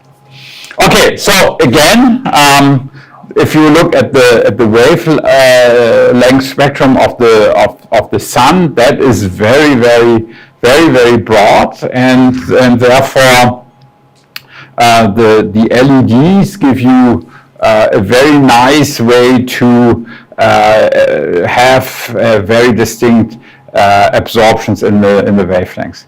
One thing to consider is you need to see how much energy is actually in these photons. And even in a blue photon, so we have an absorption at 440 nanometers, it's only 270 kJ per mole. So I gave the kJ this time. So now we have, at least in my head, I have to divide by roughly 4 and a little, so that's like 65 kcal or so.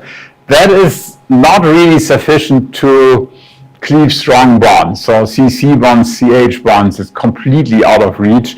That might cleave something like a carbon halogen or a carbon sulfur bond. And then if you go down to green light or red light, you see you're getting weaker and weaker bonds. So the direct bond cleavage is one thing which is which you would need higher energy light, and that's one of the reasons why we now see with the LEDs, having LEDs at 465 nanometers and so on, that we might go into this region where we can do this, but then also it becomes less reactive. And therefore the other opportunity is, and we will see this, is that we can do the catalyst, the blue photon can excite a catalyst, and then we can do energy electron transfer to trigger reactions in a different way. Okay, so we talked already, we don't need to answer this. Is sunlight a good light for photochemistry? Probably not, because you would have a region and months dependent yield if you run a reaction, so that is probably not such a good idea. So let's look at one of the most famous photocatalysts, and that is ruthenium bipi. And so the typical thing what you do is you bring the ruthenium bipi in an excited state, and then in this excited state it can actually do two things. And so I've shown you the one process here. This is the metal to ligand charge transfer. It can actually transfer an electron from the metal center to the ligand. This is what we call metal to ligand transfer. So in that moment it gets oxidized. So the metal is now ruthenium-3, and that is a strong oxidant, stronger than in the ground state the ruthenium-2. But then on the other hand, your ligand has become a radical anion. So that is now suddenly a strong reductant. And so that is the one thing which is also interesting to know. Maybe, I think you all know already a lot about photocatalysis, but that is maybe something which is counterintuitive that if you excite a photocatalyst, it becomes both a stronger oxidant and a stronger reductant than it is. And that allows you, depending on the substrate, if your substrate is a good electron acceptor, so if it gets easily reduced, that allows you to do reduction chemistry from your photocatalyst. But if your substrate is a good donor and would like to give an electron to your photocatalyst, then the ruthenium-3 center here becomes a good oxidant. So you have both opportunities, and that is, of course, very useful. And so we will talk about this metal to ligand charge transfer today, and we will also talk a little bit about the opposite thing, that there might be also a ligand to metal charge transfer, where actually the ligand gives an electron to the metal center, and you will see that this can result in very different chemistry. So again, photo-induced electron transfer, this is what I have just alluded to. So typically you go to the excited state with your photoredox catalyst, and now depending on the substrates can get oxidized or can get reduced, and I show the example here that the substrate actually gets oxidized, so it transfers now from the substrate an electron into the HOMO. And now also one thing which is important to realize, and then which can also help you very often in your reactions. You see, now you have created species which have charges. And especially you have here created on your photocatalyst, you have created a radical anion. And of course, charged species usually are not so stable. They try to get rid of the charges. So in the easiest way this could do is the photocatalyst, the reduced photocatalyst, could give the electron back to the substrate and say, suppose let's say, leave me alone with the charges, right? We don't want the charges. And so in many, and you see, the electron transfer might be very, very fast. But the lifetime of the charge-separated species is still at best in the microsecond, but it also might only be nanosecond. One thing to help these type of reactions is that you do something which is called a proton-coupled electron transfer. And in the easiest way, in the most easiest way, your solvent will contain some water so that you have some protons. And what is the proton doing? The proton now can protonate your anionic species and take care of one of the charges. And especially if you have if you have an acid in there, maybe not even just water, acid, then your residing anion is highly localized, stabilized, and so that is a much better scenario than maybe having just a radical anion which comes from the photocatalyst, which might not be very stabilized. So that is a strategy you see very often if you want to do an electron transfer, that you do it in the presence of a proton source, and that term which is used for this is proton-coupled electron transfer, and that makes, and I show you examples for this, this makes these electron transfer chemistry very often easier. So here are the typical two cycles which we can get. As we already said, we have the excited state of the photocatalyst is both a better oxidant as well as a better reductant. And there's something we call the oxidative quenching cycle. And so in the oxidative quenching cycle, your photocatalyst will reduce a substrate. This way it becomes oxidized. This way, therefore, we call it an oxidized the oxidative quenching cycle.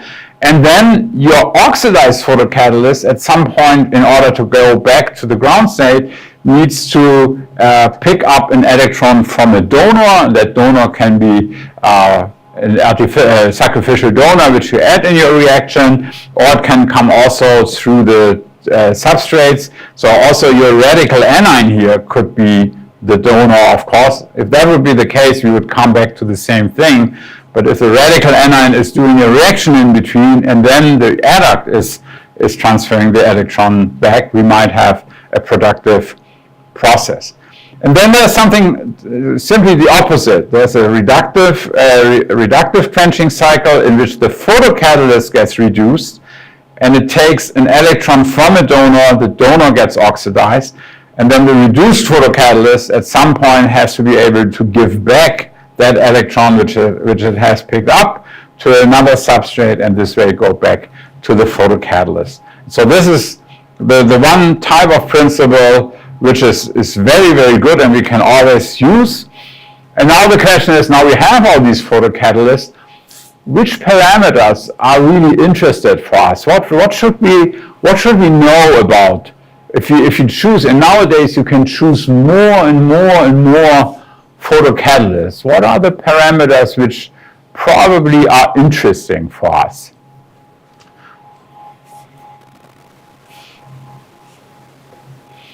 Absorption maxima.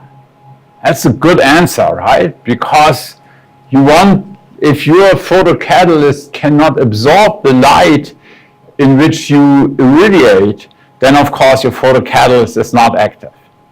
The one thing, and I will also show you spectra for this, the one thing which is sometimes very peculiar is you don't always necessarily have to take a lamp which will hit your absorption maximum. That is probably the most effective one, but typically if your absorption maximum, you have an absorption maximum and then my tail in the region, you can also irradiate besides this, as long as it still is absorbing light. So, and sometimes this might even have an advantage if you can go to a lower energy wavelength so that you might not destroy your substrate. And I show you examples for this. But indeed, if you irradiate at the maximum of a catalyst, that's of course the most efficient one.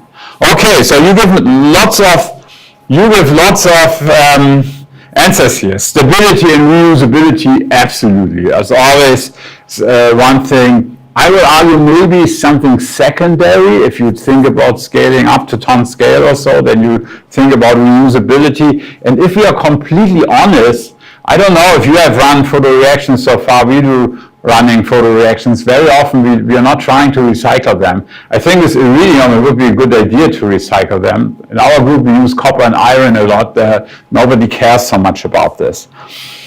Redox potential, very important, right? How strong is the power of my excited state of the photocatalyst to either reduce or oxidize a substrate? And you need to know the redox potential, and you need to know the redox potential of your substrate, right? Because your photocatalyst has, for example, the power to oxidize with a certain power your substrate, but if that power is not sufficient for the substrate to accept the electron, then of course it cannot work, right? So absolutely, redox potential, but both photocatalyst as well as on your as well as for the substrate, this has to match. Electron transfer pathways, how is the electron transfer taking place? That is indeed very important, and maybe even more with electron transfer pathway, you might want to express, can that electron transfer take place? Is it possible? And is it especially possible in an intermolecular reaction where I have a photocatalyst which is excited, thinks it's good, and then the substrate says, maybe I will find you, maybe I will find you not. And in this way, especially in intermolecular reaction, the excited state lifetime becomes very important, because if that is only very, very short, the substrate might never find the photocatalyst fast enough in order to undergo the electron transfer. So excited state lifetime is also a very important parameter. And I will show you activation modes. Maybe today, I'm not sure. You guys have to sit in here for a long session, but I have so many slides here, and you see I'm not doing this so very fast, but I think we're getting to this. I'll show you activation principles where the excited state lifetimes might not play a role at all. And this is the reason we might be able to use earth-abundant compounds. So that is the thing, and I already answered this. Why is the long excited state lifetime beneficial? It is beneficial because it gives you the chance to do an intermolecular reaction. Okay, so, and then we're looking, I can show you the same cycle which you which we have just had a little bit without data. But then very important, so here shown for the ruthenium BP, you bring it into the excited state, and now you have a negative number, and this negative number tells you how strong of a reductant it is. And the bigger the negative number, the stronger is the reduction potential. And so you're having a reduction potential, and this tells you, for example, if you want to reduce a carbon halogen substrate, if it can do this or not. And this is a number which doesn't tell you anything, but if you would now know the corresponding number of your substrate, how easy is it to oxidize, how willing is it to accept an electron, then you could see if it is matching or not. And then if you're at the ruthenium-3 state, you need to go back sometimes to the ruthenium-2. And so there's another number attached. Now it's the number, the ruthenium-2 wants to become, ruthenium-3 wants to become ruthenium-2. So the ruthenium gets reduced. In turn, it wants to oxidize the substrate. And so now here's another number. This is positive now. And that tells you how strong of an oxidant your photocatalyst is. And you have this for the oxidative quenching cycle, and you have this in the same way you have it for the reductive quenching cycle as well. Here, the reductive quenching cycle, you cannot see it for some reason. I don't know what happened to that slide. Triethylamine, for example, is a very good electron donor. And so here, the excited ruthenium-2, if it takes up an electron from the triethylamine, it actually becomes ruthenium-1, which then is in the ground state a very, very strong reductant and can do this. And you see, it can typically then, depending which cycle you have, here you have a much weaker reduction power, so you need activated bromocarbonyls. If you can go through the reductive quenching cycle, you can actually do activated halides. So how can I switch between this? Well, if you want to be able to go through, if you need to go through the reductive quenching cycle because your substrate cannot accept the electron through the oxidative cycle, then you just have to add an sacrificial electron donor, right? If you do this, if you run the reaction with triethylamine, then it is possible to go through the ruthenium-2 because you offer a reductant. And that is something we see very often in this type of chemistry. And then for each and every of these photocatalysts, there are numbers available. You see here is now for an iridium catalyst, don't worry, but you see the numbers are changing. And I should have also pointed out that this was already on the previous slide. Besides the redox potentials, you have the absorption maximum, and then you have the excited state lifetime. How long is the excited state living? And again, that is quite different. The ruthenium is 1,100 nanoseconds, so that is already very good. The iridium complexes, this is why we like to use them so much, have even longer excited state lifetimes, right? So these are the three really most important parameters: absorption, excited state lifetime, and redox potential to do this. And with this, we can do this. Now the question is, how do we know all these? Do we need to measure it every time? Do we need to memorize it every time? And the good thing is, it's all in the literature. And there are reviews, a lot of reviews where you can look at the tables.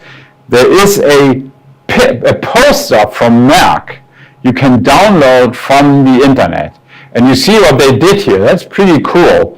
They have listed all types of photocatalysts, and then they say, these photocatalysts can either do oxidations or reductions. But then you see also what they have done. They have listed all types of substrates here, substrate classes. So you can look, how strong is my photocatalyst, how good of an oxidant it is, and how easy then is my substrate oxidized. And you can see that you can then match this. So if you would take this catalyst which has a weaker oxidation potential, but you need a substrate here which is hard to reduce, then it wouldn't work, right? And so very easy, in an almost very predictable manner, you can use these type of tables, and you can see now I want to do this type of reaction. Do I have a chance? Do my potentials match from from the photocatalyst. And very often you might use new substrates. You will not use so often new catalysts, but you might use new substrates. Then you might have to be able to measure your redox potential, but that is a redox potential you measure in the ground state, right? Because you bring your photocatalyst in the excited state, but then when it transfers an electron to the substrate potential, which is interesting, is the one in the ground state. And for this, you need to, how do you measure the ground state oxidation or reduction potential? Have you done this before? What is the methodology you use? You use a cyclovoltagram, right? A CV spectrum, exactly. So essentially you have your substrate, you put on an electrode, you put on a current, and then you have a line, and then the moment it gets oxidized or so, then you see a signal change, and relatively easy to do, and I'm pretty sure you guys all have. You have a CV spectrometer here, right? Sangeeta and I were discussing intensively that we need oxidation potentials of phenylacetic acids, right? So yes, so that's the way to do it. And I give you here another publication which very nicely lists all the types of oxidation and reduction potentials. And earlier we talked about bond dissociation energies of substrates when we talked about atom transfer, hydrogen atom transfer. Here I point you to another publication which lists you the bond dissociation energies, and so it gives you at least a good idea. And also when you write later on your thesis, it also, sometimes reactions still don't work, but then always try, even if a reaction doesn't work, try to make a story out of this, right? Don't just say it didn't work, I go to the next reaction, right? Always make clear that you had a pretty good idea why that should have worked, right? You could have said, oh, so my oxidation potential of the catalyst matched the reduction potential of my substrate, right? And so I checked this up, and based on the literature precedent, that should have worked, and now it didn't work, and then maybe you come up even with an explanation. But very often you can spin a good story even from experiments which has not worked, and that is something you should always try to do and reflect on this. So again, lots of data and which you can get out of this, and then there are very good photoreduction catalysts, very good catalysts which can reduce substrates, and then there are also very good substrates which can do actually oxidations, and we will look a little bit about around this. Okay. One thing which also, again, it's a little bit more physical, and there's no need to remember this or recognize this, but the one thing nevertheless to keep in mind is that the photoreaction can only work when the delta G is smaller than 0, right? That's the usual thing.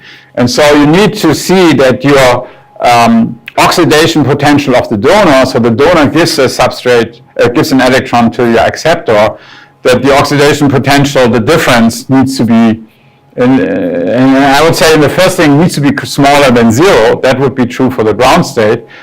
But since you give excitation energy into your system, so you start the chemistry from the excited state, this energy makes the process more negative, right? So that makes it more favorable, and you can, that is why photochemistry has become so useful, because you can go beyond the ground state potentials. They might not give you a delta G smaller than 0, but then if you argue from the excited state of your donor, for example, of your catalyst, then you might be okay, right? And so the excitation energy, again, it's all known in the literature, but you could also measure it from the emissions spectra. And then there's something in addition, there's something like a Coulombic term, and it's already written there, solvent-dependent, often neglected in polar solvents.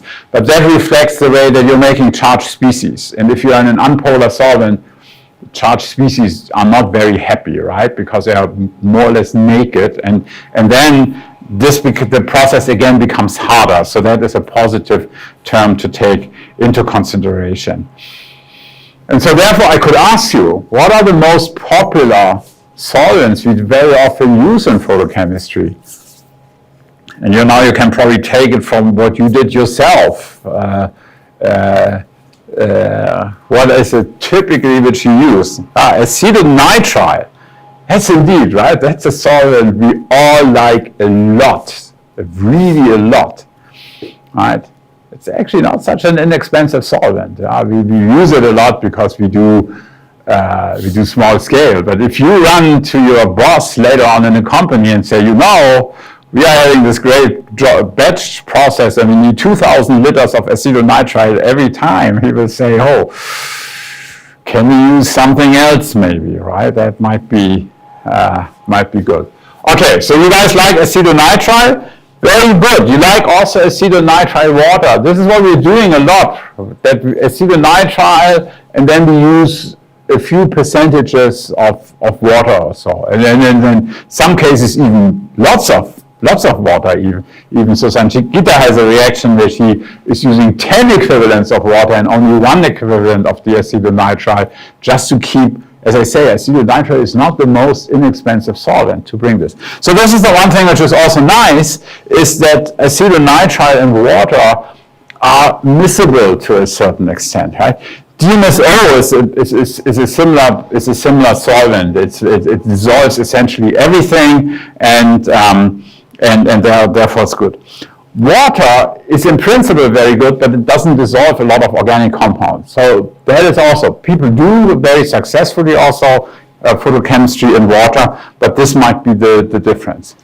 So what you see here is automatically probably, without maybe aware of this Rehn-Weller equation, you guys are all using polar solvents. And that is exactly the point, because then you're not working against the Coulombic term here, because these polar solvents will stabilize your charged species.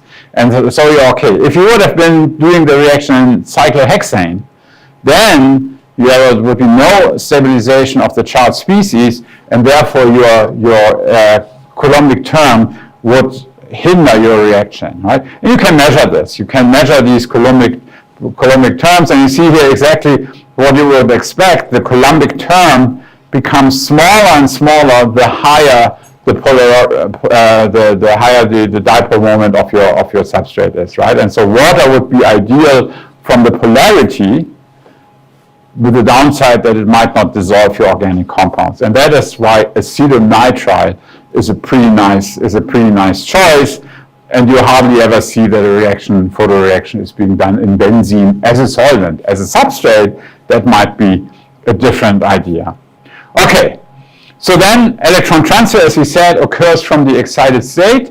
The delta G should be smaller than 0, then the reaction should be thermodynamically run. But interestingly enough, it can also be even a little bit positive. So, as you all know, it's typically equilibria, and you can tolerate that it is even slightly positive, but then very important, you need to, because then you start generating your charged, your species only in small concentration, you need to have an irreversible event which then quenches the step. So typically when you have a donor and this gives an electron to your photocatalyst, then you can, if this is thermodynamically uphill, you need to make sure that your photocatalyst, the reduced form, is deactivated by having an acceptor present. And then you can have, as I say, roughly rule of thumb can be 500 milliampere uphill if you can take care of your charged photocatalyst in a subsequent reaction. Right.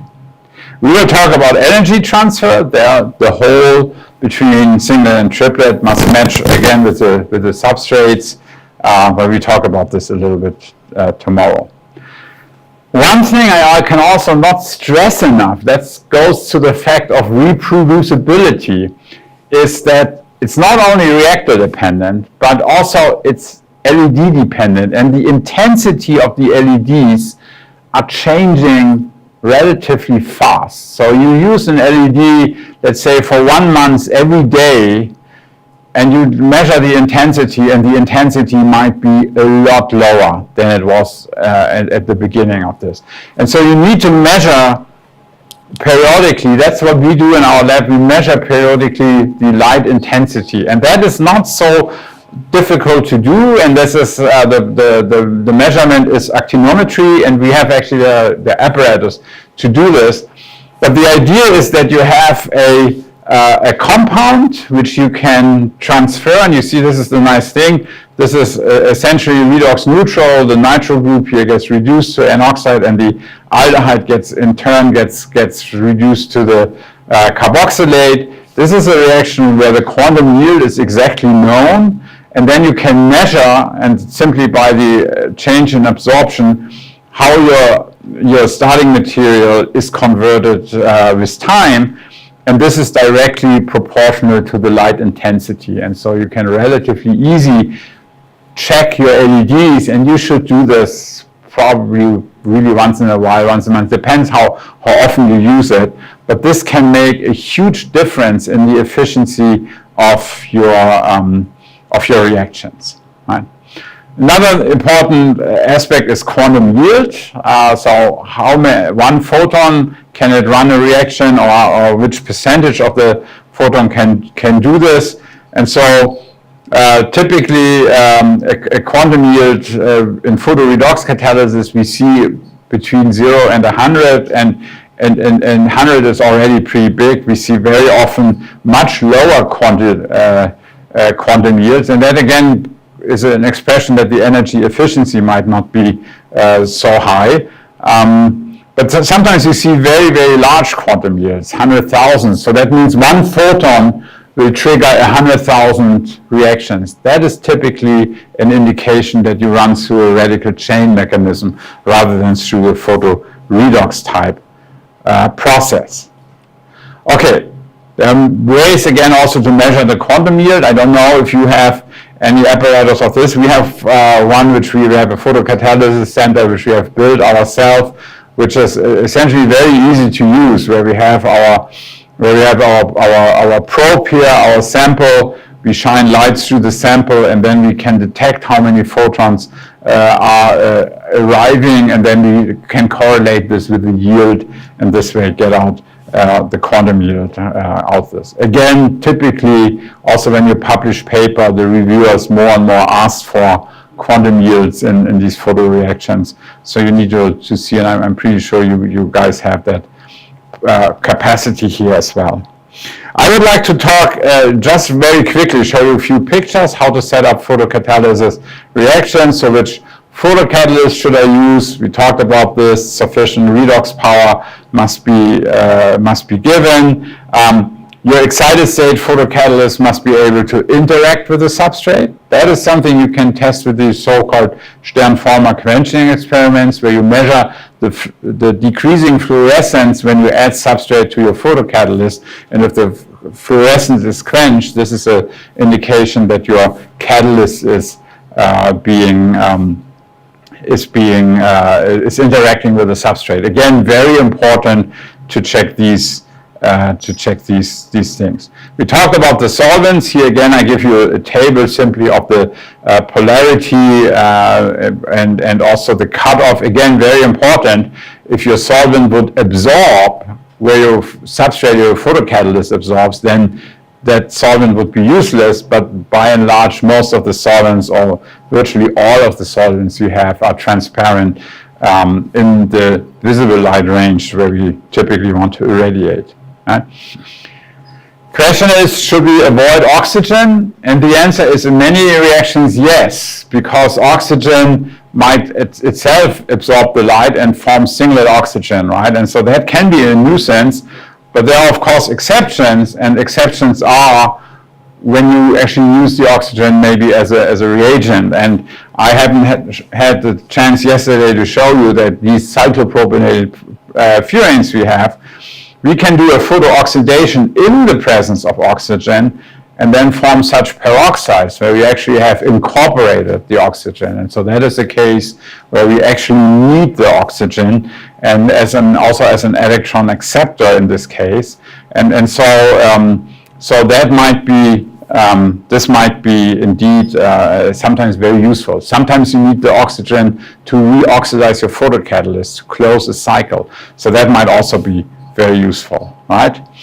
Light sources, as we have discussed, the best thing are indeed there are many available, but nowadays we all do LEDs, and that range is expanding further and further. We just saw recently that you can buy now 300 nanometers or even 280 nanometers LEDs. They are expensive. Then suddenly one LED is a few thousand euros, and that is good. That is more expensive. Sometimes you see these so-called CFL lamps, compact fluorescent light bulbs.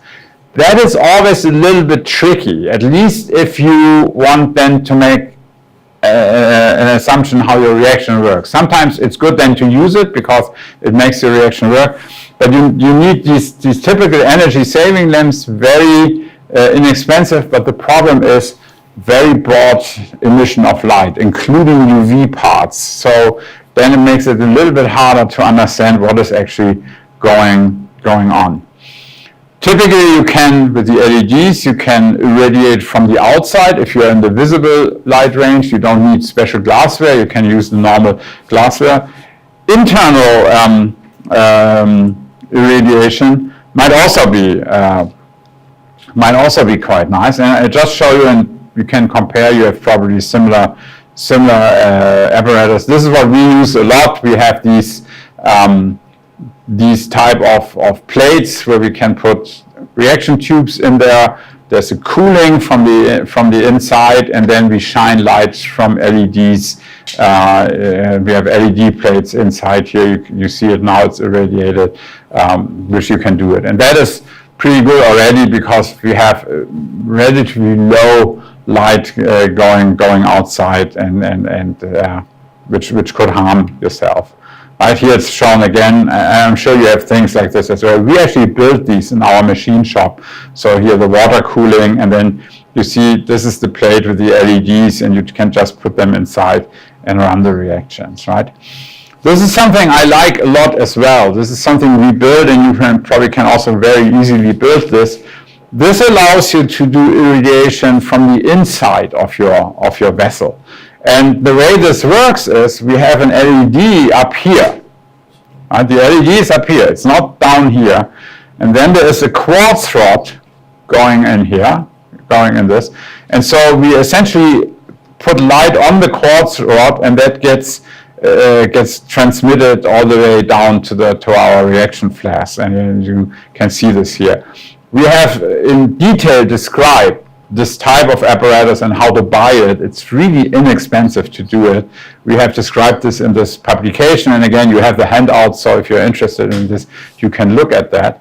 The big advantage this might have, we can only use it on small scale, but the big advantage this might have is that we can run a reaction now where we can put on the outside, we can put a heating bath or cooling bath, right? So we have a very good way to do, let's say, a reaction at minus 20 degrees or at plus whatever. And this is why we actually like this type of technique. It's a very low cost technique, but it has proven for us very efficient. You see we have a Schlenk tube here, so we can introduce gases very easily as well. So that has been good for us.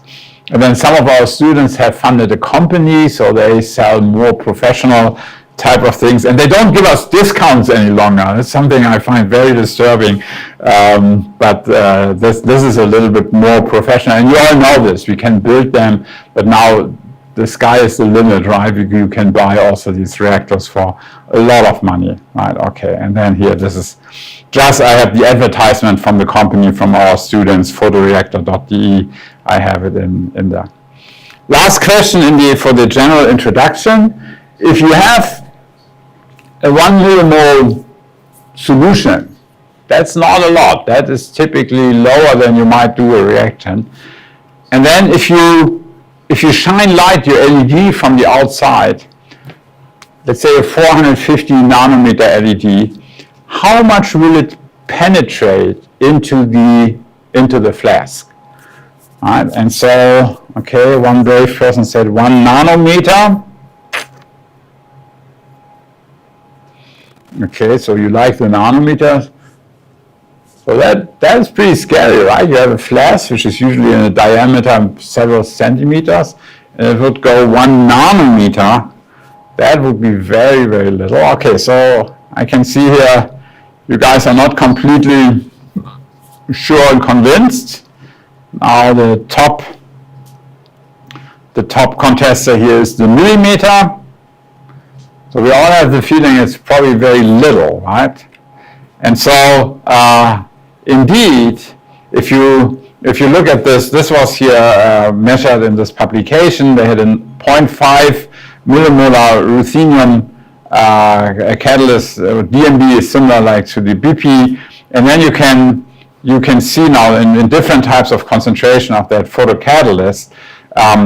You can see it's in the millimeter range, but even the most diluted catalyst, you see the transmission is at 1 millimeter is already down to 20%.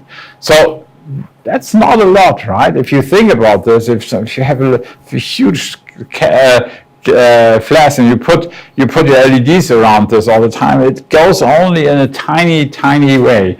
And so increasing the surface is a very important technology to speed up reactions.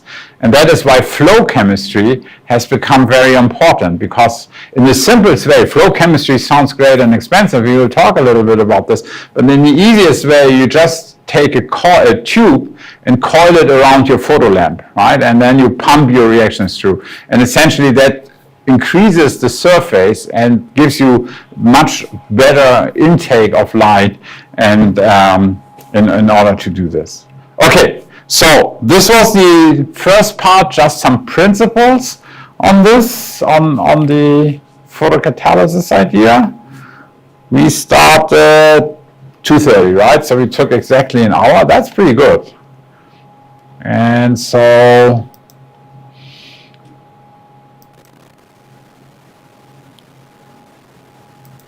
we can continue with some applications.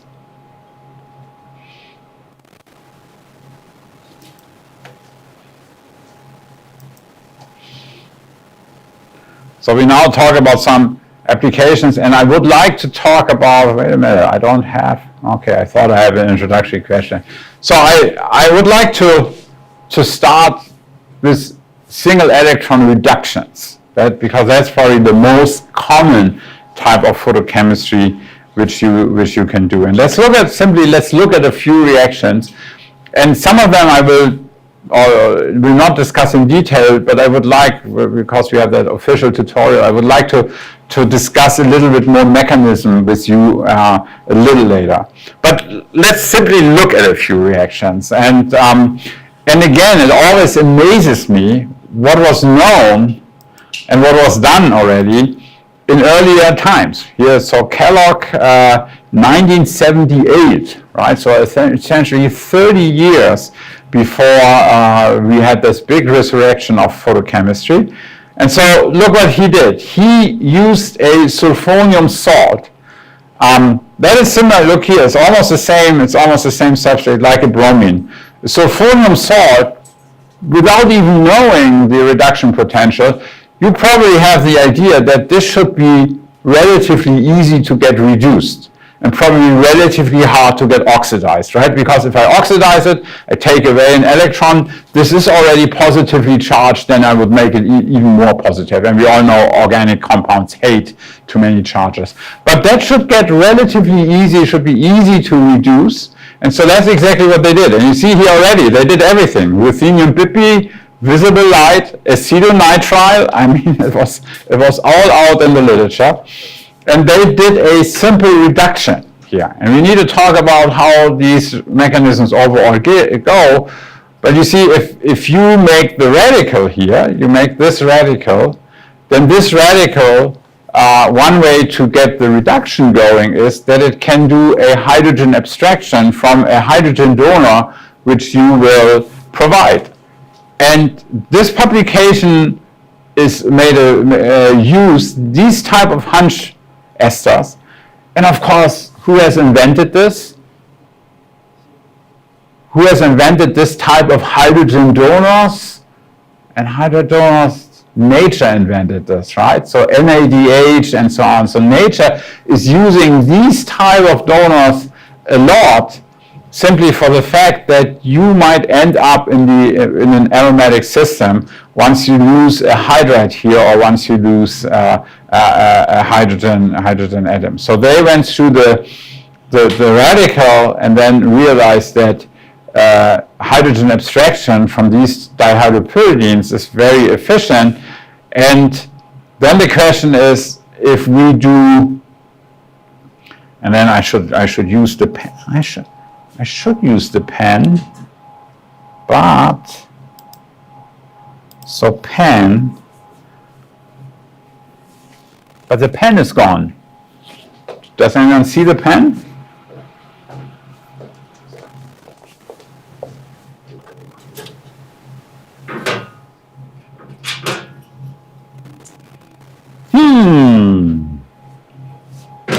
We lost the pen.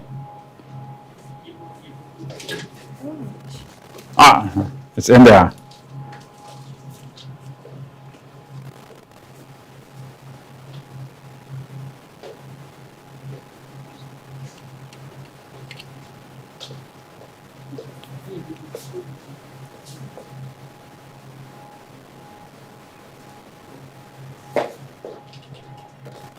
Thank you so much. Is it on? Yeah. So let's look at the pen. So the one thing you always need to look at is, so we start here with ruthenium 2+, right? And we bring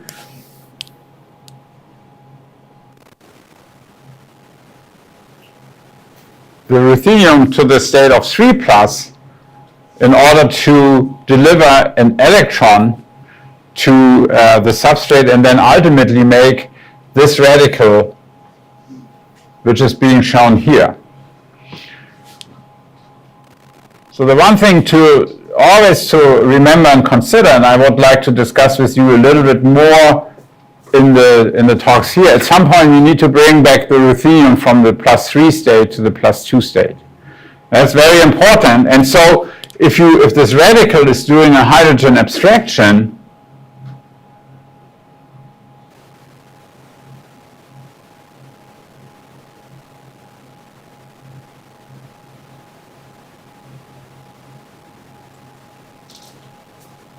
then we only have this radical, right? And so at that point we have the product, but we have not closed the catalytic cycle.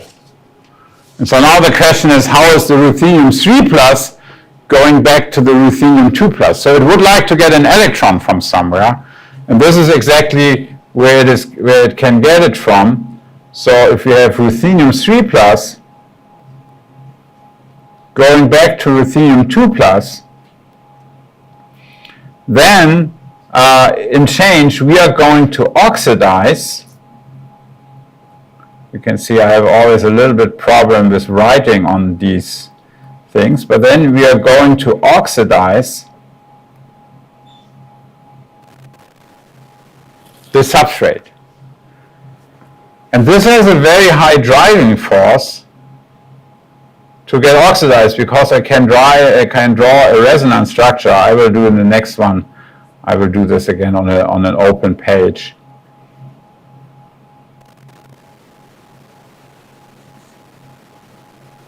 But you can see that this is a resonance structure from arene, right? And so that's why I say this is what nature is actually doing. Nature is transferring hydrides very efficiently to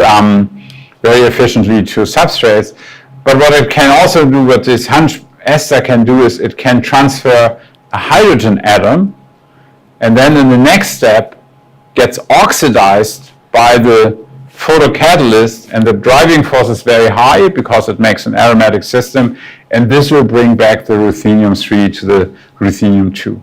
And so I am also, you're probably also very much aware that you always, when you design photochemical reactions, you need to think very carefully how you can close the the catalytic cycle, and very often the first step is very often very clear to us, and there's the moment where we correlate oxidation and reduction potentials with each other. But in many cases, the second step might not work, because then suddenly the potentials might be wrong, or you might not, I will show you an example, or you might not actually have something which can, like in this case, do the reduction because you don't have a substrate which you can oxidize. So that's equally important. And so you see here more examples. Again, an example which I think is also from 1990, and you see again the reduction of the alpha bromocarbonyl compound. Again, ruthenium bipi acetonitrile, same idea. Here you see they have a different type of hydrogen donor to use here, but it's in a way it's also like a dihydropyridine, right? And then in a very nice publication 20 years later, the group of Corey Stevenson showed that you can do the reduction of these benzyl halides, and they used this because this was intermediates in natural product synthesis for them.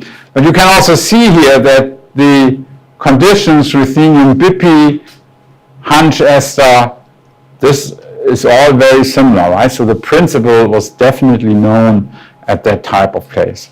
So that's a reductive defunctionalization. That might not be the most useful ones. One thing which also has become very, very popular are these aryl diazonium salts. Why is that? Because nitrogen is such a fantastic leaving group, right? And so again, what you can do is, if you do an electron transfer, again, so the ruthenium, you see again, is positively charged. That's a good indication that it wants to get reduced. Electron transfer to the aryl diazonium salt makes nitrogen as a leaving group, and it makes such a phenyl radical. And this phenyl radical then is able to attack a second aromatic moiety, either with the benzene ring here or with the furane ring here, in order to make such coupling reactions. And again, this is something I would, let me see, do I have it in the tutorial, or can we discuss it here right away? Nope. So let's think about the catalytic cycle. So we have the aryl diazonium salt here, and our ruthenium catalyst, ruthenium-2, in the excited state becomes ruthenium-3, and it gives this electron to our substrate, so we're forming an aryl radical and nitrogen. And the aryl radical, let's take the example below here, might add now to the furane ring,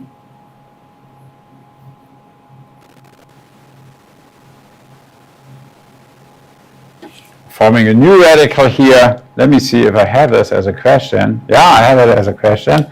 So we are here. So how do we bring now the ruthenium-3 back to the ruthenium-2? How do we close the cycle? I can show this to you here again. So I think it's pretty clear how we get to this point. How does the reaction proceed? Somehow we need to bring back ruthenium-3 to ruthenium-2. How do we do this?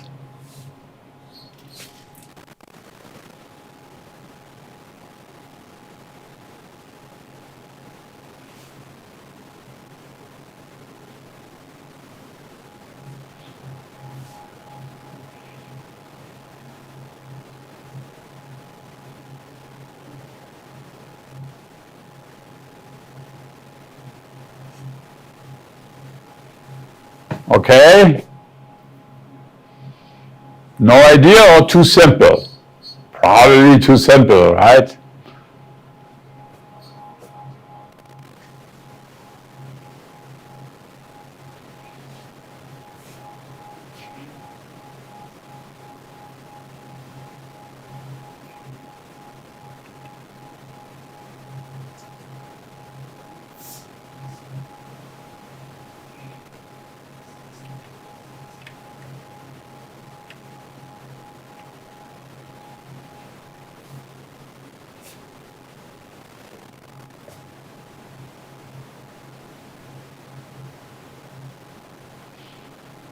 What's going on, guys? Are you on strike or is it not working?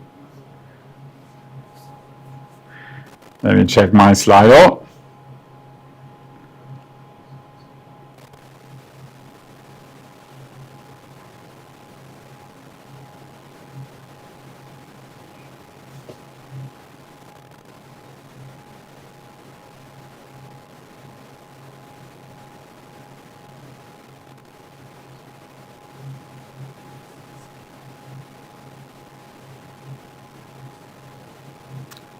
Okay. So somebody says reduction of ruthenium-3 to ruthenium-2. I mean, obviously, of course, this would close it, but how? How do we do this? How do we reduce, this will close it, right? If you reduce the ruthenium-3 to the ruthenium-2, that is the reduction step. But in order to do this, we need to oxidize something. So what are we oxidizing?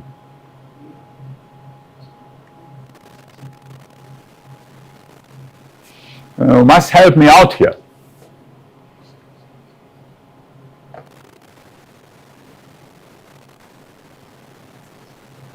DMSO. Did they use DMSO? DMSO is a pretty good oxidant.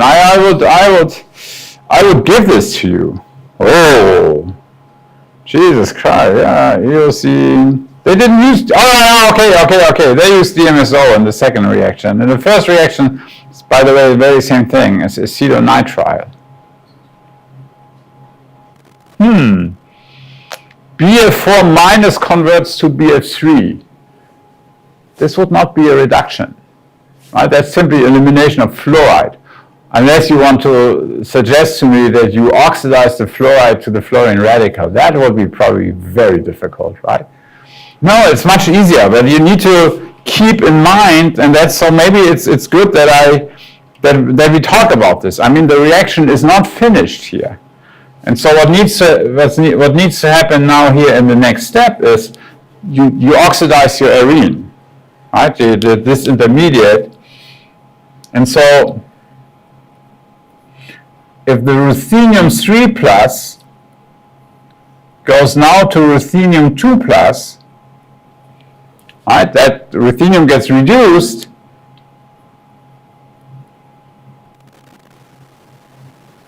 then it could oxidize the radical here to the cation. That is very often a very normal step, that the radicals can both either get reduced to an anion or can get oxidized to the cation. And then I think it's almost easy, right, with any type of base, water or whatever they have here. This is now like an electrophilic substitution on an arene, right? And now this way you're forming the furane and you have regenerated the catalyst. So very importantly, most of the times you might have indeed a sacrificial oxidant or reductant in here, but very often it's the substrate itself. So that was again kind of an interesting and very interesting reaction, and very useful to show that this goes in a photochemical regime. Have you seen that at any point before this in your life, that, or in your lectures, that you take an aryl diazonium salt and you bring it together with a one electron reductant and do chemistry? You don't even need light for this. Under thermal conditions, you remember a reaction, I would say first year organic. Yeah, thermally, but how? What's the reaction? It's a name reaction.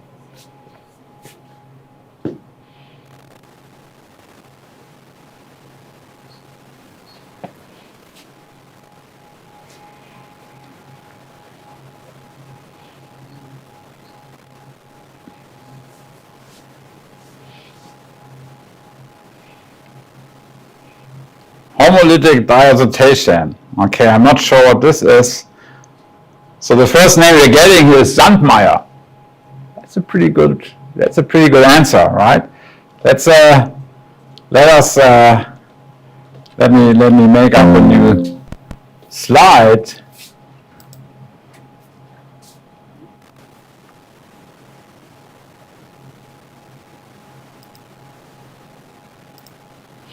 Right, of course, the Sandmeyer reaction, that's somewhere where we know this from.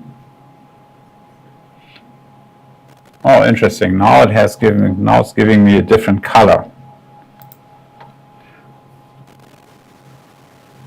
So if we have an aryl diazonium salt and overall want to do nucleophilic substitutions, if this goes by the stepwise pathway in order to get the nucleophilic substitution, if this would go stepwise by extruding the nitrogen,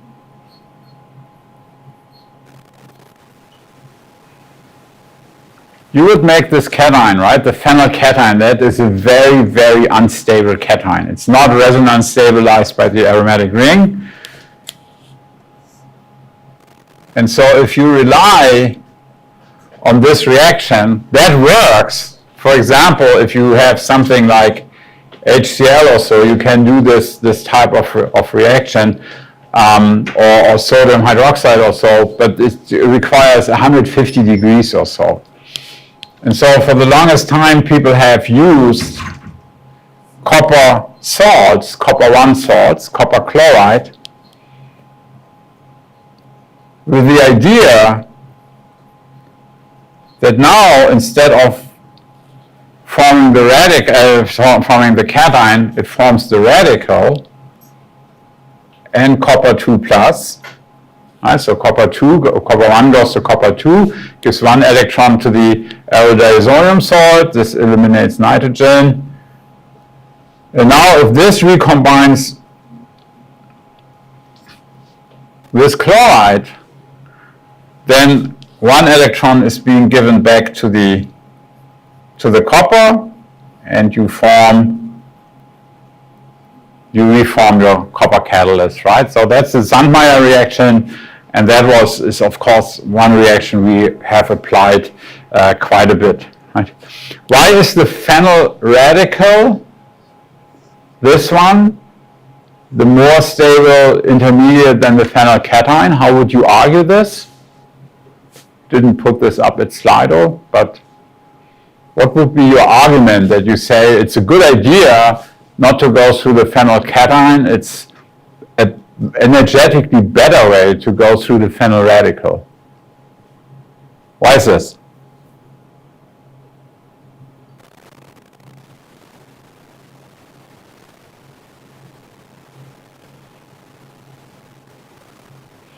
There are only very few rules in chemistry, but you need to keep with them and always keep them in mind. So the rule you need to apply here is the octet rule. So why does it help us? Why does the octet rule help us to say the phenyl radical is more stable than a phenyl cation? Why is the octet rule helping us? How many electrons is the phenyl cation away from happiness? Happiness is 8 electrons. How many electrons? 2. And the radical? Only 1. So the radical is already closer to happiness than the cation, right? The simple reason. That's why it's more stable. So octet rule is really a concept you always need to think about if you can explain something with this. But this is the famous reaction David McMillan had developed in 2008, and I think we were all blown away when this publication came out. He was able to show that you can use aldehydes and do an asymmetric, let me see where is the product, and do an asymmetric functionalization of this aldehyde, and he used the malonate radical. And he did this in a very ingenious way. You have a number of cycles. He was not functionalizing the aldehyde. he was functionalizing the enamine. He has an amine catalyst, so the amine and the secondary amine and aldehyde is making an enamine. That is pretty much okay, and I think you all know this. And then he had the ruthenium bipi, and the ruthenium bipi is again reducing the bromomalonate. It injects an electron and it takes out the bromide goes out, and then you have the malonate radical. And now look how nicely this is matched, because now you have the enamine, and the enamine is what? Electron rich or electron poor? Enamine is electron rich, right? This is like an enolate or so, right? Enamines are nucleophilic on this carbon. So this is electron rich, and the malonate radical is electron poor, right? Because it has these two acceptor ones. So this is an electrophilic radical, and this is a nucleophilic substrate. And so they are perfectly matched. And then if this malonate radical adds to the enamine here, you form a new radical. Let me see where I have it. You see, then you form this radical here. And if this radical now you have oxidized your catalyst, now you need to reduce your catalyst. But amines are very easily to be oxidized in turn. And so in order to regenerate the catalyst, in order to go back from ruthenium, okay, I need to be careful, because I'm sorry, we could have done it this way, but he didn't do it this way. So he had also a sacrificial electron donor in there. He has also, in addition, he has lutidine in there. So he goes through the reductive quenching cycle. So from the ruthenium 2, he's first making the ruthenium 1, and then the ruthenium 1 is generating the radical. And so that's, once he has this amino radical, now it's just he needs to bring back ruthenium 1 to, he needs to bring back, I'm getting confused here. He needs to bring back the ruthenium 2 back to the ruthenium 1, and that is what is using, where he is using this amino function here.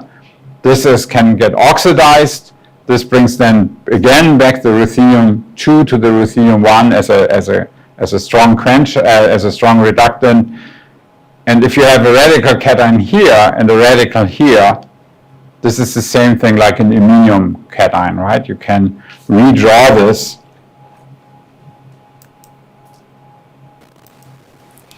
So when you oxidize,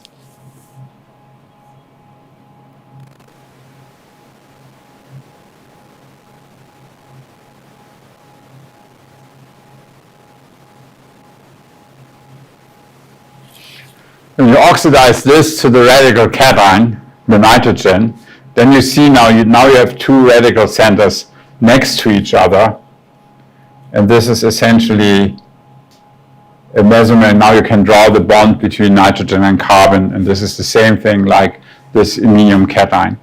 And then if this iminium cation gets hydrolyzed, you're getting the aldehyde back. And this way you have alkylated the product. And since he's doing this with a chiral organocatalyst, the reaction was highly enantioselective in addition, right?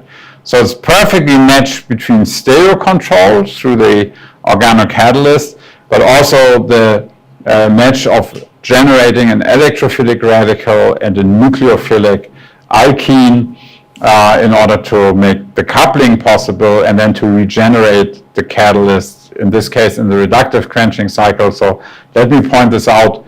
Again, you start with ruthenium 2, you bring it to the excited state, but rather than at this point transferring an electron to the bromo malonate, what they're doing is with the amine, they're reducing the ruthenium 2 to the ruthenium 1, and this will then reduce the bromomalonate.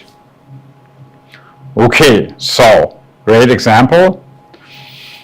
Here's another example how you can make radicals, and that is something I think is also a tremendous and fantastic technology, and that was developed by Okada already in the 90s. And he did also a very interesting way, because what he did is he's using the carboxylic acids, and then the carboxylic acid, he's making these phthalic esters out of this.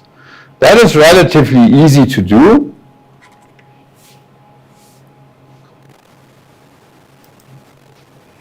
So if you have a carboxylic acid,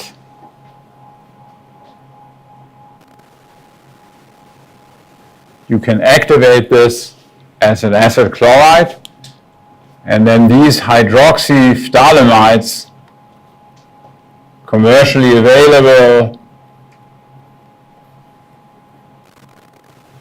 can do this coupling.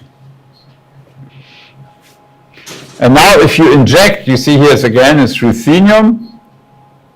If you inject an electron into this molecule, so you go from ruthenium 2 to ruthenium 3,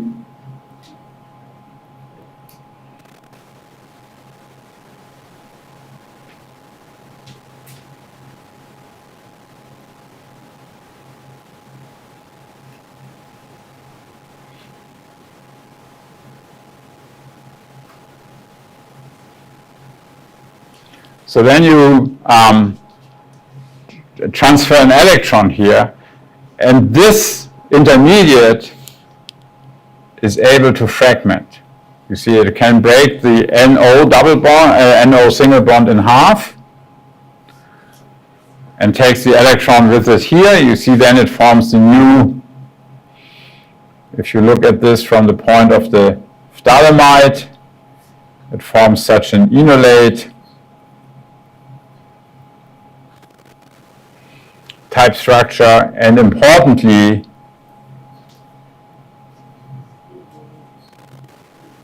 it forms such the carboxyl radical, and the carboxyl radical extrudes carbon dioxide and forms a radical. And this radical he can do for chemistry. This is something I would like to discuss with you later in the tutorial. You see, again, you form an alkyl radical. The alkyl radical is added to, as a nucleophilic radical, is added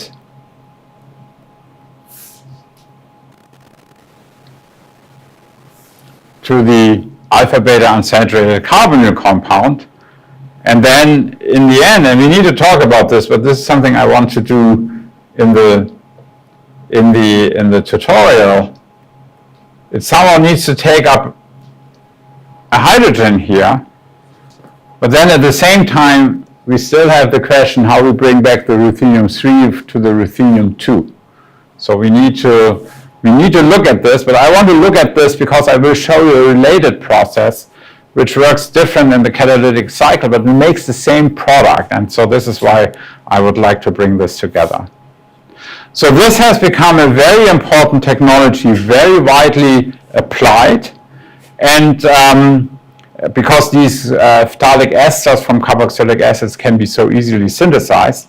And look also what Okada had already realized, without really putting this clearly in the paper, but he's having a mixture of THF and water in his procedure. And the water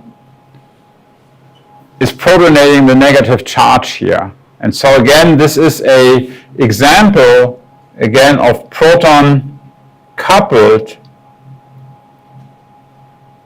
electron transfer. And with the water, it goes much better than without. And you can debate if the proton first, if the proton then coordinates to the anion, or if the proton, you see the proton can already coordinate here to the carbonyl group, and then the electron transfer becomes easier. And I think this is actually the better mechanism to look at this. And so many, many examples. Our group also has contributed to an example as well, where we are generating the radical on this position, and then once the radical is formed, it can undergo a cyclization into the arene ring and then a rearrangement throughout the carbonyl group and make chemistry. I don't want to go into this. You will see enough advertisement from our chemistry a little bit later. So again, carboxylic acid activation. Also at that point, maybe already keep in mind, I think we have seen this also already a little bit, so you can do the activation. You can do the activation by photocatalysis of a, what's doing now? Okay. All I want is a new slide. Give me a new slide here.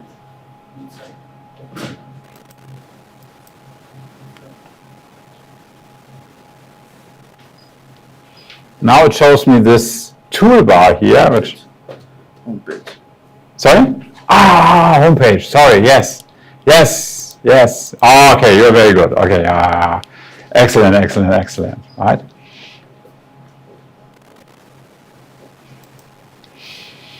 I want to point out to you, and again, this is quite useful. If you have a carboxylic acid, and this applies also to other substrates, I have just shown you this technology where you make an activated ester,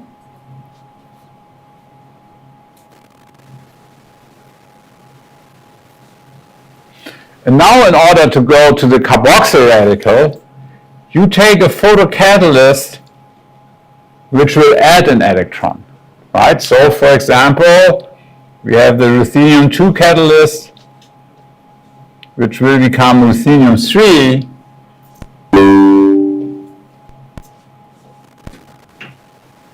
and then this way you're getting the radical, and in this case, after the fragmentation and protonation,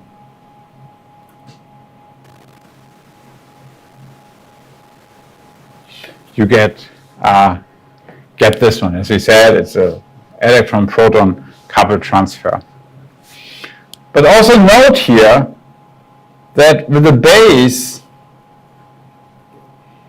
you might form the carboxylate,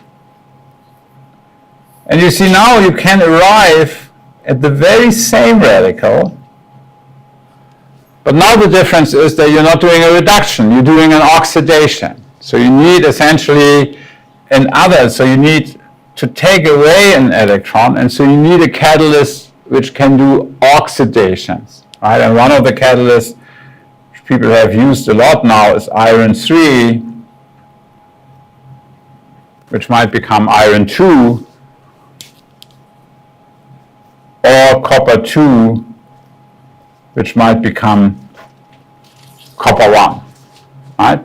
So it's an interesting thought that you can make the same type of radicals either by reductive processes, where you have typically a pre-activated substrate, or by an oxidative process. I showed you earlier that you can take these malonate radicals. It's the same thing. You can make the malonate radical from the bromomalonate, and there you need to put in an electron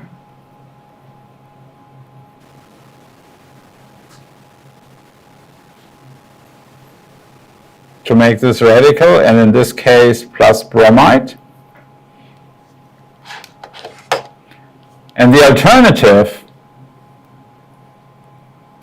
is to start from the malonate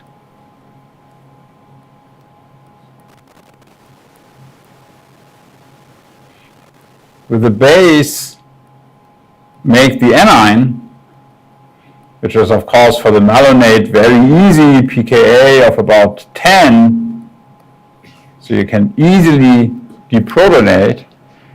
And now if you do have a photocatalyst which can do an oxidation, so you take away the electron, you're again making the same radical.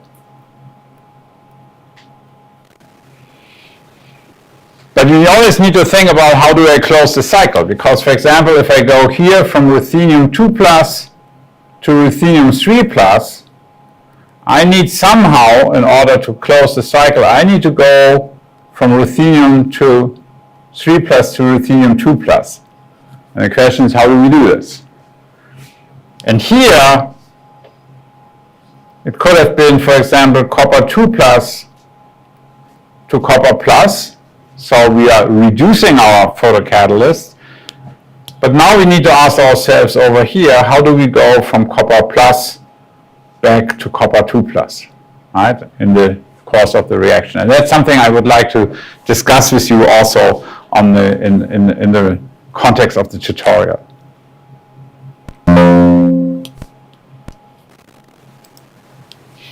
Okay, here are a couple more concepts which one can use. So again, a proton-coupled electron transfer. This is something we have seen already a number of times, but there's another interesting twist to this, again, very nice publication which came out a number of years or now more than 10 years already. Time is terrible. You see here in this case, you're exciting the carbonyl group, and we have seen this, that you can do that you can make, if you inject an electron into the carbonyl group, you get a radical anion. And again, you do this in the presence of an acid, because then the anion gets quenched by the proton, and you are just forming a radical. And what is very nice here, in this case, not so much. Again, this is a nucleophilic radical. This is what we have seen in this Felicity scale, that these alkoxy, the radicals from alcohols are very nucleophilic. And you can see there's in a very good distance, there's again an alpha beta unsaturated carbonyl group here, functionality. And in a 1, 2, 3, 4, 5 exotric ring closure, you can then achieve this type of cyclization here. And again, the protonation of the carbonyl group makes the subsequent electron transfer easier. Okay, and so there are more examples of this type. Let's not really go into this too much. Here's another thing which I would like to point out, which is also, for me, you will see in a moment, a basic reaction, which was in a brilliant way executed 40 years later. I show you here an example from 1981, and then I show you on the next slide an example from 2023, and you will see this is spectacular what you can do with this, and also always spectacular what you can do with this if you read older literature carefully, see what was accomplished already, and see if you can build onto this. See here again, it's a reduction. It's a reduction reaction. So the ruthenium 2 plus is able to, in this case, is able to transfer an electron to make ruthenium plus. To make ruthenium 3 plus, it transfers an electron. I need to draw this, then it's easier for me. So here we have ruthenium 2 plus again to ruthenium 3 plus.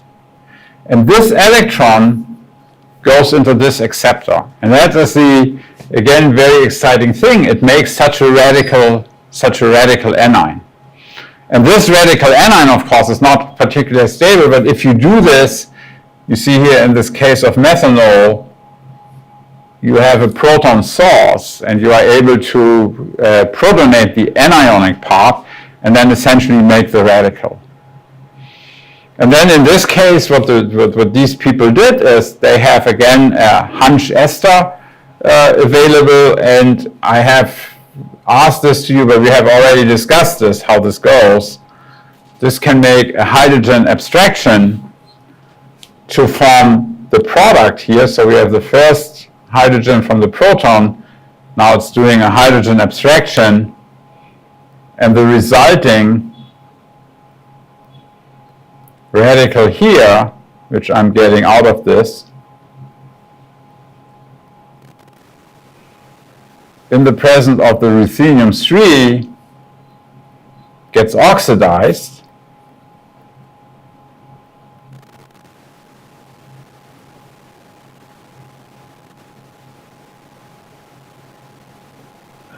and this is something which works so well because, again, the driving force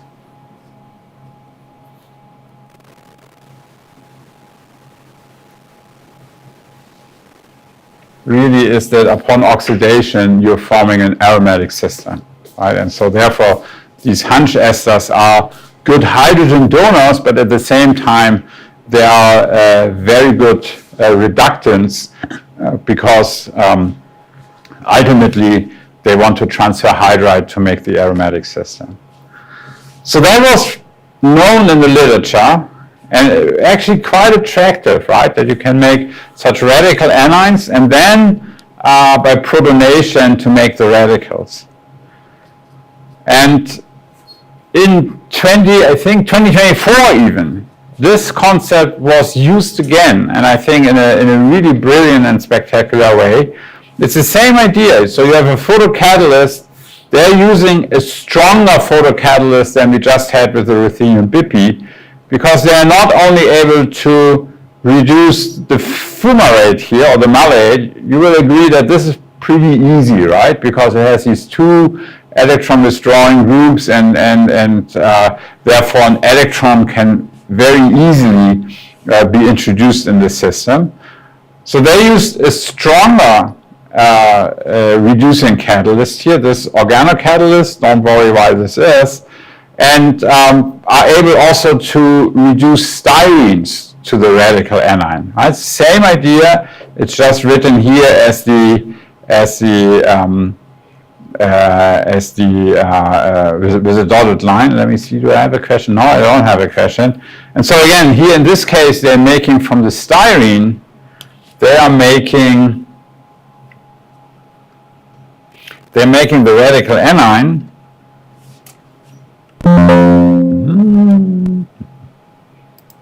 Let me get a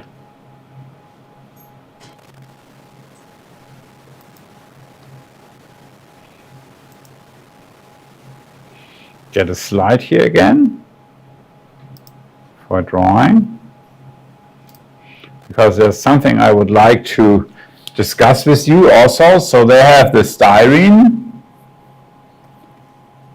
and now are able, with this very strong reducing catalyst, they are able to make the radical anion.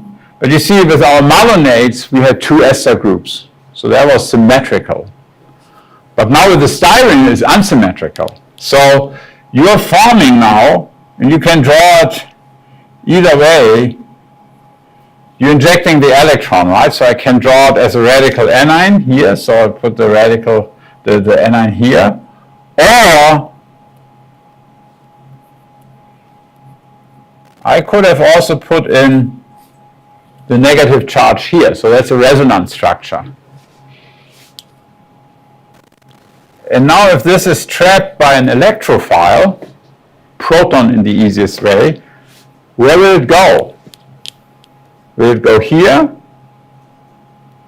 Or will it go here? It wants to go to the negative charge, right? No question about this.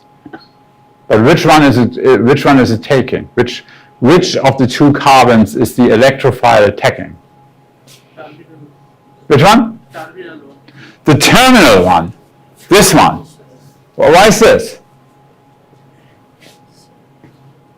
You see, this is also good for oral exams. Whenever you answer something, you can, in an oral exam, when you have an oral exam with me also, you can answer whatever you want. I will never say yes or no. I will also always say why. Right? So you had a 50% chance to be right. Congratulations, you are right. But why is it attacking the terminal end? Why is it not attacking here? After taking the proton, Yeah. the radical will be stabilized by the... Absolutely, right? This is the good idea. So if we if we continue writing this, if we attack here, we are making a benzoic radical. If it would have attacked here, we would have made a primary radical, right? So the protonation is dependent on the radical stability of the next step. Very good, exactly. And so now, if what they did is, so we see this here, so they have the radical anion, and then the radical anion gets trapped by the proton, and we are forming this new radical. And now they did something really, really nice. What they have is, they have as an additive, they have copper 2 salt in there. And I told you already, copper 2 is D9. It's itself a radical, but it's a persistent radical. And they have the copper 2 coordinated.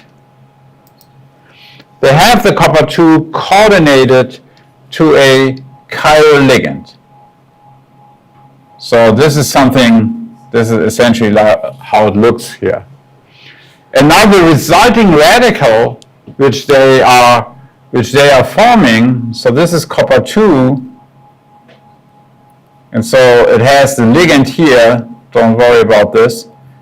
And now the radical they are getting is very rapidly getting trapped by the copper 2 species. And so it forms a copper 3 intermediate. And this copper 3 intermediate, if this undergoes now a reductive oops, go away. There's an insect here. Yeah. And so they do this in the presence of TMS cyanide. So one of their ligands which they have here is the cyanide. And then if this is doing a reductive elimination, you see here this is the same intermediate. Here they have the radical trapped, and then the cyanide is also coordinated to the copper. If this is doing a reductive elimination, then they introduce the cyanide onto the benzoic position where the radical center was. And because the copper catalyst is chiral, they have been able to do this in an asymmetric way, and so they are able to obtain cyanated products with very, very high, you see here some examples, very, very high enantioselectivity in doing this. And I think this is really nice and very spectacular. They have also been able to show other electrophiles. They have also been able to show deuterium, or also a very popular electrophile these days is carbon dioxide. So you're not limited to the proton, and can do these type of alkene functionalizations in a as I say, in a very stereoselective and spectacular way. Okay, so then we have one more example, and this is also something which I believe is also very instructive for thinking about cycloaddition. So 2 + 2 cycloadditions, I'm sure you're aware of, you can typically do by photochemical sensitization of 2 alkenes, or typically even better, the one, I'm still on this, yeah. Right, if you have 2 alkenes, for example, 2 of these under light irradiation, the 2 + 2 cycloaddition is photochemically allowed, and then you can this way generate 2 + 2 adducts, simply because one of the alkenes gets into the excited state and then reacts with the other one. But originally, the group of Pandey, Ganesh Pandey, I don't know, is this a name which is known here in India? Right, I think he's one of the really heroes of photochemistry, who already in the 90s made spectacular contributions to this.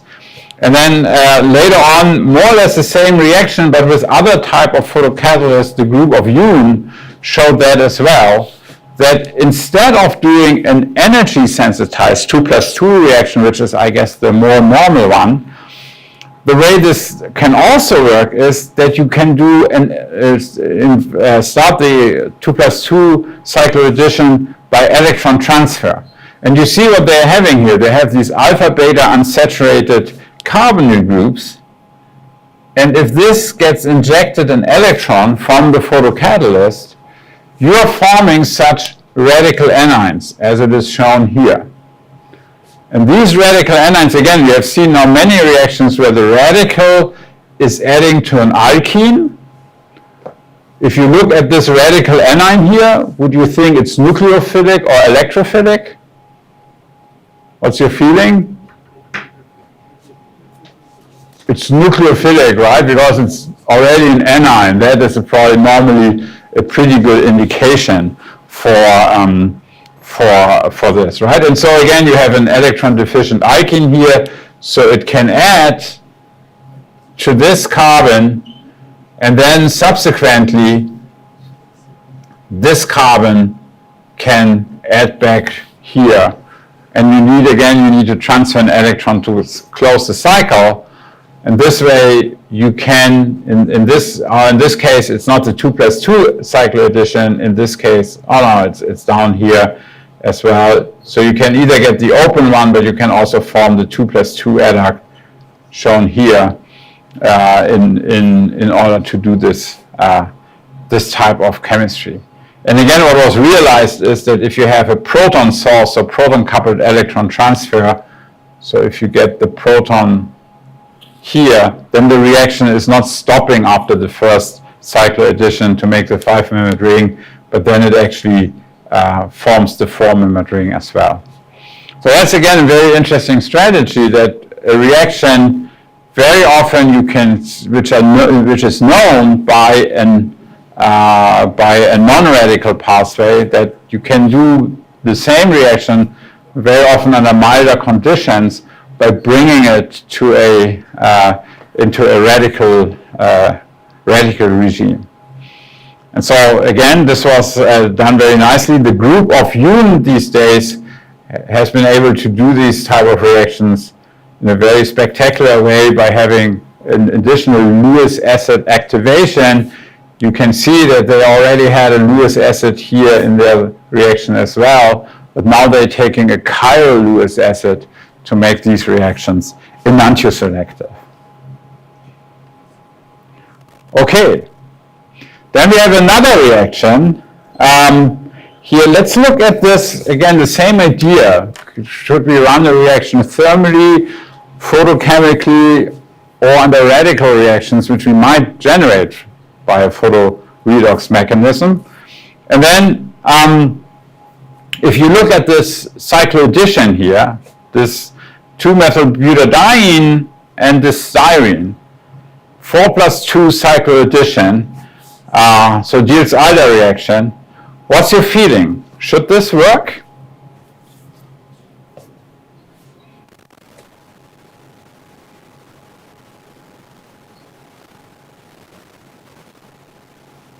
Oh, the answers cannot be seen because it's probably below. Okay, let me see. Okay.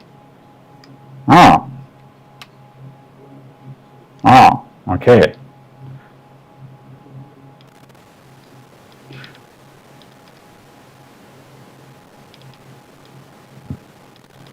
Okay, so sometimes it's good that I ask these questions, and it's good that you answer, but it's very interesting that the type of answer. No, it's not allowed according to the Woodward-Hoffmann rules.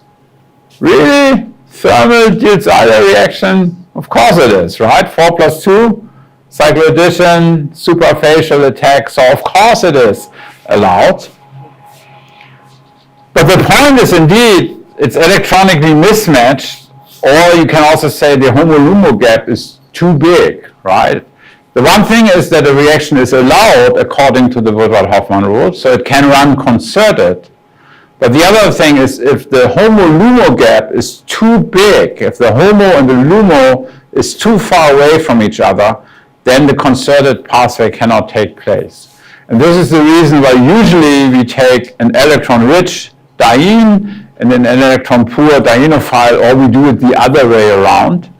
And this is the reason why, for example, a reaction like butadiene and ethylene, which would be the easiest Diels-Alder reaction you can think about, is not working. You need like 1,000 degrees and 200 bars, so it would work on Venus, but it doesn't work on the planet Earth, right? And so here we have another typical case. This is an electron-rich dienophile. The styrene, the butadiene, is an electron-rich diene, so that is electronically mismatched and would not work. But the group of Yoon showed again how you can make this work. And so very nicely, again, you do this under photochemical conditions with a ruthenium catalyst. And this ruthenium catalyst does not have the normal BIPI on this. It has a BIPI with electron withdrawing substituents. And these electron withdrawing substituents make that ruthenium catalyst an even better oxidant. And so this is a strongly oxidizing catalyst. And so what this is doing now is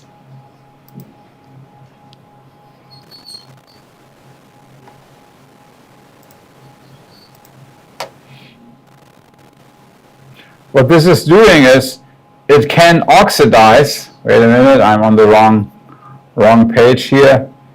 It can oxidize this very electron-rich styrene. There's a paramethoxy group. This is really easy to oxidize. And one way you can draw this is you take an electron out of the aromatic ring, and now suddenly you have a styrene which is not electron-rich any longer. This is now electron-poor, right? It has become an electron cation. So this indeed now will rapidly react with the butadiene, and then in the very end it has to take back the electron from the catalyst. This closes the cycle. So you go here from ruthenium, you go from ruthenium 2 in the first step.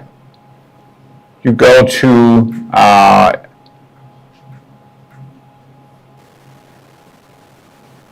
just wonder if I oxidize this, I need to go to ruthenium 1. So we have again this reductive pathway, and then once this has reacted, the radical cation needs to give back, needs to take back the electron to go back from ruthenium 1 to ruthenium 2. And you see now suddenly the reaction works, room temperature, it works with fantastic yields in a fast way. So again, this idea that very often you can do an unprolonged reaction, because the oxidation, of course, makes an electron-rich substrate, makes it to an electron-poor substrate. This is actually very good.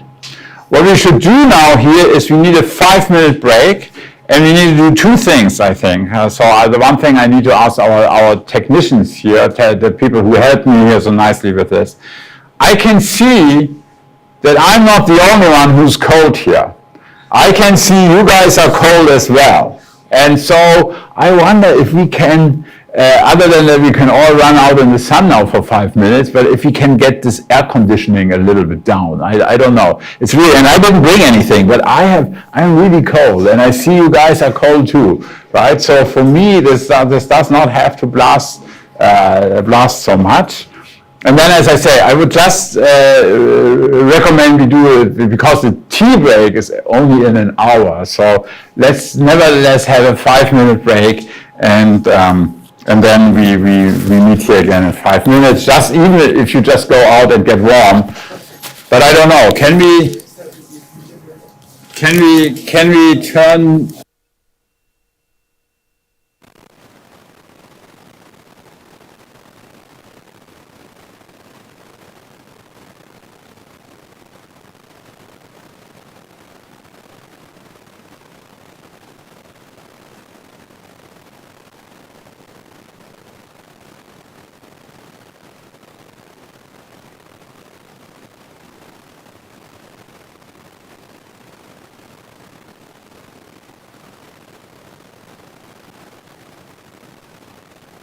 substrate. This was the first case where we actually did the other way around. We oxidized the substrate. And so this is only a few slides.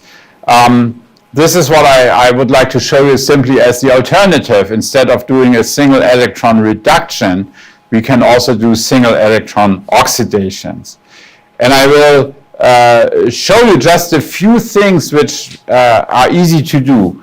Oxidations of amines, that is typically very easily to be done because these N-centered radicals, especially if it is in conjugation with a carbonyl group, this is a relatively stable radical.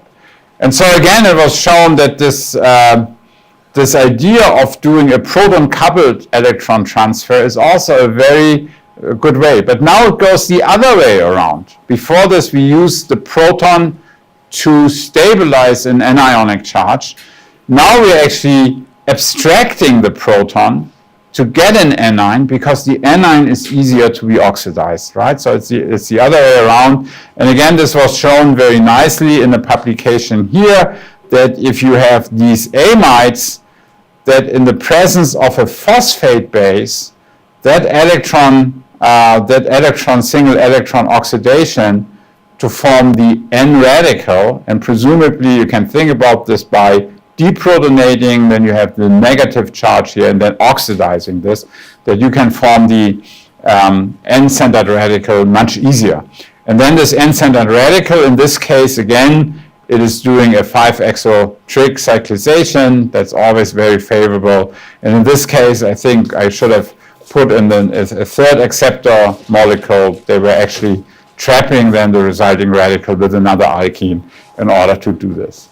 But this is, again, the more important thing is again the oxidation, and the oxidation is generally helped by going through the carb anion rather than through the neutral species. Okay, and here's another example which I think really, and that came out in the early stages of the modern photochemistry, came out by David Nischewitz, and I think this is also very spectacular because it showed that you can do anti-Markovnikov reactions, additions to alkenes. And we all know Markovnikov, adding water to an alkene easy, right? Protonation, more stable cation, and then this will give us the product. So for example, if we have any type of styrene, and if we would add acid catalyzed water to it, then this would be going through the more stable cation, and then the water would give us this alcohol, this water addition. How would we normally get the anti-Markovnikov? How would we normally get the anti-Markovnikov way? What is the alternative if you want to go to here? And that's also very, very important, and especially it's important in industry when they want to take alkenes, add water to make the terminal alcohols, and then if you oxidize the terminal alcohols to aldehydes or carboxylic acids, these are very useful ways. How do we normally do this? Should have put up that as a Slido question, but I forgot. What's the reaction we use? Sorry? No, we are not using the oxymercuration, because the oxymercuration gives us what? The oxymercuration gives us still the Markovnikov products, right? You have mercury acetate,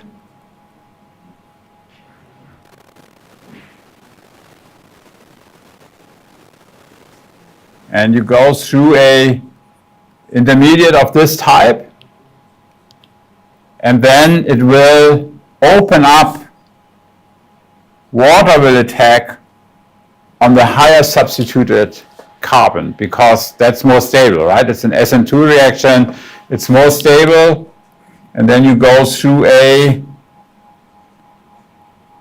intermediate which looks like this, mercury acetate, and this usually you need to reduce with sodium borohydride in order to get this. But this gives you the Markovnikov adducts.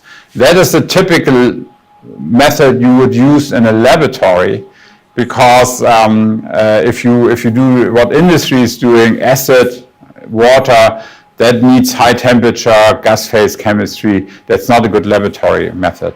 But that is still Markovnikov. How do we do anti-Markovnikov? A Nobel Prize was awarded for that reaction. I give this to you as a hint. Sorry? Hydroboration, exactly. Hydroboration is the chemistry, right? So who got the Nobel Prize? Does anyone know? Herbert Charles Brown. At least in Germany, we can remember that name so easily because the Peanuts, that comic, right? Charlie Brown, same name, right? So Herbert Charles Brown, and what did they do? Boron, you heard already today a lot about boron chemistry, boron NMR, and then work up with hydrogen peroxide. It's a great reaction. It got in 1977 the Nobel Prize together with Georg Wittig. So Wittig got it for the olefinations, and Brown got it for the hydroboration chemistry. It's of course fantastic, but the problem is boron stoichiometric. On the other hand, do we have a lot of boron? How abundant is boron? Is that okay? It's very okay. It's one of the most abundant elements you have on Earth. Aluminum is maybe more, it's the same group, it might be more, but boron we have a lot. But what is the problem? If you want to do hydroboration, large scale, how do you get BH3? So I was there when you heard about the boron NMR today. There was a lot of talk about BH3, but how do you get it? And it was said you can buy it, but how do you make it? It's not natural on Earth, not BH3. What is our boron source? Sorry? Sodium borohydride. No! Think about this. It would rain one day and then all the sodium borohydride would be gone, right? No way. No, it's boron oxide, B2O3 or so, these minerals, bauxite. So it's the oxide of boron, and in order to make borane, you need to reduce it. And this is very, very, very energy intensive. So we come again back to this old question, if we have abundant energy from green resources or so, we would not have to discuss many issues, but we don't. And that is the problem. This is the problem, it's very energy intensive. Same with aluminum. We want to recycle our aluminum cans for good reason, because first of all, I think we should like recycling. But the reason behind this is we have enough aluminum, but we have it in its oxide form. And to make metal aluminum, it's one of the most energy intensive processes. And in fact, I give you an idea, I have a former PhD student who works at a company in Germany who make aluminum by these electrochemical electrolysis thing. And especially when we had the energy crisis or so, and Germany tries to do a lot with renewables. And one of the things with solar and wind is you cannot regulate it. You cannot say the sun, please now on, and so on. And so what happens is that the German government takes these companies who make aluminum, for example, and has agreed with them that if we don't produce enough energy through the renewables, that they can shut down their aluminum plant. They take away their electricity, so then they don't have electricity. You can only do this so much because you also need high energy because you melt the aluminum salts. But you can take away a little, quite a bit of the energy. You cannot get it down to room temperature. You still have to keep it up. And then on the other hand, when the sun is shining and the wind is blowing and we overproduce, that's also what we do in Germany, then the industry gets it essentially for free. And so that is my former coworker said it's an okay deal. We have it, and sometimes that we have to shut down the production, and then 2 hours later they switch everything back on. But they have lived with this, and in a way it can save them money. Right? So again, so it's very energy intensive, great reaction, not really from a scarce source, but nevertheless it is it has this energy problem. And so David Nischewitz showed how you can do these type of anti-Markovnikov chemistry in a photochemical way. And the catalyst he's using is the so-called Fukusumi catalyst. Fukusumi, a Japanese scientist who pioneered this and also already showed how to do photochemistry with this. These are these acridinium salts. And you can probably immediately understand that this should be a good catalyst for oxidation, right? Because it's positive.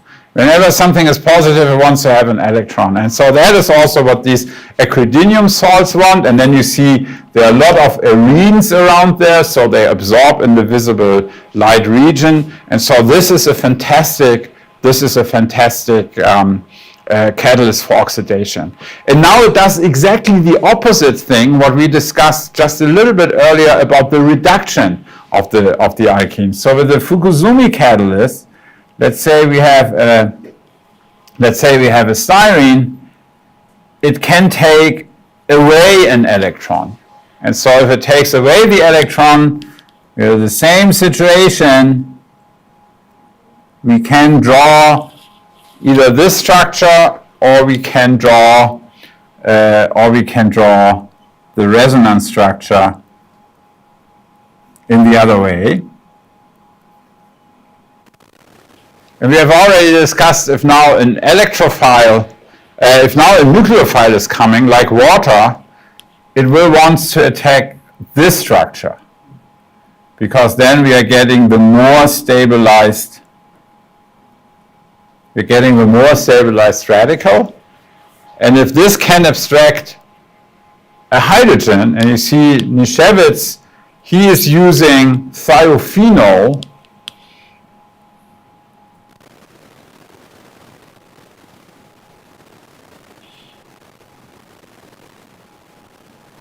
And so the thiophenol can deliver a hydrogen because it's a very good hydrogen donor and it can make this thioradical. How do we get now the catalyst back, right? We have reduced the catalyst, so now we need somehow to oxidize the catalyst. How do we do this? Who is helping us, or who is doing the oxidation of the catalyst?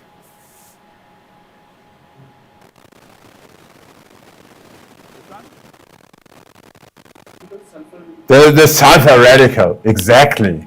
Right? Very easy to be reduced. So this takes one electron from the reduced photo catalyst, right? So this makes plus one electron, and then it's the catalyst, which is essentially in the reduced form, and then it can reduce the thioradical. So that is what is being indeed used quite a bit. So that technology works very nicely.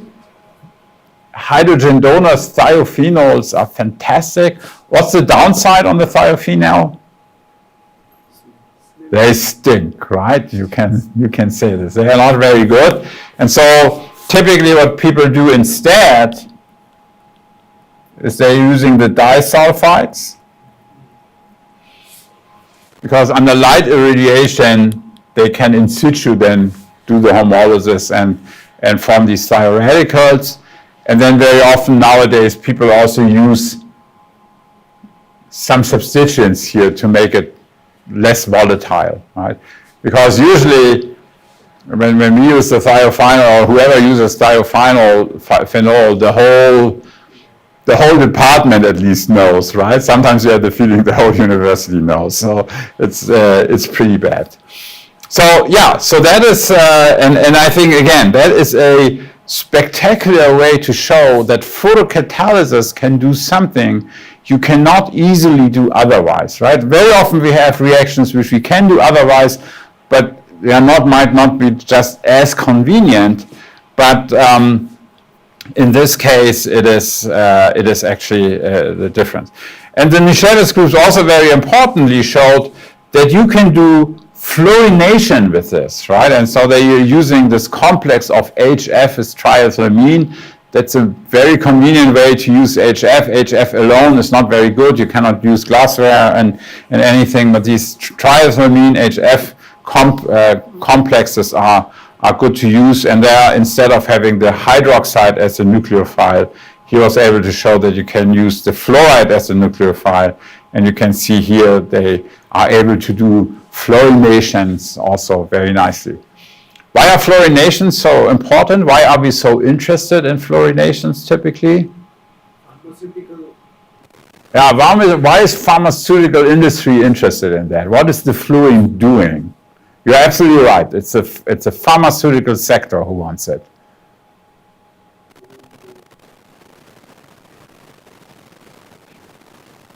Fluorine has more or less the same van der Waals radius like hydrogen. So if you put in a fluorine atom, you do not change the sterics dramatically. Changes a little bit, but by and large, a fluorinated drug will in the same way interact with the receptor like a non-fluorinated drug. But the fluorinated drug is more polar. And that typically means you get it faster out of the body again. And one of the big problems is when you have, for example, chemotherapy, is that you want to kill the cell, but then once this job is more or less done or so, you want to flush out the system. And fluorine is helping to do this. And so a very common strategy in pharmaceutical industry is you first develop the drug, but then if you have a drug, you see if you can improve on the pharmacokinetics by putting fluorine in various positions, right? And that many cancer drugs we have are fluorinated. Also, many of the HIV drugs have fluorine atoms in there. And again, it has nothing to do with the activity. It has something to do with getting it out of your system. Okay, so, and that's a very good way to get fluorine also in this. Here's again the mechanism. We have just talked about this, the acridinium cation complex. If that takes up a radical, you see it makes a highly stabilized radical, so that is very, very good to do. But then in the end, if the thiol has given the hydrogen, the thiol radical then can reoxidize the reduced Fukuzumi catalyst and become the thiolate, which can pick up a proton. I think this is extremely nice and very, very good chemistry. There are a few other radicals which you can generate quite easily by oxidation. And so this is actually something we did early on in the chemistry, that we realized that you can oxidize nitrogen very, very easily. And so in this case, we are using an iridium catalyst. And so all what is done here is in the first step,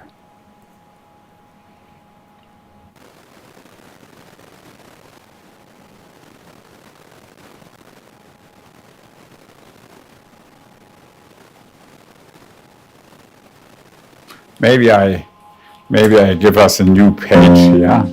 Yeah.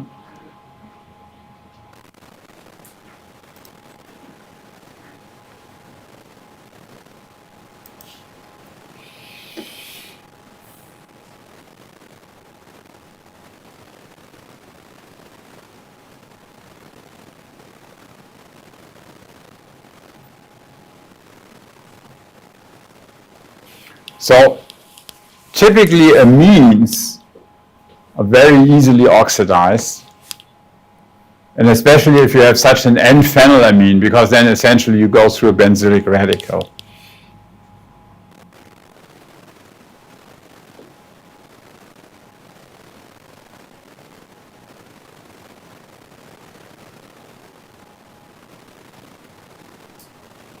So you go through this. Now typically, if you have a radical cation like this, what happens to the proton which is next to that radical cation? Something happens very dramatically. It becomes very, very acidic. It is suddenly a very strong acid, much stronger than without this. So if you would like, in the ground state, if you would like to deprotonate this, you would need a strong base, LDA or something like this. This probably has a pKa of around 30. If you oxidize the nitrogen to the radical cation, it goes by itself. I'm not really sure where it is, pKa of 5 or something like this. Because the reason for this is that the N-radical cation would like to get rid of the positive charge. It's always the same with organic compounds. They don't like charges. And in order to get rid of this, in order to get rid of the positive charge, is that in the easiest way,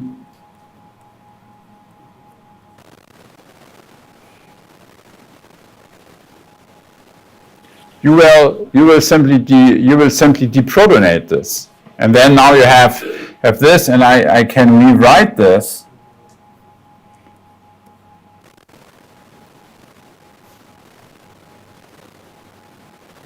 by giving one electron from that negative charge to the nitrogen. Then the nitrogen has the normal pair again. And then I have a radical here. So this is a very good way to make so-called alpha amino radicals. Very easy to obtain by oxidation of an amine, and you need in the neighborhood, on the next carbon, you need a proton.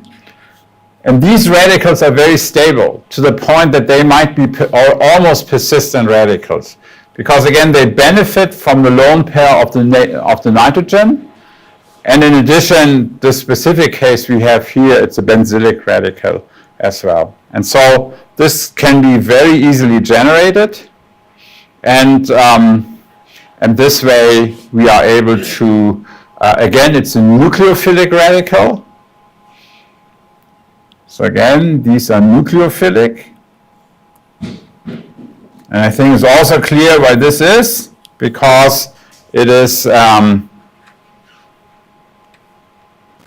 because it has this donor in the neighborhood, and so consequently it reacts very well with electron deficient substrates in order to do the type of addition. Okay. I'm not sure. We are running a little bit out of time. In the tutorial, I will discuss some stereoselectivity with you, but we can keep this for the tutorial without that I explain this. We introduce it then, something which is called de-racemization. So allow me for the remaining maybe 30 minutes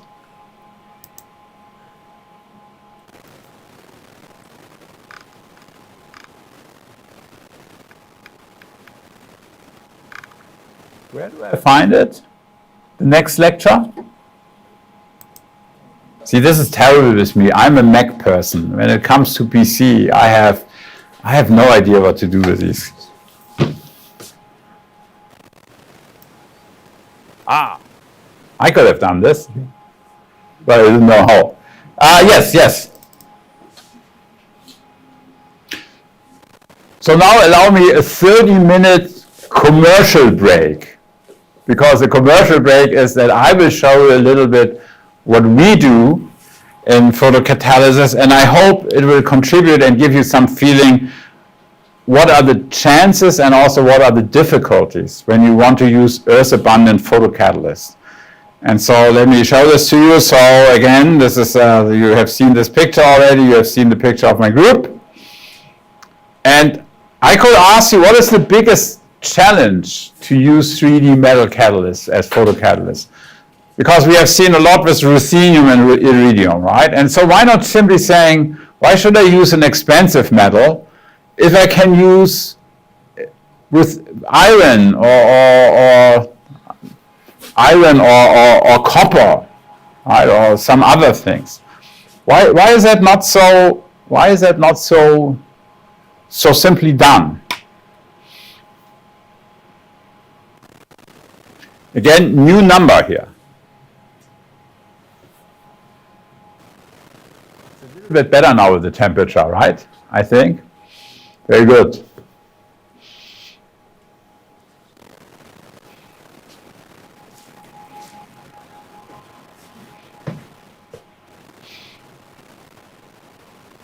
Okay, now we're getting some answers here. Very good. Thank you for participating.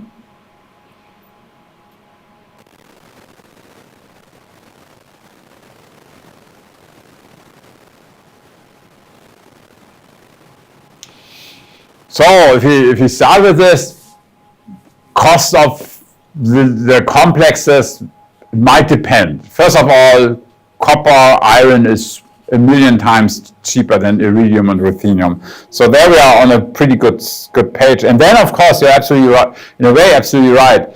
The ligands might be different, but the ligands might be in cost also different than for ruthenium and iridium. So overall, simply the metal is much more abundant and it's much, much cheaper. The dynamic ligand exchange, that's an interesting issue with solvent or substrates. That is indeed why people said 15 years ago 3D metal complexes are not good. Because the ruthenium and iridium complexes, we didn't talk about this, but there the pyridine and the ligands they have, they stick on there and they are not exchanging. They are not really dynamic. But copper and iron, they do this. They get exchanged like acetonitrile. They start exchanging the ligands for acetonitrile. Acetonitrile itself is a pretty good ligand, right? Ruthenium is not really impressed by, ruthenium BP complex is not really impressed by acetonitrile as a co-ligand. But copper thinks is, why not? Why not exchanging a ligand? And this is of course immediately a problem because you might not have a defined photochemical, photoactive species.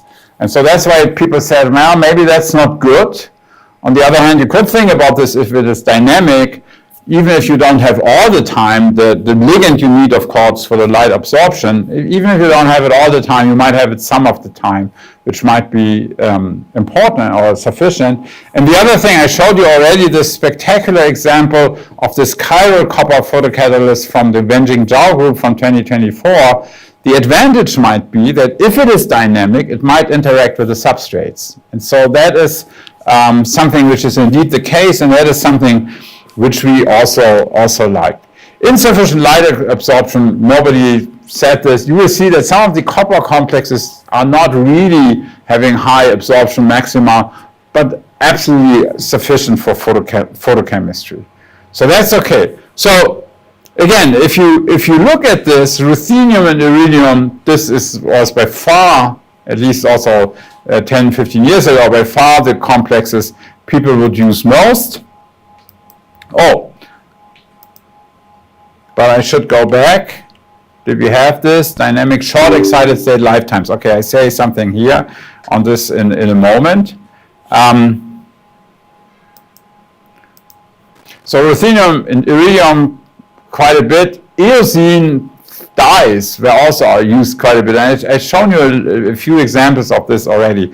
Nowadays, these 4-CCIPN, these polyaromatic compounds which have these carbazols ligands around this, they're also very popular and they're also very good. The interesting thing is, from the price, if you buy it from Aldrich or so, we make it, the price is always as high as iridium. And so they are really expensive, and the reason is they are not so easy to make. One of the biggest problems with iron and copper and 3D metals might be that they have much lower excited state lifetimes than iridium and ruthenium. Iridium and ruthenium is already in the microsecond range. the Earth abundant metal complexes are typically in the nanoseconds. With iron, most of the time they're even lower, picoseconds. I think this complex I show you here is the world record, 2.4 nanoseconds. That's 1,000 times less than the ruthenium Bipi. Okay, so that is the problem, that intermolecular reactions might not work. When we started, we were aware of work from physical chemistry which characterized copper phenanthroline complexes, and there we felt the excited state lifetimes, some of them all the way up to 300 nanoseconds, that might be okay. And now it also becomes very clear that such heteroleptic complexes, which have one phenanthroline and one phosphine ligand coordinated to it, they have even longer excited state lifetimes, rivaling the iridium complexes. However, they rapidly exchange the ligands, and that can be a disadvantage, but this can also be a big advantage. And I'm not sure I will be able to come to this today in order to discuss this with you. So this was pretty much the starting point. And so this is how we started. We felt this is a complex which was known in the literature. This is a copper complex, copper-1 complex, which has these very bulky phenanthroline ligands. You see it's a phenanthroline, and then it has the two para-anisole ligands on this as well. So that's sterically very, very bulky. And it was known, that complex was known. And the reason that was known is that Jean-Pierre Sauvage, who got the Nobel Prize, I forgot the date, but it was some time ago, he got the Nobel Prize for making catenans. And catenans are these compounds where you make two rings which grab in each other, and then they cannot escape, although there's no bond in there. And the way Sauvage made this is that he used copper complexes as a template. So he made a tetrahedral complex which has ligands on there. And so the copper would bring them together in a tetrahedral way, and then he had a reaction which would clip the ligands at the end together. And then he removed the copper, and that's how he got these type of compounds. And so Sauvage made these copper phenanthroline complexes, especially the one with this ligand, and he did everything already. He did the characterization, so the UV spectrum was known, 450 nanometers, and it was also the excited state lifetime was also known, 270 nanoseconds. And when we started the chemistry, we thought maybe that's sufficient. And then at the same time, it is also pretty much clear why these excited state lifetimes are so short. Because if you do an electron transfer on the first phase, you go from copper 1, and you give one of the electrons to the ligand, so to make a metal to ligand charge transfer, you go from copper 1 to copper 2. And copper 2 wants to be not tetrahedral any longer, it wants to be square planar. And this motion deactivates the excited state. Right? It wants to planarize, and that's the problem why these, and that's the case with all these 3D metal complexes. They are too mobile, and therefore quenching the excited states through these vibrations. And there's another thing which we found out, that if you go from copper 1 with this very bulky ligand, if you go to copper 2, so you do the electron transfer, look at this. This is the X-ray structure of the copper 2 complex. It loses a ligand. And that's probably also clear why that is, because these ligands are very, very big. And so if I be copper 1, tetrahedral, I'm okay. But if I go copper 2, then you see, they start clashing if I planarize it. So one ligand goes away. And then again, it's the question, is this an advantage or it's a disadvantage? And we think it is an advantage because now small substrates can interact. And that's what we also saw already in the example of Wenjing Zhao, that he would able to trap radicals with copper 2. And so this is more or less how that started for us. With the copper 1 complexes, you go in the copper 1 excited state, and there you can do a reduction. You can reduce halides, for example, and it has a reduction potential, which is actually, it's a stronger reductant in the excited state than ruthenium Bipi is. You bring it to copper 2, and then it becomes a very it is a very weak oxidant. To bring it back to copper 1 from copper 2 to copper 1, the oxidation potential is really low, and that is different. And this you will see, it can have an advantage, but can also be a disadvantage. So this is the typical chemistry you can get out of copper 1. From copper 2, we are using a different type of activation principle. And what we do here is we are coordinating a substrate to the copper 2, and then upon light irradiation, if that cleaves homolytically the copper substrate bond, we form a radical and we have the reduced catalyst, right? So here we oxidize the catalyst, but here when we start from copper 2, we are reducing the catalyst. And both of these modes are very valid if you do photocatalysis with copper. We see nevertheless that many of the reactions which are done, we see many papers come out and they have not screened copper, and we are not particularly offended about this, but sometimes you wonder why. Why didn't they try copper?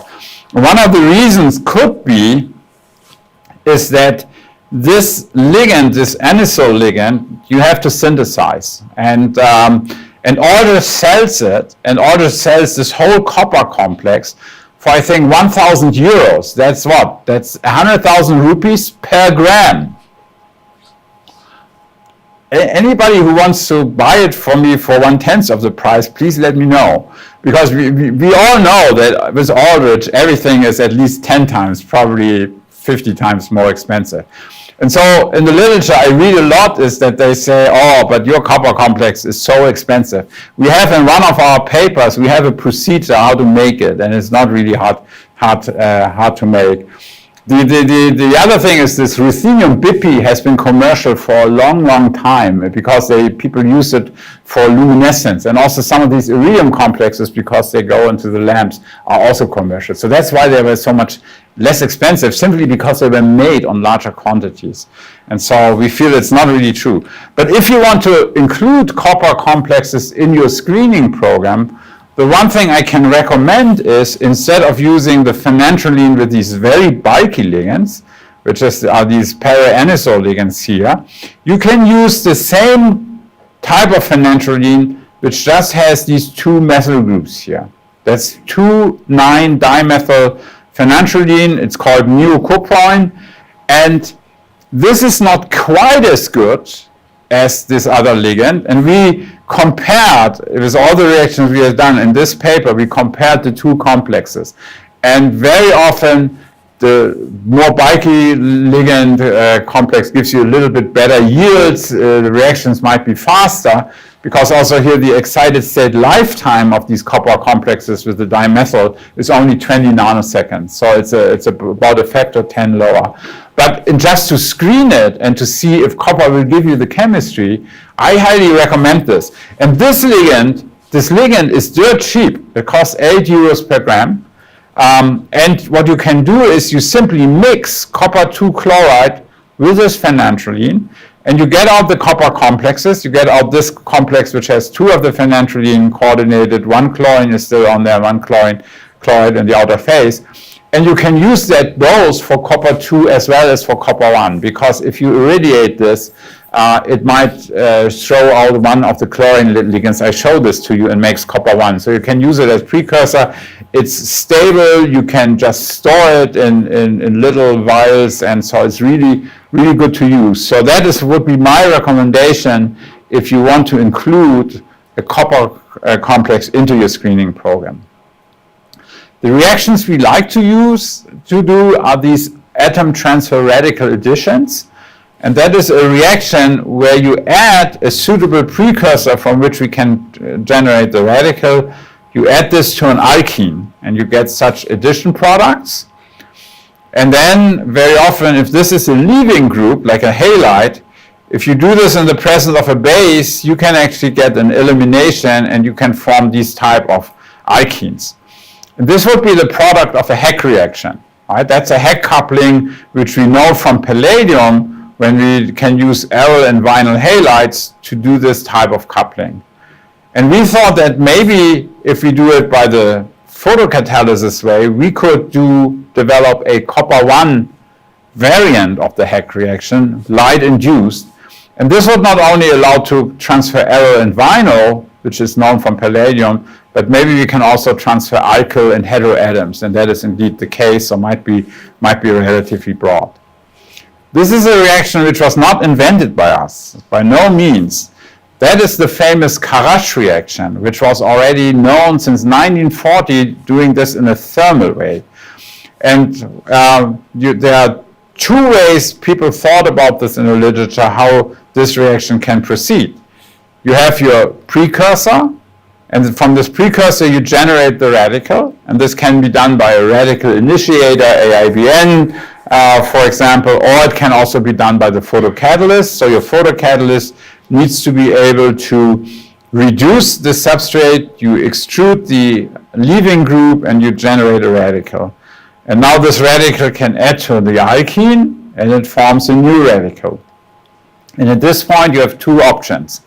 This radical could start a radical chain mechanism. It could abstract your X group here, form the product, regenerate the radical.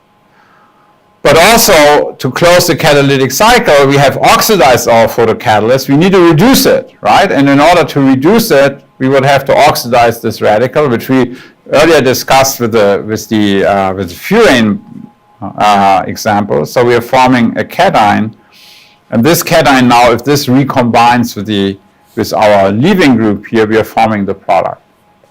So these are the two mechanisms which were discussed. But copper might have a third option, and that is the option which we have heard already before. So we do with the copper-1, we do the reduction of our substrate, we form the radical, and the radical can add to the alkene, form a new radical. This is exactly what we have been discussing here. But when we do the electron transfer, we convert copper-1 to copper-2, and copper-2 persistent radical, and the copper-2 now can very efficiently trap these radicals. And you might form such a copper-3 intermediate, which is doing a reductive elimination now to the product.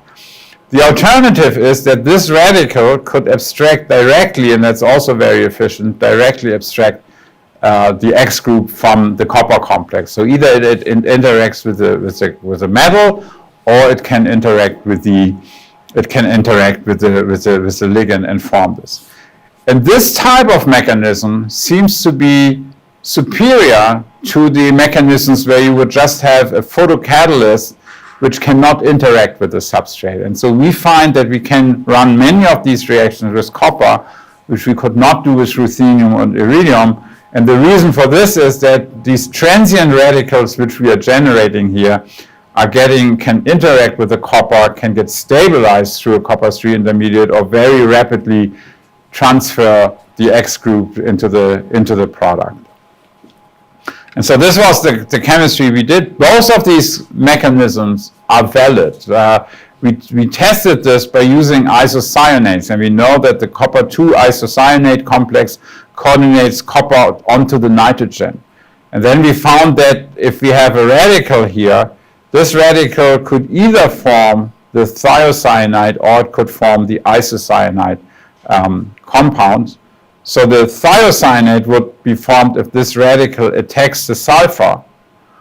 The nitrogen compound we would propose would form if the radical attacks the copper and then is doing a reductive elimination.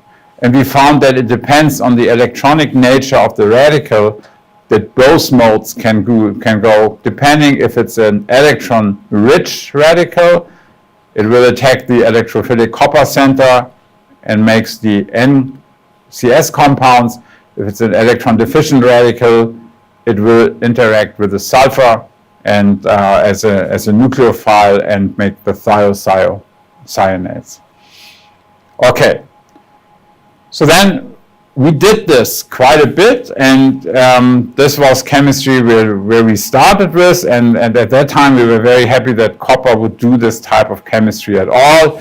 And we could add quite a number of halides, typically activated halides, to all kinds of alkenes here.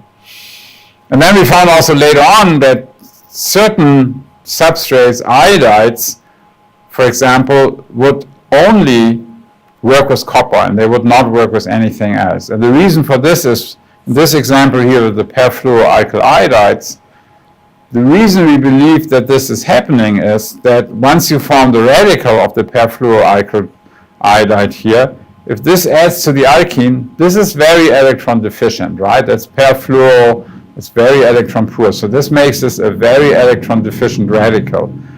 And probably in the photocatalysis cycle, you would need to oxidize it in order that it can combine with the iodide and form the product.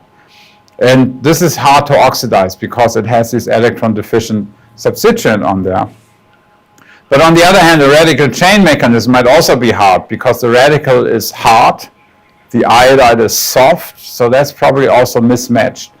And in our opinion, we are trapping it with the copper iodide, and that then after a reductive elimination, we are forming these iodides, and that is something which is really allowing us to do this chemistry. And iodides have always been very good for us. I show another example, not just that I'm happy to present more examples here, but there was something very interesting we learned in this study. And so you see here also, we are able to add iodoform, and iodoform is being added across the double bond here, and it's the same thing. By copper, it adds the iodoform and makes these highly iodonated compounds. I didn't even in the beginning thought that they might be stable, right? We have an X-ray structure here, and see we have here 3 iodine atoms in the product, and of course they might lose hydrogen iodide or so very easily. And so we were very happy, and we indeed found that this reaction only works with copper. It does not work with any other catalyst at all. But there was something else we learned. And now look at this. We are irradiating with green light here. That's 530 nanometers. And the absorption maximum of this catalyst is 455. And so I also asked my coworkers, I said, why do you irradiate with green light? If with blue light, 455, it would absorb much better.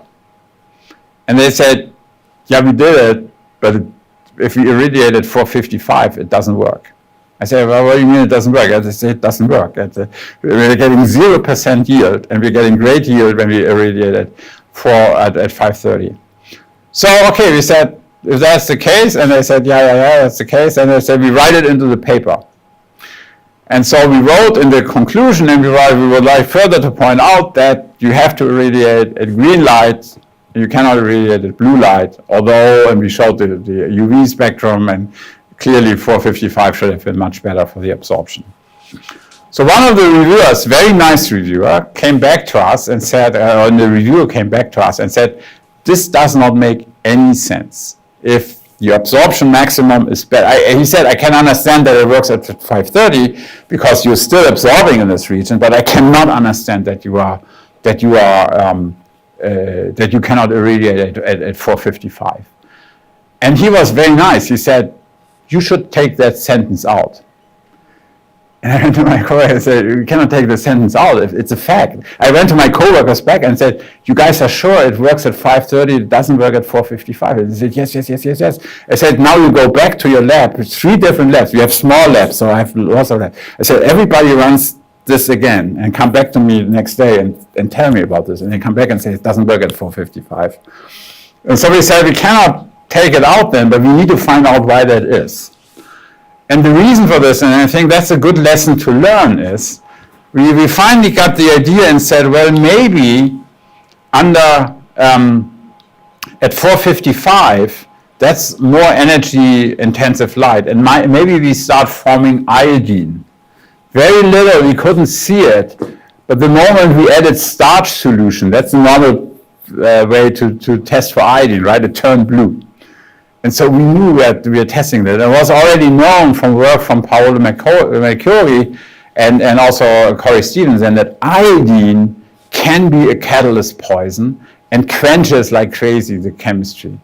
And so that is then what was going on, that we were building up iodine much more rapidly at 4:55 than we would do it at 5:30.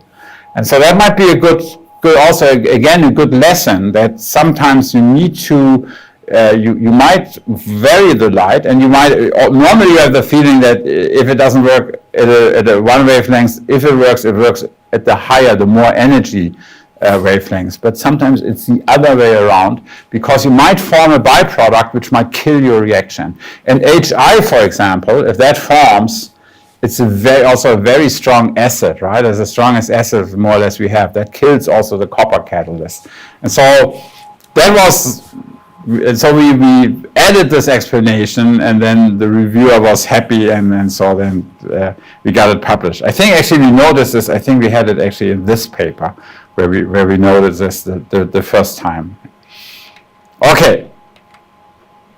Here's another interesting thing which we learned, and which I would like to point out, is we looked at many of these reactions, and so we looked at sulfonyl chlorides adding to alkenes or adding to alkynes, and that again is a wonderful reaction. The reason for this is these sulfonyl chlorides are so easy to be reduced, and then you can add the sulfonyl chlorides on the double bonds or also on the triple bonds.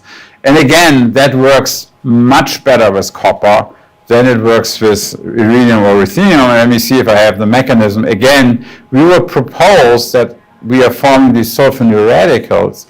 And once we add the sulfonyl radicals to the alkene, we are forming this new radical here. And we believe that this radical, again, rapidly interacts with the copper 2 species, either delivering the chlorine from the outer sphere or adding to the copper, forming a copper 3 intermediate, which then makes the complex.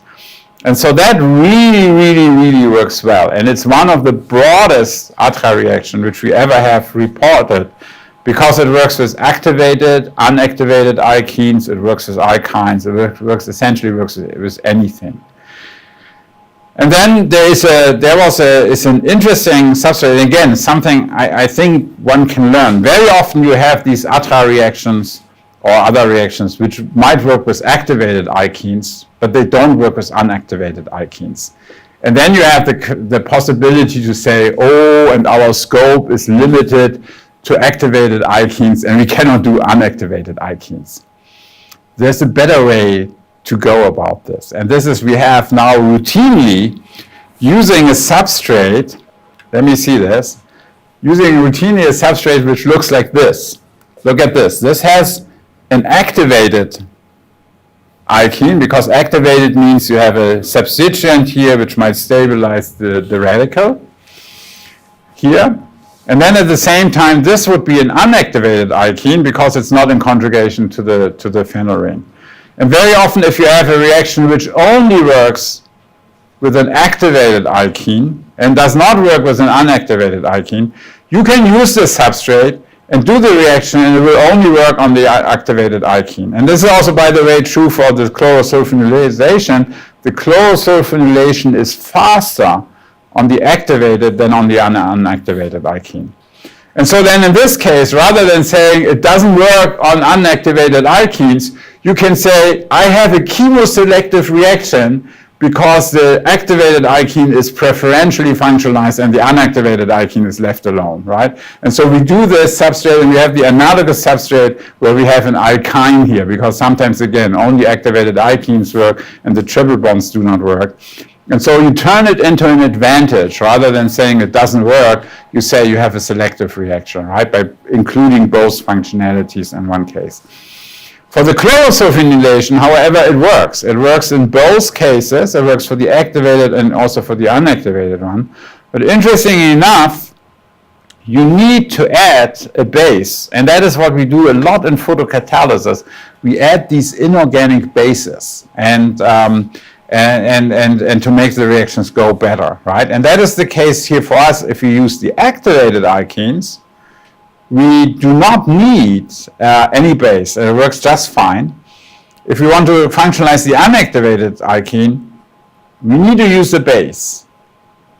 Well, it's not really clear to us Why do you think, what's the role of the base? And you have this in so many of these reactions, that you add bases, inorganic bases. They're not even really soluble in your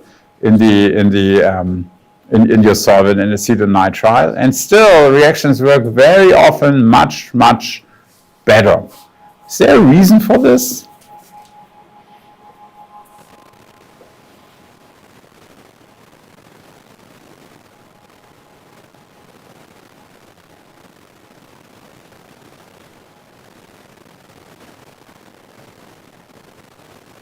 Sagita, is this now the tea break time already? Oh, so last question here. Okay, we might include a few things with this hydrogen abstraction. Do we abstract any hydrogen in this reaction? We are adding a sulfonyl chloride on the double bond. There's no hydrogen abstraction. Right? That's okay. That's a very good point. Neutralization of acid. And I think indeed this is the reason what happens here. If the reaction is not completely efficient, you start making HCl. And the HCl kills the catalyst. If you have a very reactive alkene, it doesn't matter, because all the chloride goes into the product. If that reaction is not as efficient, you might do some unproductive chemistry. And think about this always. The catalyst is only there in 1 mole%. If you form 1 mole% of HCl, it might kill your catalyst. And that's I think the very important lesson, that the inorganic bases we have very often just take care of any type of acid which might form during the reaction. And almost all these metal complexes, and especially some of complexes like iridium PPY3, the iridium catalyst, they are extremely acid sensitive. And so that's why these type of scavengers help. Okay, then we do a coffee break, more or less short. And then I have to think about this, because my advertisement block could go for another 30 minutes here. And I hope also conceptually would be interesting. And I have also put up a few questions on the tutorial. So let's see how we continue. But let's first have a short coffee break. Okay? Is that the plan? Good. We all deserve it, right? You deserve it more than I do. But at least it's not cold here any longer, right? Definitely has done something here. Okay. So see you again in like 15 minutes.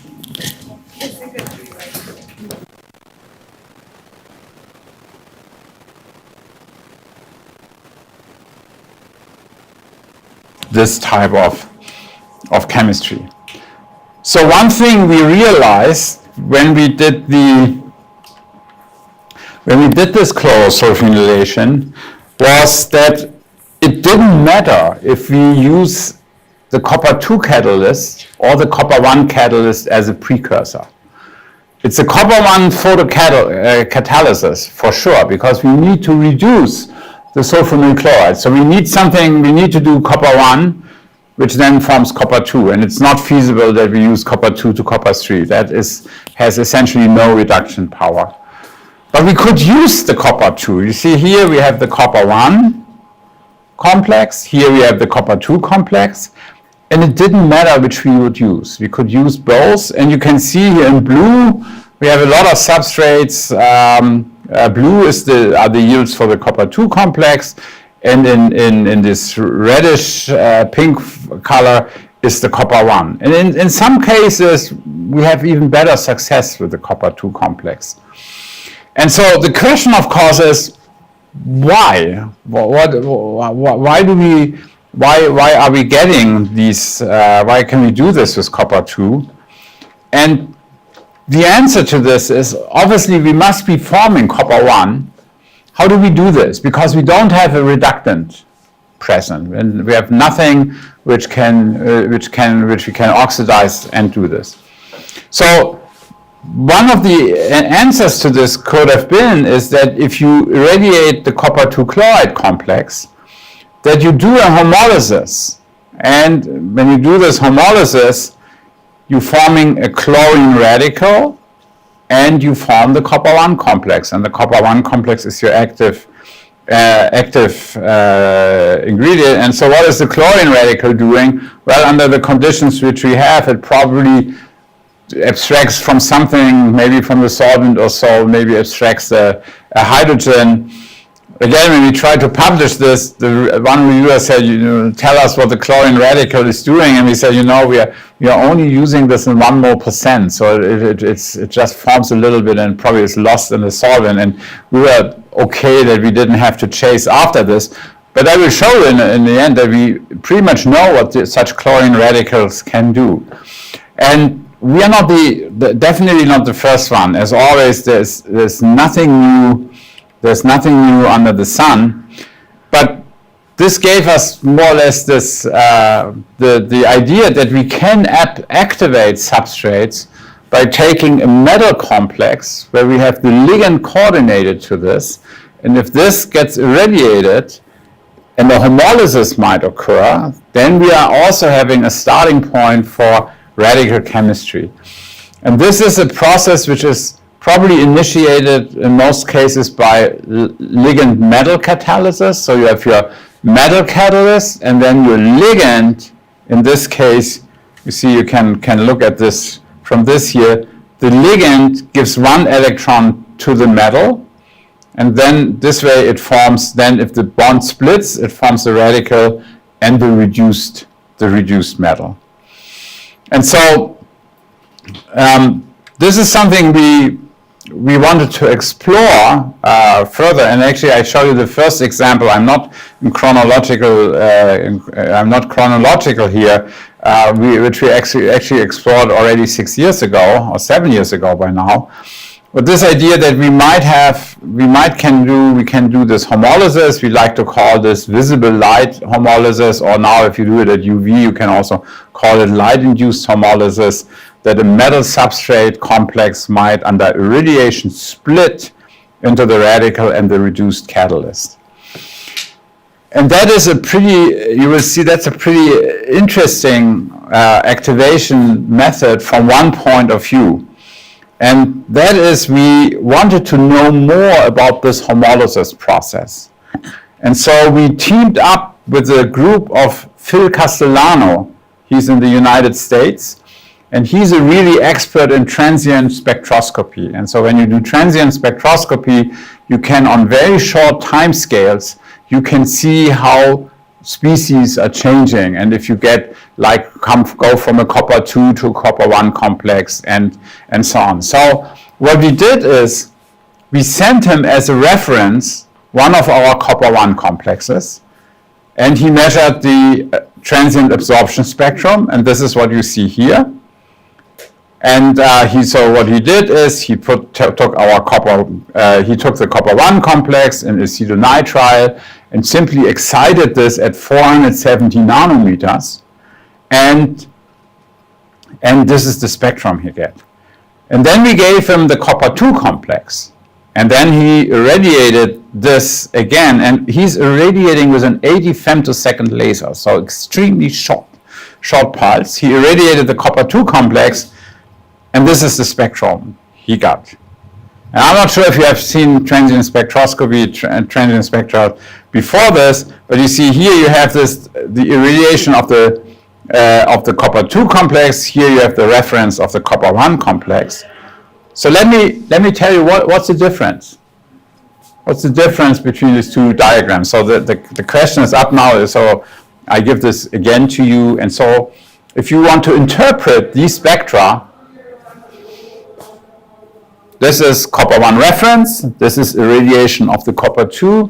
So what would be your feeling? How should you? And I had the same thing. I never interpreted or looked at such spectra, and I had also didn't know anything about this. And so Phil Castellano, he just sent me these spectra. And so what's your feeling? What do you think is different here between the left and the right diagram?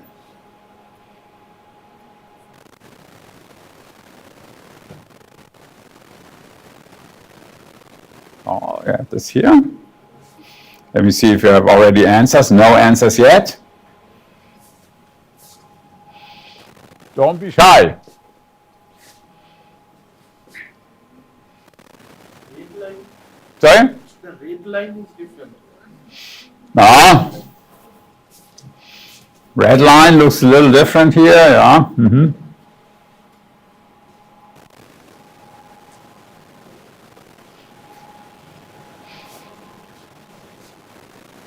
No answer so far. Because you all don't dare probably to say the obvious.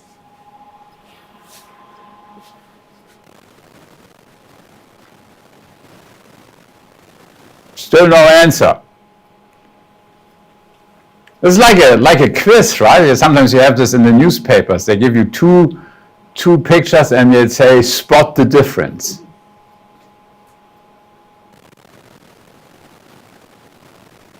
Huh.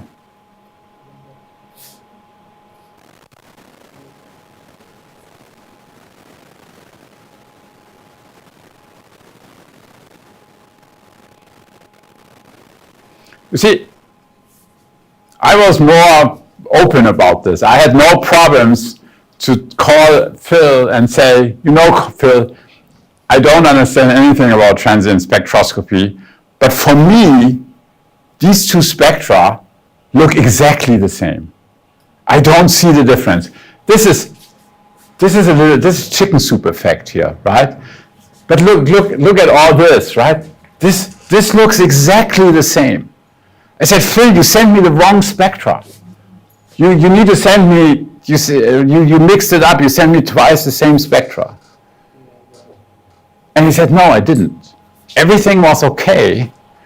But he said, you know, when we irradiated the copper-2 complex, all we see is copper-1.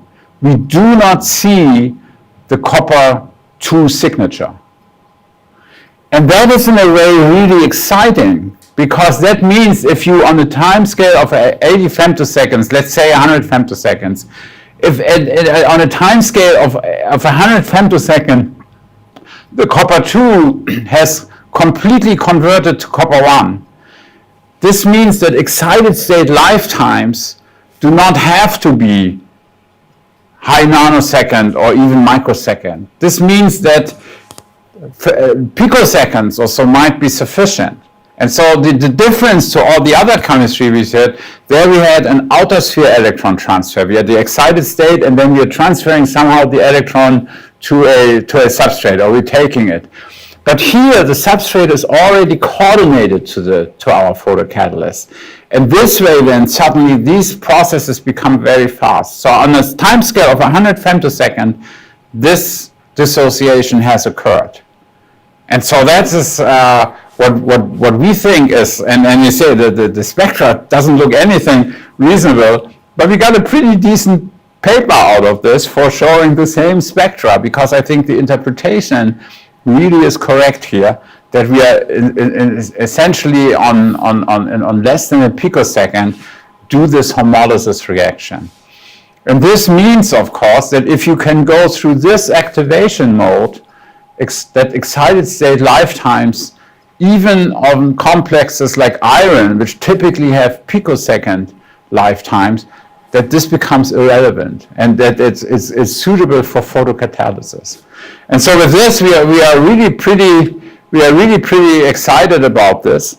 I would like to point out that, again, the group of Kochi, chemist from Japan, really one of the absolute pioneers and heroes, and he, not only on photocatalysis, Kochi did essentially, I think, everything in catalysis. He already noticed that under UV irradiation in 1962, under UV irradiation with copper-2 chloride, and he is adding lithium chloride to this, so he's making probably such an anionic copper chloride, copper Cl3 minus complex, that under UV irradiation, he noticed that this splits off a chlorine and makes a chlorine radical. And Kochi already was able to show that you can do chemistry with this chlorine radical. So you could do, for example, do a hydrogen abstraction and do a benzylic halogenation. You could do a hydrogen abstraction here and do an allylic hydrogenation, you could do addition to double bonds and get get these type of chlorinated compounds. And so more recently, the group of one showed again that you can do this under visible light. You can do exactly this type of chlorine addition. And I think more exciting, the group of rovers showed that you can do, after you do the hydrogen abstraction to get a radical here, that you can trap it again with alkenes and do carbon-carbon coupling reactions.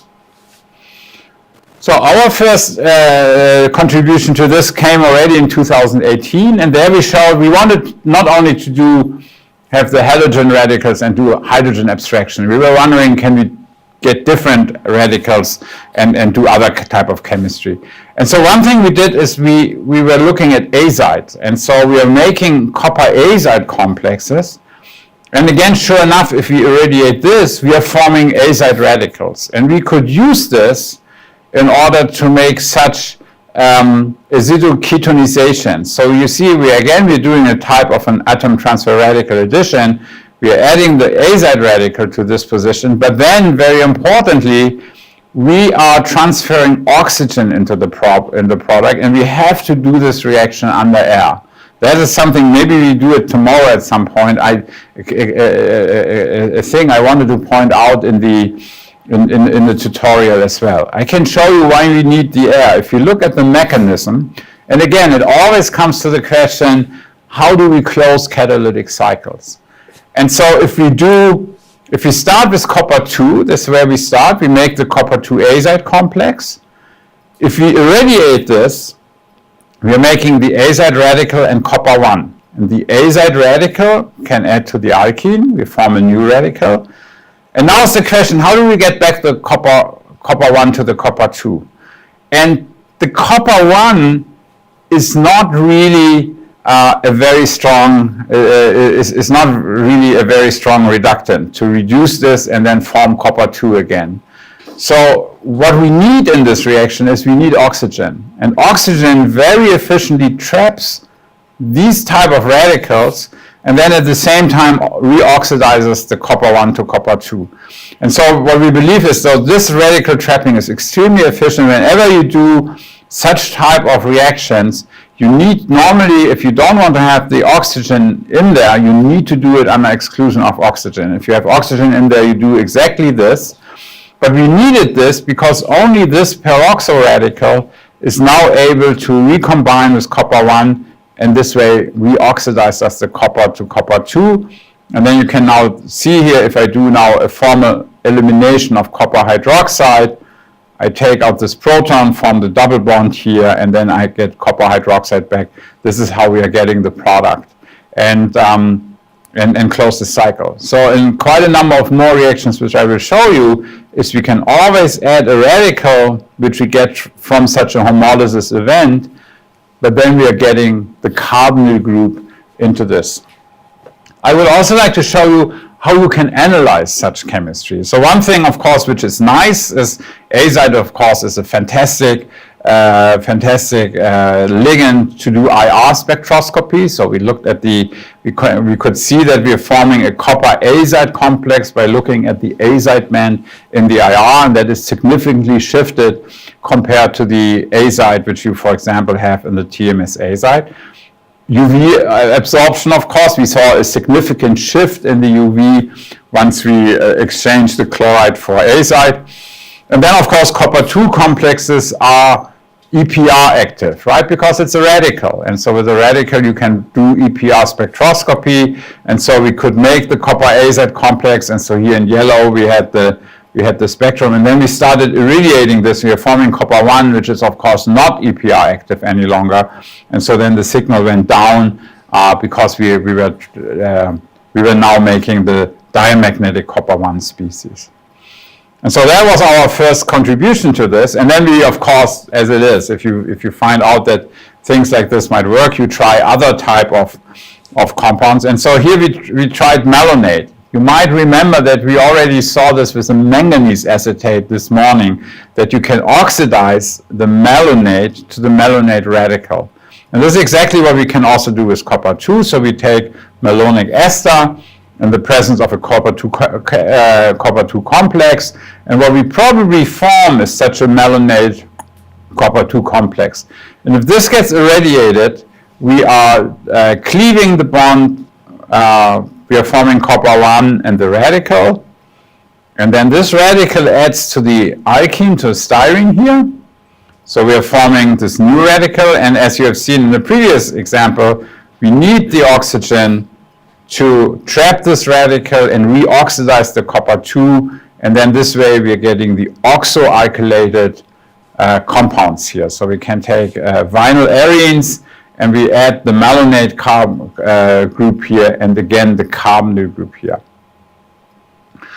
So the question is, if we would have a photocatalyst which would be a better reductant. So as I said, copper 1, to bring it back to copper 2, copper 1 is not a very good reductant. It has a very low reduction potential. But if we would use a photocatalyst which could do this more efficiently, do the reduction, could we change the course of the reaction? And this is exactly what we did. We used one of these organic dyes here, this 4-CCIPN, and that is in the excited state, can also oxidize it. So we are again forming the malonate anion, and we can oxidize it to the malonyl radical. So you see, this is the very same type of radical here. It adds to the alkene. This is also still the very same. But now we have the reduced photocatalyst. This is what we had here too. The copper 1 is the reduced photocatalyst, but the reduced copper 1 is not able to reduce this radical to the anion. But the reduced 4-CCIPN can do this. So now this radical gets reduced to the anion and it can pick up a proton. And so we are running this reaction under inert gas atmosphere. We are running this reaction under oxygen. If we run with the 4-CCIPN, for some reason we don't completely understand. If you run this under oxygen, we're getting no reaction. If you run this under nitrogen, we're getting no reaction. But with the copper combination oxygen, you're getting oxoalkylation. With the combination of nitrogen atmosphere and 4-CCIPN, we're getting hydroalkylation. And I think that's also pretty exciting that we have the same starting materials, but just by changing a catalyst, an oxygen atmosphere, or different catalyst and inert gas atmosphere, we can get different products out of this. And so we call this like a divergent and synergistic photocatalysis. And you see here we are picking up a proton. That's of course the easiest electrophile which you have around. But we could also see that if we have already one of these oxo-alkylated products, if we're forming now the anion, rather than picking up a proton, we can also do use as an electrophile a carbonyl group and get these type of products, and this is something we use in order to make a cyclopentanol here. And so by now there's quite a bit of these copper 2 substrate chemistry where you can use a copper 2 substrate complex and do homolysis. We have recently reviewed this, so again, if you want to know more about this, this has become a really popular area. I would like to show you one more example where we bring together copper 1 and copper 2 chemistry. And I already pointed out earlier that you can make the same radicals from different starting materials, either by a reductive pathway, that is, in this case here, we're using a bromonitroalkane, where we transfer an electron to and reduce the substrate, and making such a radical, nitroalkane radical, and that goes along with that copper 1 is becoming copper 2 here. And so we're forming this type of radical. So this is essentially this radical. We think we're getting chemistry out of this. But you can do the same thing from not starting the bromonitroalkane. You can do the same thing from starting from the nitroalkane. And now it's the same idea. You're making with the base, you don't need, for nitroalkanes, you don't need strong bases. They're already very acidic. You form the anion. And now this anion, and we do this in the presence of copper 2, And the copper 2 is now, if this is doing the homolysis, forming this nitroalkane radical. And the difference is now that we have copper 1 present, and the process up here we had copper 2 present. But we have essentially the same type of radical intermediate, and we were wondering what happens if we react this with alkenes, and is there a difference in which way we have generated this alkene? And in fact there is. I would like to point this out. There was already, before we started this, there was a publication which did the same thing with iridium. And what they found is that normally you would think in all these ATRA reactions which we had discussed is that you should be able to make the radical here and then in the end add the nitroalkyl group and the bromine group across the double bond. And as you can see here, this didn't work very well with the iridium catalyst, and instead they're getting such kind of heterocycles out of this.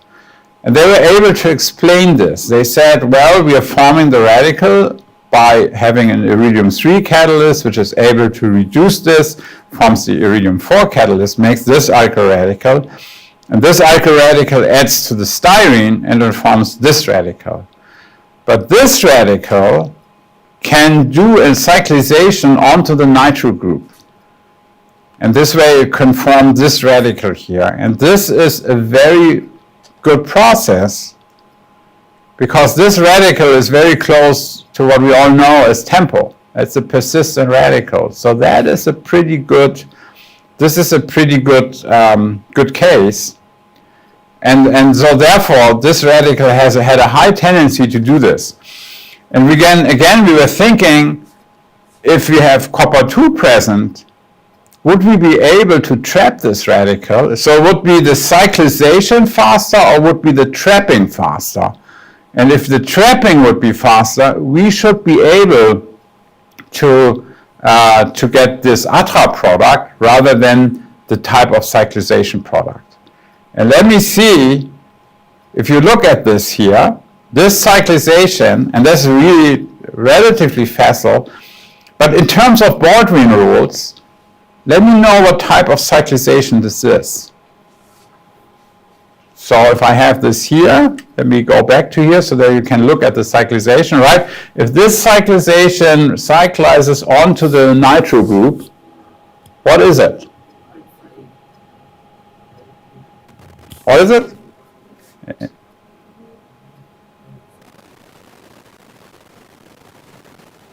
Is it working?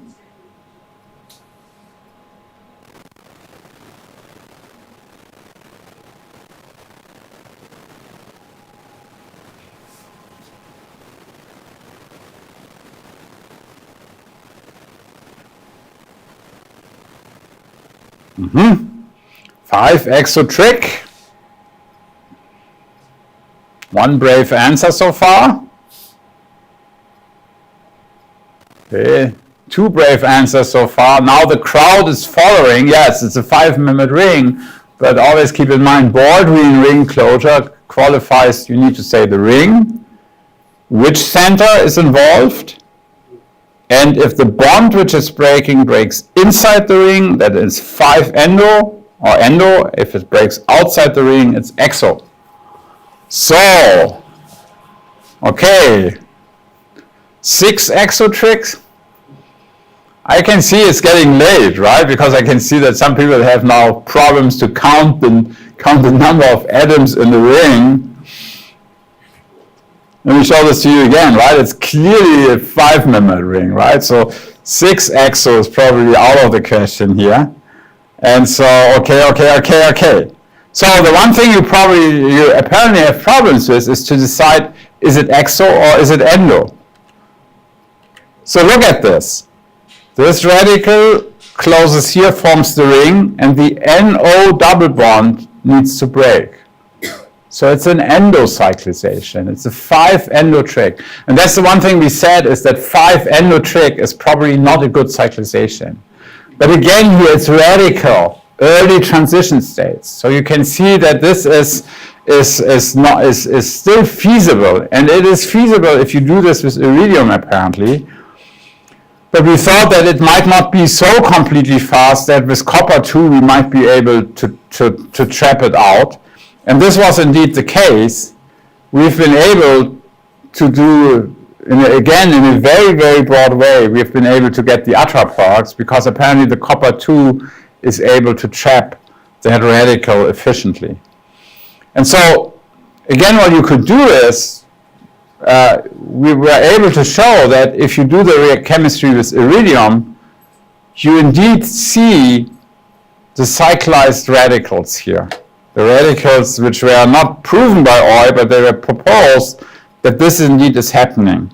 So we were able to show with EPR spectroscopy that with iridium, this radical indeed, and this is the EPR spectrum for this, which proves that this is an organo-oxygen-centered radical, that this is indeed the case, and you don't see it when you do the copper catalysis. And so that is, again, why we think that the proposal we have here, that the copper 2 is able to efficiently interfere with the cyclization, and then by reductive elimination, give us the ultra product, that this is really the case. And so again, this is going to these inner sphere mechanisms. Reaction works very, very nicely, and we think also it's a relatively useful compound reaction, because with these compounds you're generating a bromo and a nitro group in such a 1,3 relationship, and all you need to do is add a base, and then if you add the base you form these nitrocyclopropanes. And nitrocyclopropanes, if you reduce the nitro group to an amine, you have cyclopropylamines, and cyclopropylamines are really very well, very broadly used in quite a number of drugs. And so we believe that this is actually a relatively useful type of compounds. And so more chemistry, it's in the handouts, you can look at this. So what happens if you make this nitro radical starting from copper 2? Because then in this homolysis event, you don't have copper 2 any longer present, you have the copper 1. So you're forming this radical, but there's nothing, and it can add to the alkene, but we will argue that we have no copper 2 present to trap it now. And indeed it goes a different way, because now indeed the radical cyclization takes place. So we're getting this type of radical, and this radical now gets, we have here reduced the catalyst. So this now in turn, this radical reduces now, gets reduced and oxidizes back the copper 1 to copper 2. Our reaction is oxygen dependent, we need oxygen, so we believe again that the real oxidation of the copper 1 back to the copper 2 occurs through oxygen, and it's not done directly, right? You could think about that this radical could get reduced by copper 1, this way forming back copper 2 and this radical. But then the reaction should also work without oxygen, and it does not. So we think oxygen is a mediator in here. We are forming this intermediate. If this picks up a proton and eliminates water, we form these type of isoxazoles. This is like the result of a 3+2 cycle addition, but these 3+2 cycle additions are known, but they require temperature, high temperature, and also they do not work with 1,2 disubstituted alkenes.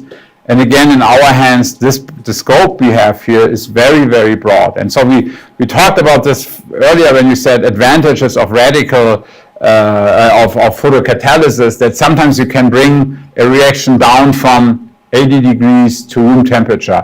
This is what we have been accomplishing here, but at the same time we need light, and you can argue, is it better to do room temperature and light, or is it better to do 80 degrees and no light, right? And so that is also, I had the big discussion with my students, Naina Sadhana, who is from India, and she said, but it's great, she already wrote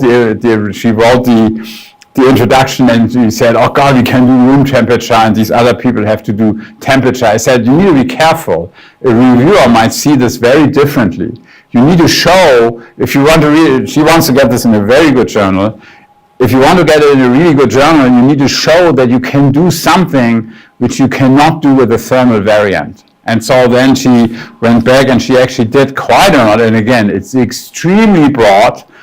And indeed, what is nice about this, it works not only with activated alkenes, it works with unactivated alkenes, and especially it works with 1,2 disubstituted cyclic alkenes. And these are the alkenes which do not work if you just heat it up under the thermal protocol, try to do a 3+2 cycloaddition. And so again, this is always very important that you don't want to stop if you have a reaction. And you want to publish your paper from your PhD or master work, it's not enough that you say, oh, it works. And very often I have this discussion with my coworkers and I say, so what? And they said, yeah, nobody has done it like this before.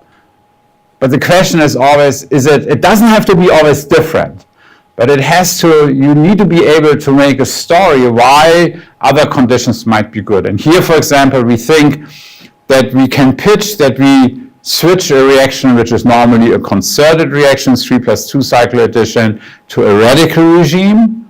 This way allows us indeed to do room temperature rather than 80 degrees temperature, but also we can do substrates which were in the literature where people say with this thermal protocol it's not successful, right? And that is always something you need to, especially if you want to get this in journals like Angewandte or JAX or whatever, you need to look out for then what can I do where I can really make a point that I can do things which I cannot do otherwise, right? And in the beginning we had this discussion and then she said, oh, and this substrate under the other conditions was reported only with 62% and I can do 76. Again, this might be dependent on the operator. You might have a good day, you might have a bad day, right? Again, this is not enough. This doesn't drive it home. When she came to me and says, I tried this protocol with cyclooctene or with cyclopentene, and it doesn't work at all. And she has a number of other ones where she also said, it doesn't work under the other conditions. Then you have something where people will say, it's not only a different way to do it, it's not only a different mechanism, but it can do things you cannot do otherwise. Okay. And okay. We need to save this for the tutorial. I need to go over the schedule, which we have with the different lectures, and then maybe we do the tutorial tomorrow morning and or the questions I had for tutorial, because I would also like to discuss some of these iron chemistry in context with the with the mechanism and closing the mechanistic cycles.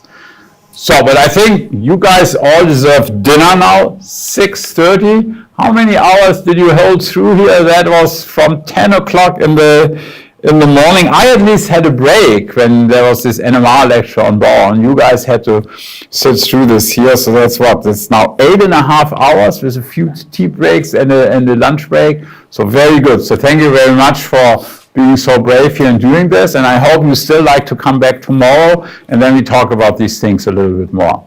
Okay, have a good evening.